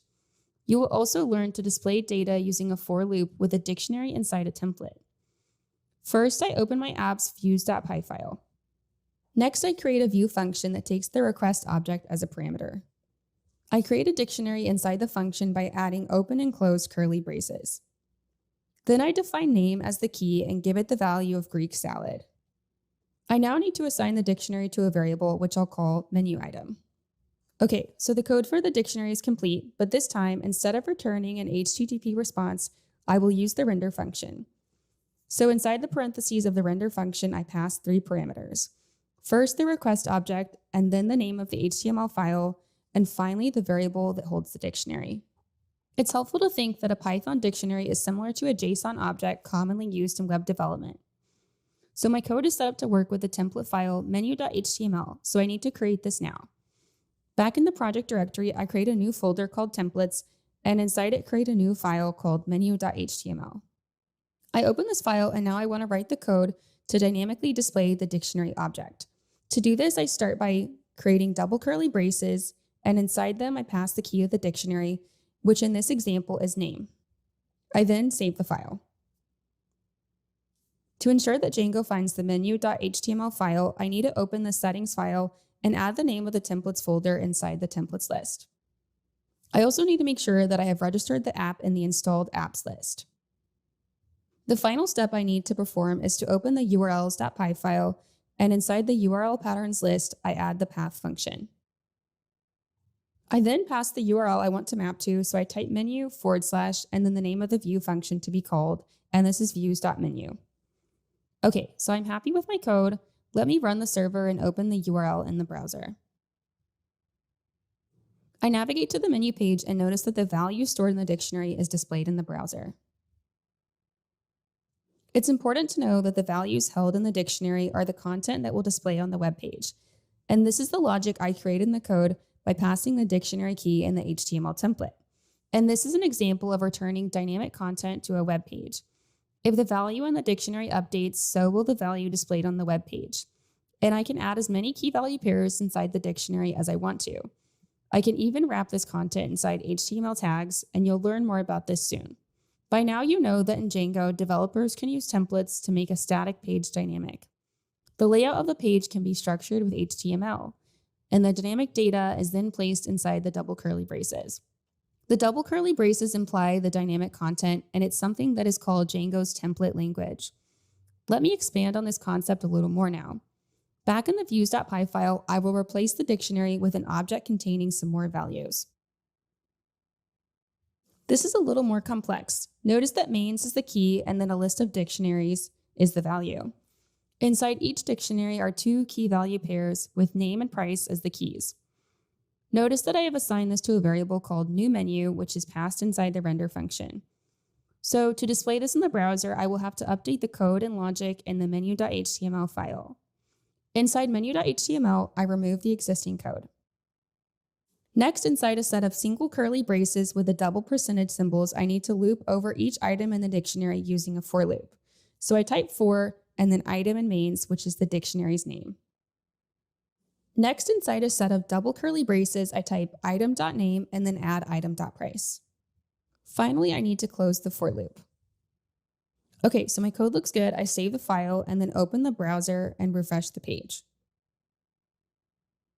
Notice that the items from the dictionary are displayed. While the code works, I want each menu item to be displayed on a new line. To do this, I can add some HTML. So back in menu.html, I paste some HTML table tags with inline styling applied.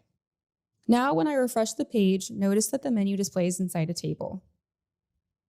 So now I should be able to add another dictionary and the content will update on the web page. Back in the views.py file, I add another item, hummus, with a price of 5. I save the file and refresh the page. Notice that the values are updated dynamically on the web page. This is how you can create programming logic and apply it to templates to render dynamic data on a web page using Django. In these examples, I demonstrated the rendering of dynamic data using a dictionary as the data source. It's important to know that this data source can be other things like a database or an API, and you'll learn how to do that soon. In this video, you learned how to return a web page with dynamic data using templates. One of the reasons Django is so popular is that it allows developers to create dynamic website content quickly. With just a few steps, you can take data that's stored in a database, write some logic for it, and then display it to the end user in the browser. Previously, you learned how to display dynamic data on a web page using objects that were passed to a template. In this video, you will learn how to create a dynamic menu for Little Lemon by passing a model object to a template from a view. You will also explore how to loop over an object and display its content using a for loop with the Django template language. So I'm in VS Code, and I have the models.py file open. Previously, you learned how to create a model named menu with attributes for name and price. Notice that name is set to a char field and the price to an integer field. I've also created a dunderString method that will render a string for the objects with the name attribute. And recall that this just helps with visualization and identification in Django administration. If I open Django administration in the browser, recall that this model contains data like the menu items for hummus, falafel, and so on. Okay, so my code is now set up and I'm ready to create the view function. Inside the views.py file, I create another view function called menu by ID. And just like in earlier videos, I pass in the request object, but there are a couple of different steps I need to take. First, I import the menu from the models.py file. Next, inside the function, I need to create an object containing all the values present inside the menu model. To do this, I use the method menu.objects.all and assign this to a variable named newMenu. The next step is to create a dictionary using similar logic represented in the code above that you learned about previously. So inside the curly braces, I create a key called menu. And the value will be the variable newMenu. And this will be assigned to another variable called newMenu_dict. The last step is to return a render function that takes 3 parameters: the request object, the name of the template file, and the dictionary. There's a lot of code on the screen, so let me just comment out the view function I created earlier. This will also ensure no regular expression conflicts, as some of the names in the two functions are similar. I save this file, and now I need to check the mapping in the urls.py file. Notice that the URL inside the path is set to menu_card as the URL resource location. For the final part, I need to create an HTML file with the same name that I typed inside the render function, menucard.html. Inside the file, I pass the menu key from the dictionary. Okay, so let me check that I've saved all my files. I open the browser and navigate to the URL menu_card and press enter. Notice that the query set object is displayed on the web page. I want the page to only display the items of the object, so I need to modify my code. So back in the HTML file, I need to use the Django template language with a conditional statement. I start by adding single curly braces with a % symbol. Next, I create an if condition by typing if menu to check if items are inside the menu. If this condition is true, I use a for loop to iterate over the items in the menu. On the following line, I add item.name and item.price. Then I need to make sure I end the for loop by typing end for. Finally, I will add one more piece of logic, an else condition, that displays some text if the menu object is empty. I end the if condition, and my code looks good. So I save the file and refresh the web page in the browser. Notice that only the object's names and prices are now dynamically displayed. It's important to understand that this data was taken from a database and stored in a model object using the model. Then I looped over the object to display each value for name and price. My code is working, but I can take this further by adding one final step to wrap the dynamic output with HTML paragraph tags. If I save the file and refresh the web page, notice that each item now displays on a new line. Finally, to demonstrate this dynamic web page text, let me add another item to the database using Django administration. I add the item baklava with a price of 10. I save the item and switch to the menu page and refresh. Notice that the content updates automatically and displays the new item. In this video, you learned how to create a dynamic menu by passing a model object to a template from a view. You also explored how to loop over an object and display its contents using a for loop with a Django template language. When developing web applications in Django, recall the key principle of don't repeat yourself, or dry. Duplication, whether inadvertently or purposeful, can lead to maintenance issues and logical contradictions. Every distinct concept or piece of data should live in one and only one place. The framework within reason should deduce as much as possible from as little as possible. For example, to create the same header and footer sections across multiple pages for the Little Lemon website, you can make a copy of the markup and save it multiple times. Then, only change the corresponding title for each web page. But a more efficient method is to build a base template containing all the common elements of the website and assign them to a block. This block can then be repeated on every web page. In this video, you will learn about template inheritance in Django and how developers use it to speed up user interface development. Suppose you have the task of creating a prototype for the new Little Lemon website. The website has 4 pages for Home, About, Menu, and Book. So far, only one prototype page exists, and this is for the About Us page. In order to work with templates efficiently, it helps to break the page up into sections. And in Django, these sections are referred to as blocks. For example, at the very top of most websites, you find what is called the header, and this is the first section or block. The header often contains the company name and logo. It also usually has links to the different pages of the website, which is known as the navigation menu. Additionally, the header might contain a section where users can log in. This usually includes a user icon, along with a drop-down menu with a link to the user profile. When working with the page layout, it's best practice to keep the look of the header consistent and in the same position across all the pages of a website. This consistency is essential for a good user interface and contributes to a positive user experience. Because if the header is visible on all pages of your website, it makes it faster and easier for the user to navigate. The same can be said for the footer. The footer is a section at the bottom of a web page that contains essential company or contact details, navigation links, and copyright information. At this point, you may be wondering, how do I incorporate the header and footer across the 4 pages for the Little Lemon website? That's where you use template inheritance. Template inheritance allows you to split out content by breaking it down into individual components. You can then insert and reuse these components without duplicating work. And this saves you a lot of time. Remember, dry is a key principle in Django, and template inheritance is a great example of this. Okay, so now you are familiar with the concept of template inheritance. Let's explore the 2 tag options needed to apply it. They are the include and the extends tag. Let's begin with the include tag. The HTML markup on the base page now references the files containing the code for the header and footer sections using the include tag. If you need to make an update to either of these files, you'll only need to do it once and not on every page.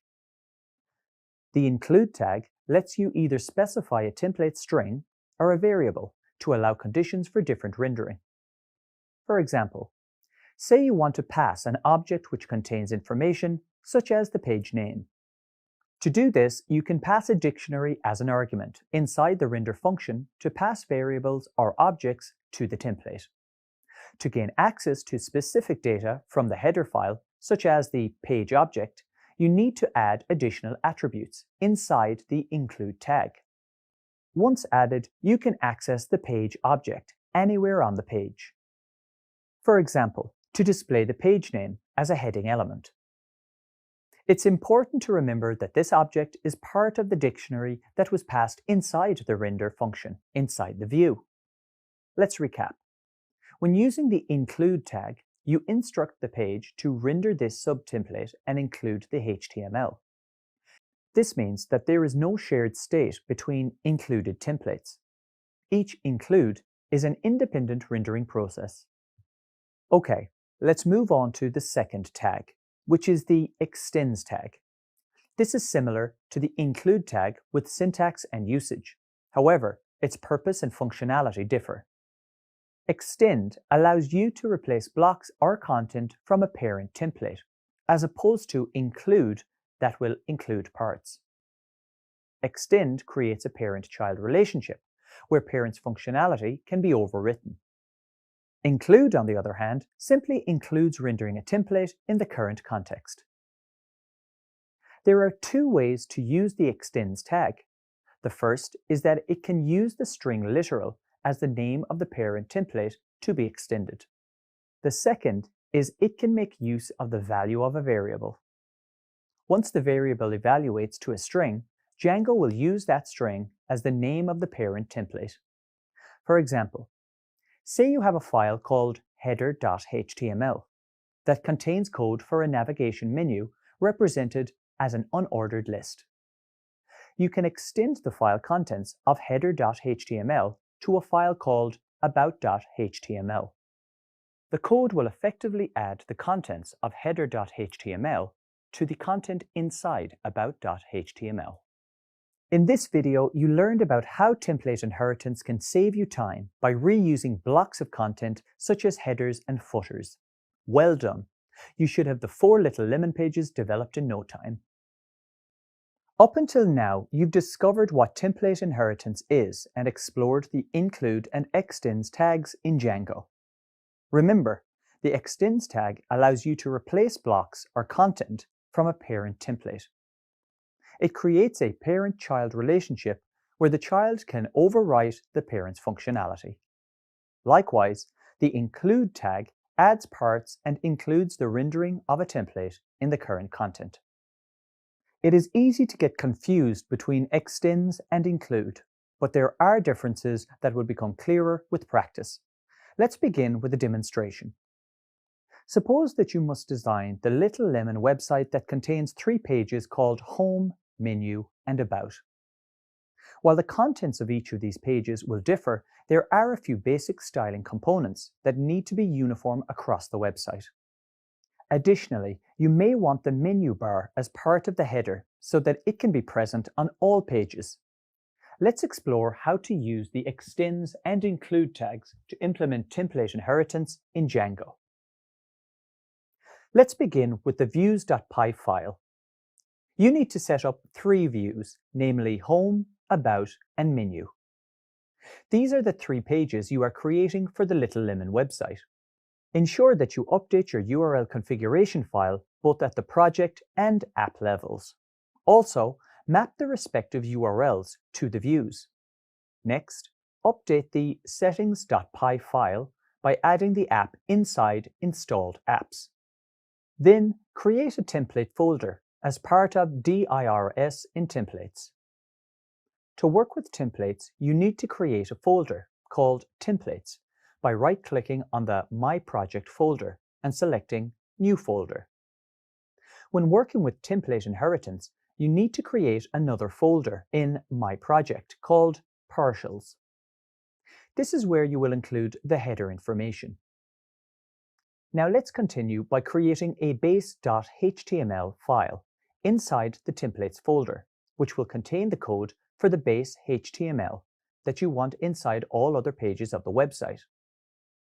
Still inside the Partials folder, create the 3 pages for the Little Lemon website: About, Index, and Menu. Also, create a file called _header.html in the Partials folder. This is the file that you will use inside the include tag in the base HTML file. Now that you have the file structure set up, let's begin by adding some code to the base HTML file. Remember that you can just type exclamation mark and press Enter to add the basic HTML stub. Next, update the title tag to Little Lemon. Also, add a main tag inside the body tag. Here, you need to add the tags for the block content. This allows you to use it with the extends tag. So, type block content inside the first set of curly braces and close it off by typing end block in the second set of curly braces. Make this block content stand out by adding some styling with a background color inside the body tag. Now save the file. The next step is to edit one of the pages. Let's edit index.html. Add block content and add 2 paragraph tags inside the block content tags. Now to utilize template inheritance, add the extend tag at the top of the index.html file by typing extends open quotation mark base.html close quotation mark.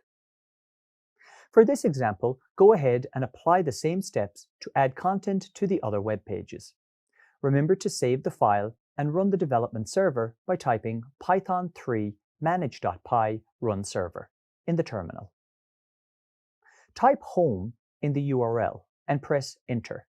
Success! it is clear that the template has rendered to the home page. Why?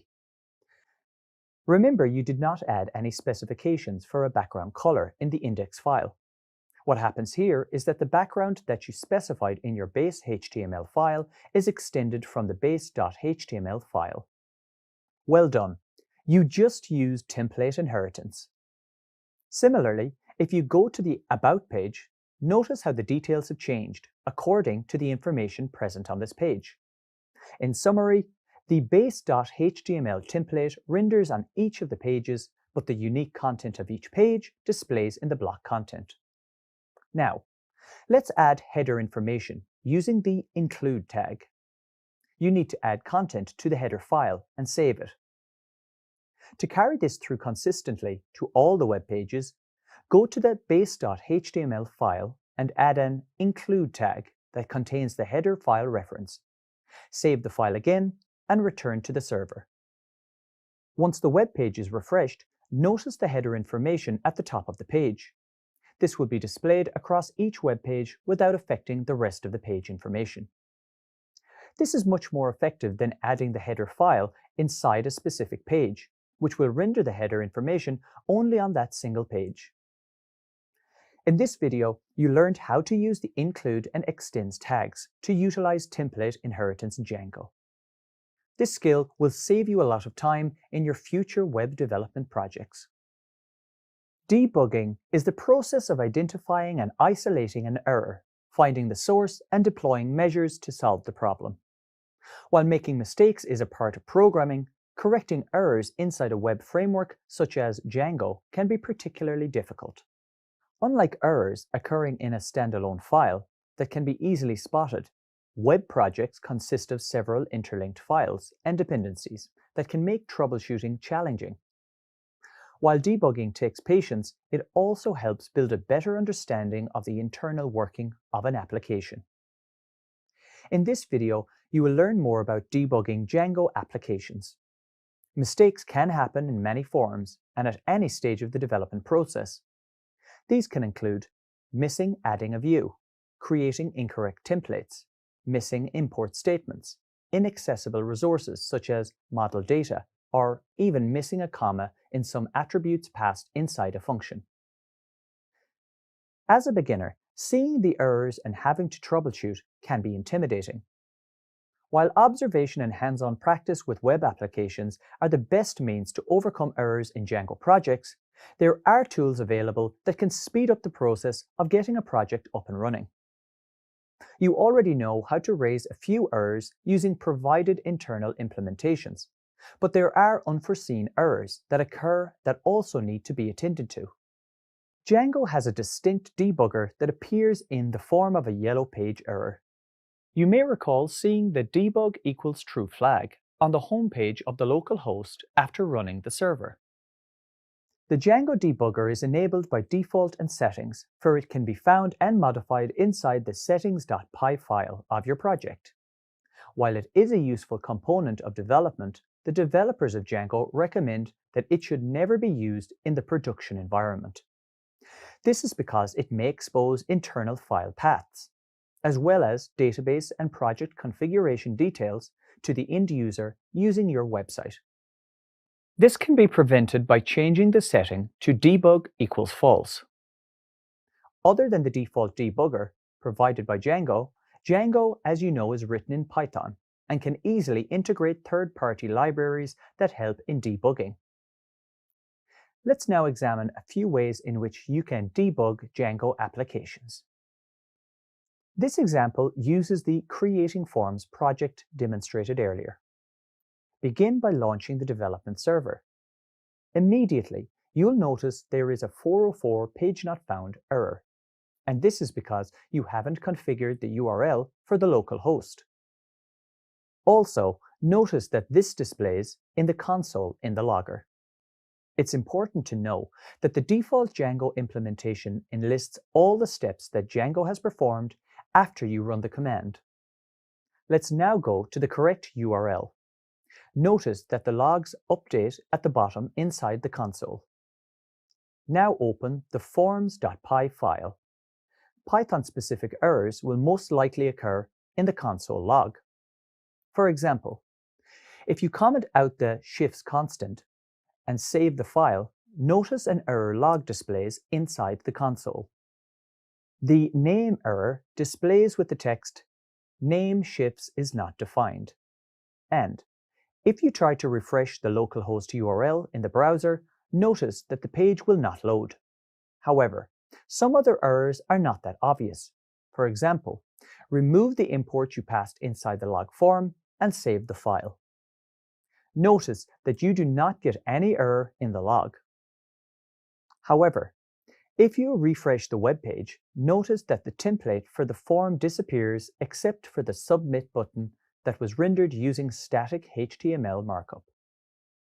To prevent this from happening, always ensure you have the right imports and that you pass the correct arguments inside functions. Let's say you open the file mytemplate_home.html. Inside the file, remove the code for the CSRF token and save the file. If you go to the localhost URL and reload the page, notice that the forms render correctly. Fill out the form and press the Submit button. Notice that an error displays stating "Forbidden CSRF, verification failed." This error specifies that the CSRF token is missing, which is helpful for troubleshooting. So, you can broadly say the yellow page errors are more specific to problems inside Django than Python code. Now let's say you go to the files.py file again and misconfigure the template you are trying to render. So let's say you call this home_page.html and save it again. Once you go to a template page, you get an error such as "template does not exist in the particular path." Let's examine this page in a little more detail. First, it specifies the exception location, and you can get a hint from getTemplate and how it is raised during form view. Next, if you keep scrolling, you get a stack, which is called the traceback stack. It contains Python code in sequential order, with a particular line highlighted, which will likely be the place of the error. You can also convert this to switch to copy and paste view. When you change this, you get a much cleaner interface mentioning all the details.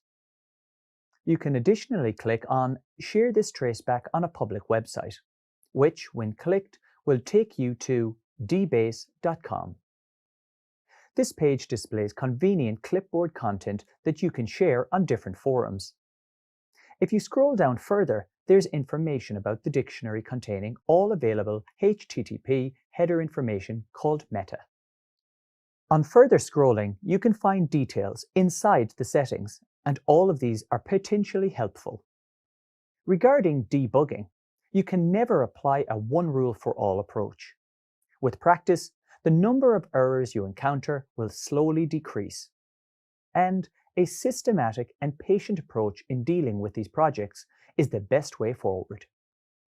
In this video, you learned how to debug Django applications, which will help you in the future when you have to troubleshoot errors.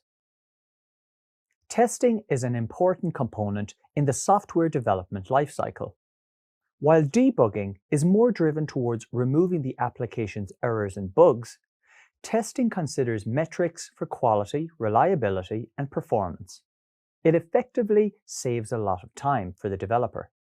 Every language and framework has many testing options, and developers make appropriate selections based on the project's requirements. Many testing packages and tools work well with Django. A popular method is unit testing, which you can use to isolate a function, class, or method and only test that piece of code. When working with unit testing, you need the following baseline information. First, the test targets granular features in your code, the smallest possible testable units. Then the output of the test will be pass, fail, or an error. In this video, you will learn the concept of testing in Django using an example of the unit test module in Python. In Django, the unit test module uses a class-based approach. You add the tests inside a class that inherits a class called test case from the Django test package. Suppose you wrote a model called reservation and want to test it. First, import the test case class that inherits test case. Then import the reservation model. Once you create the tests, use the command python3 manage.py test. Additionally, you can add specific configurations to run all tests within a specific package. For example, run the command python3 manage.py test reservations. To run a specific test case, use the command python3 manage.py test reservations.tests.reservation test case. Or, suppose you want to run a specific test method inside a test case. For example, a method to calculate the seat count. You can run the command like python3 manage.py test reservations.tests.reservation test case.test seat count. It's important to know that developers generally add these test cases under one or more files created under specific app folders. In a small project, it's common for developers to name the file tests.py. In large projects that may contain multiple test files, it's common for developers to use names like testmodels.py and testviews.py. Okay, now you know about the concept of testing in Django. Let's open VS Code and explore an example to create a unit test. Earlier, you learned how to use unit tests in Python to test code. In this example, you will explore how Django uses the unit test module with the test case package. Let's explore how you can test the model data inside a Django application using a test case. Notice that the project is already created and the app configuration is set up inside the settings file installed apps list. In this example, you will work with two files, models.py and tests.py. Inside models.py, you create a model and add the test code inside the tests.py file. If either of these files does not exist, you can create them inside the myapp directory. So first, you add a model inside the models.py file. This model will record the first name, last name, and the booking time for a reservation a customer makes at the Little Lemon website. The Auto Now field inside the booking time logs the system's current time and is set to true. Next, save the file and go to tests.py.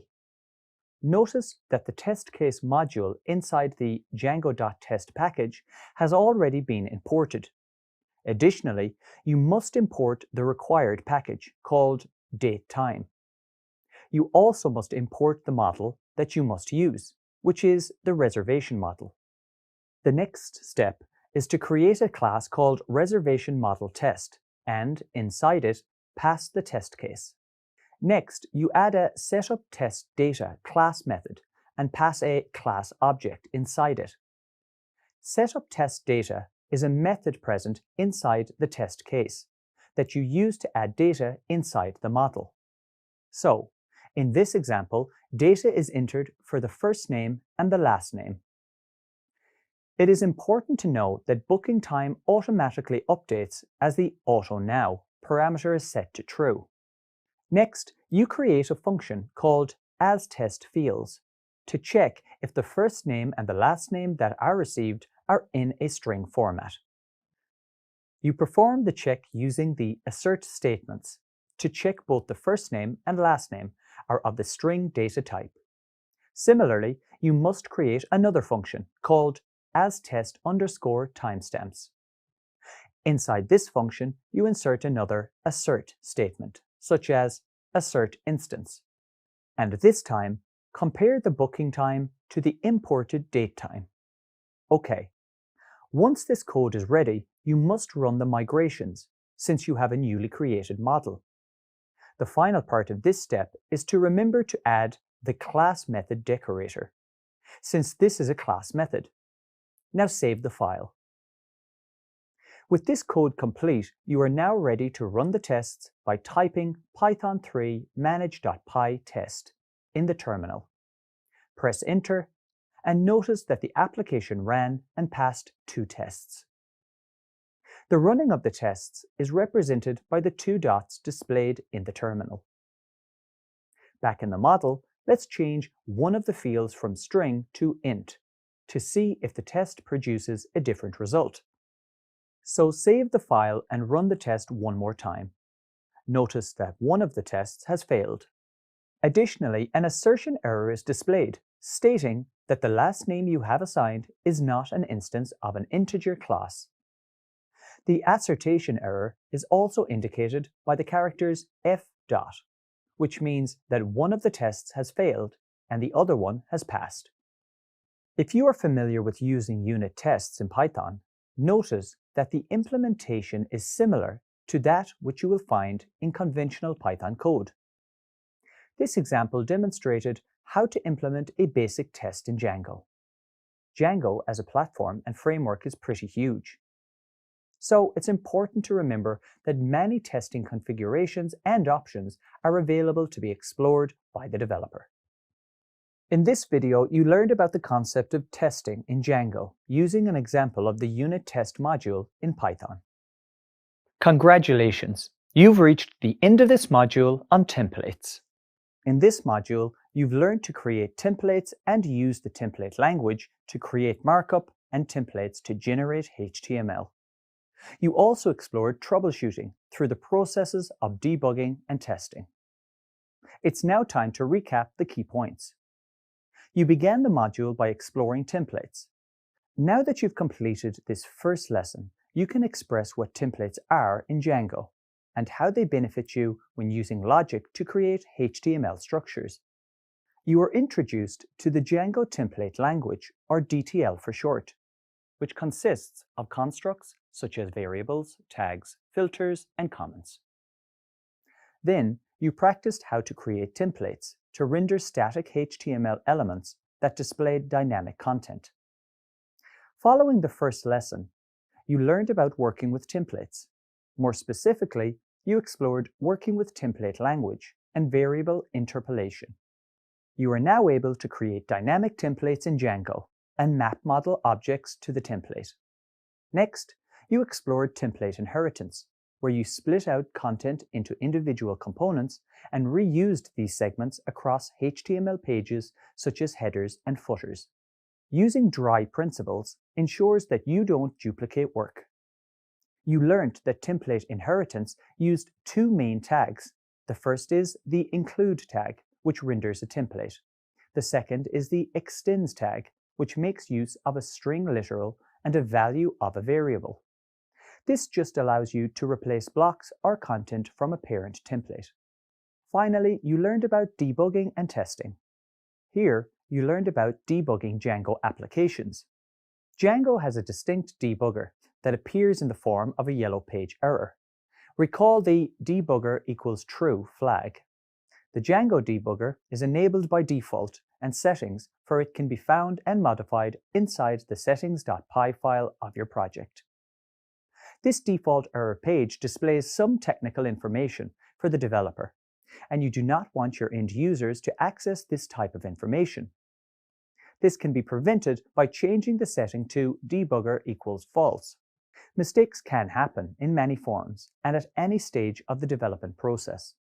These can include missing adding a view, creating incorrect templates, missing import statements, inaccessible resources such as model data, or even missing a comma in some attributes passed inside a function.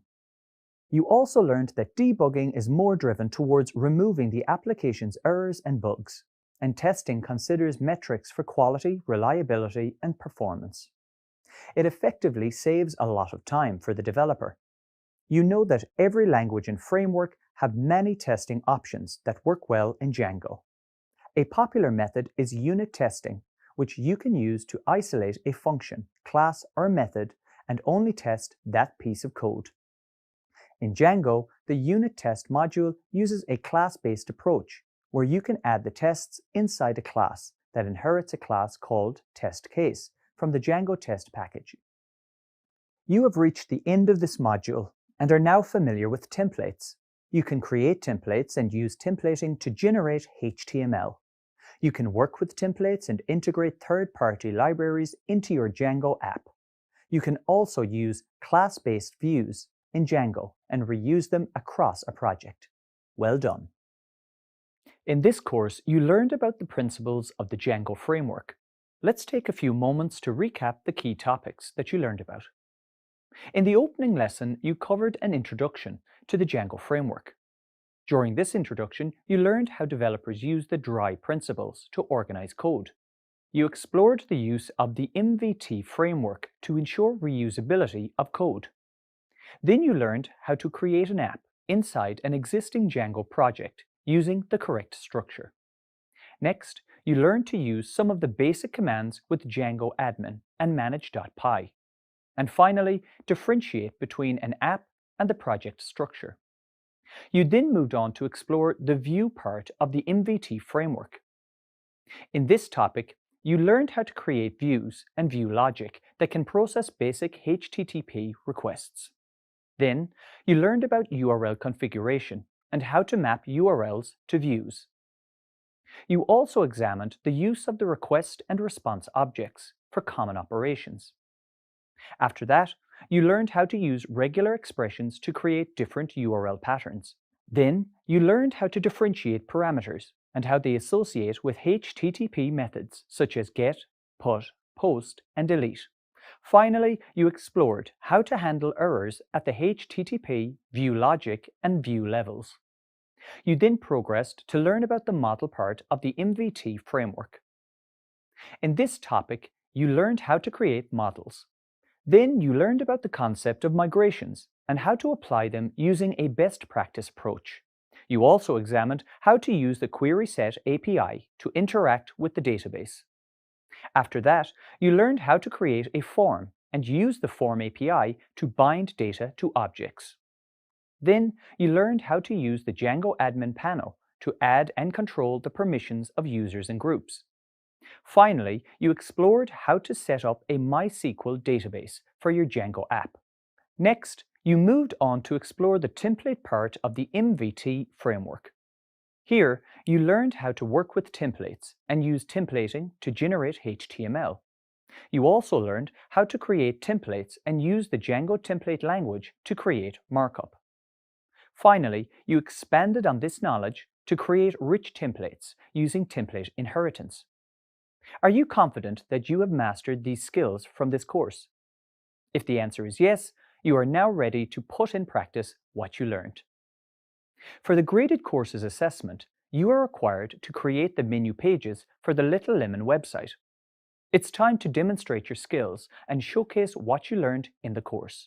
Good luck.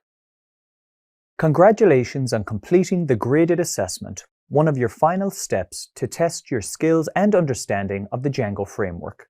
Let's walk through the solution. The first part is to create the menu page. Open the file models.py and create a model classes for the menu. Make sure to define a dunder method inside the model class, so the name will be visible in Django-admin. The next step is to open the admin.py file and register both models. It's important to ensure that both models are imported from the models.py file. Now that the models are in place, run the commands make and perform migrations. Once the migrations are completed, open the project level and app level URLs.py files to ensure the URL path configurations are in place. OK, the next step is to add content inside the models you created using the Django-admin panel. First, create a super user by running the command in the command prompt with the following details: username, bistroadmin, email, admin@littlelemon.com, and password, lemon@786!. Once the super user is created, add the command to run the development server. Open the browser with the browser preview button, and paste the localhost URL generated in the terminal. Add the admin path to the URL to access the admin login page. Enter the credentials for the super user you created, and log in to the Django-admin panel. Inside the Django-admin panel, locate the menu model under Restaurant, which is the app's name. Next, open the menu, click on the Add Menu button. A new page will display, and enter the details provided inside the zip file containing the text for the menu items. Staying inside the Django-admin panel, click the menu under Restaurant, and notice that a page displays the list of menu items. Once the menu items have been added, open the views.py file. Notice that the code for the view functions for Home, About, and Booking are already in place. Now create a view function for the menu page called Menu and pass the request object as an argument. Inside the function body, create a variable called MenuData and assign it the value of objects.all, which is called over the menu model class. Create a variable called MainData and assign a dictionary that contains the following key value pairs: a key of menu as a string and the value of the menu underscore data as the variable. The final part of the view function is to return the render function from the view, making sure to pass the following arguments to it: the request object, the template name menu.html passed as a string, and the dictionary object with a string value menu as the key, and a variable MainData as its value. Open the app-level urls.py and add the path function for the menu view. Okay, so that should be all the code required to complete the model and view function for the menu items. The next step is to add the code for the template. Expand the app-level directory templates and create a file called menu.html and add the starter code to it. After you insert the starter code, replace the comments with the appropriate Django template language code. First, create a for loop that will iterate over the menu object. Use a temporary variable called item as an iterator. Remember that menu is the key of the dictionary object you passed to the template from inside the menu view function. So you must use the dot operators inside the template while accessing any objects and variables from the object passed to the template from the view function. Between the enclosing paragraph tags, print the menu name from the item variable. Next, between the enclosing HTML span tags, print the price from the item variable. To add the currency symbol and the price formatting, prefix the opening curly bracket with the dollar symbol and suffix the closing curly brackets of the DTL variable with .00. Finally, insert the template tag to end the for loop. Okay, so the first part of the project is complete. Let's run the development server to test it. Open the terminal and add the command to run the server. Copy the URL generated and click the browser preview button. Then, paste the URL into the browser address bar and press Enter. Notice that the home page of the Little Lemon website loads.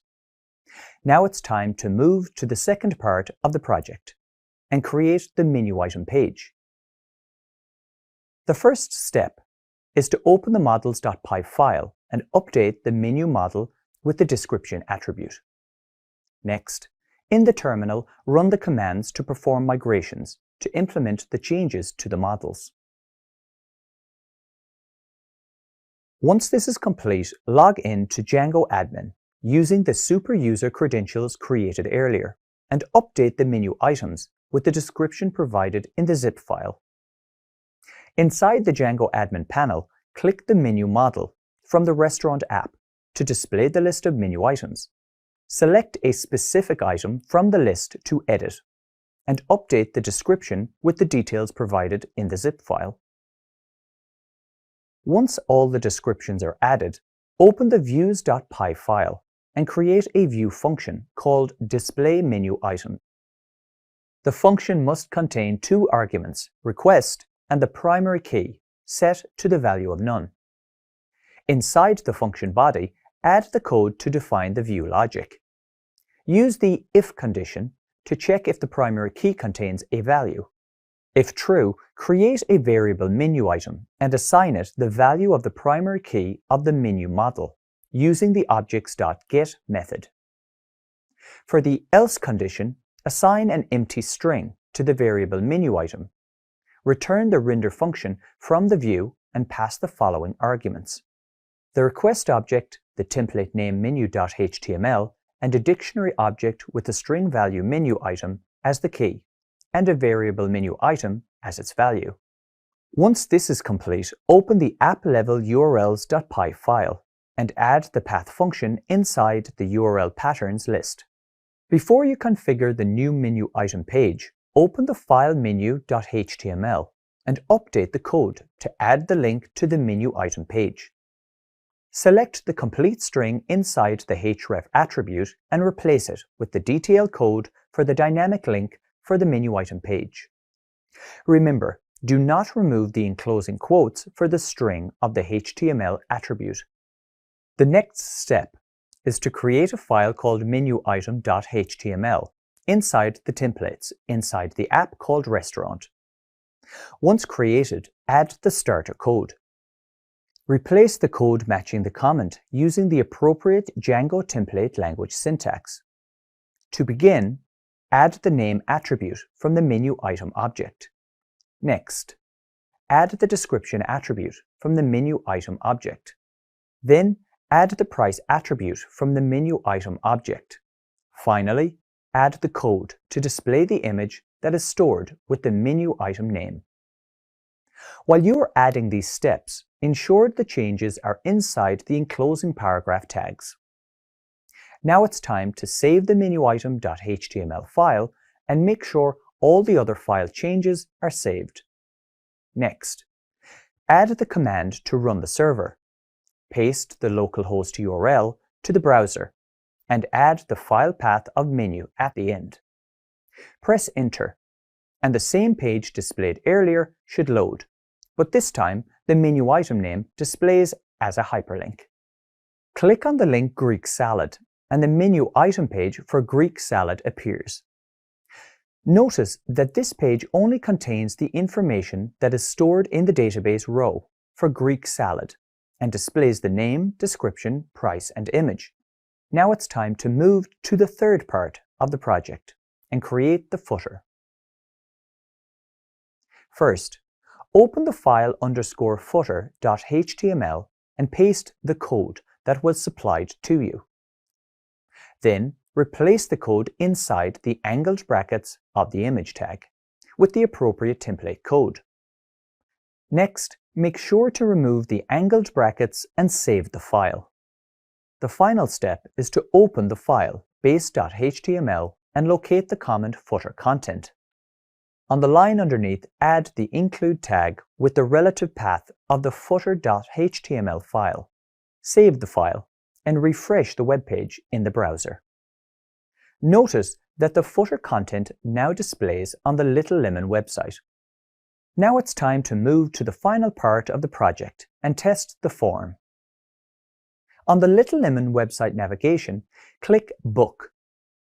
In the form that displays, enter the details such as your initials as the first and last name, the number of guests, and a comment.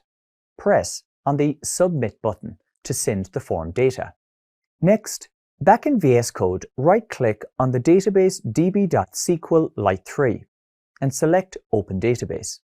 Notice that the SQLite Explorer option will be generated at the bottom of the Explorer panel in VS Code. Click on the arrow next to SQLite Explorer to expand its contents.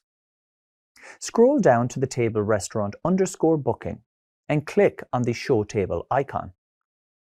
Notice that the reservation form data you sent is stored in the database table. And there you have it.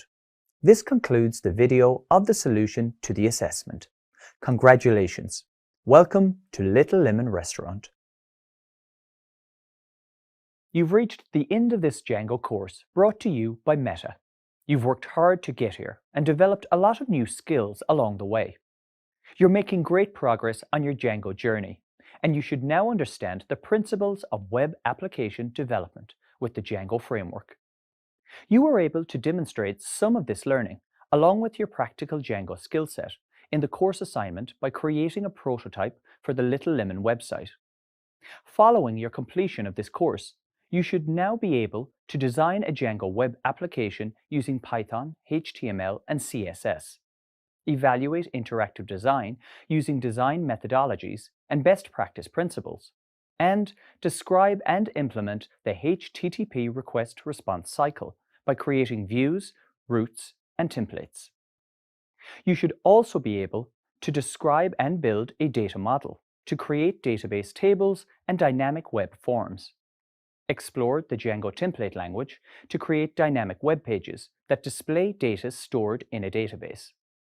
And create, share, and test your web application by using industry standard, best practice, and guidelines. The key skills measured in the graded assessment revealed your competency in those topics. So what are the next steps? This Django course has given you an initial introduction to several key areas. You probably realize that there's still more for you to learn. So, if you found this course helpful and want to discover more, then why not register for the next course? Whether you're just starting out as a technical professional, a student, or a business user, the course in projects proves your knowledge of the value and capabilities of the Django framework. The final assignment consolidates your abilities with the practical application of your skills in Django. But it also has another important benefit. It means that you'll have a real design that you can reference within your portfolio. This serves to demonstrate your skills to potential employers. And not only does it show employers that you are self-driven and innovative, but it also speaks volumes about you as an individual, as well as your newly obtained knowledge. And once you've completed all the courses, you'll receive a Meta Backend Developer Certificate. Thank you.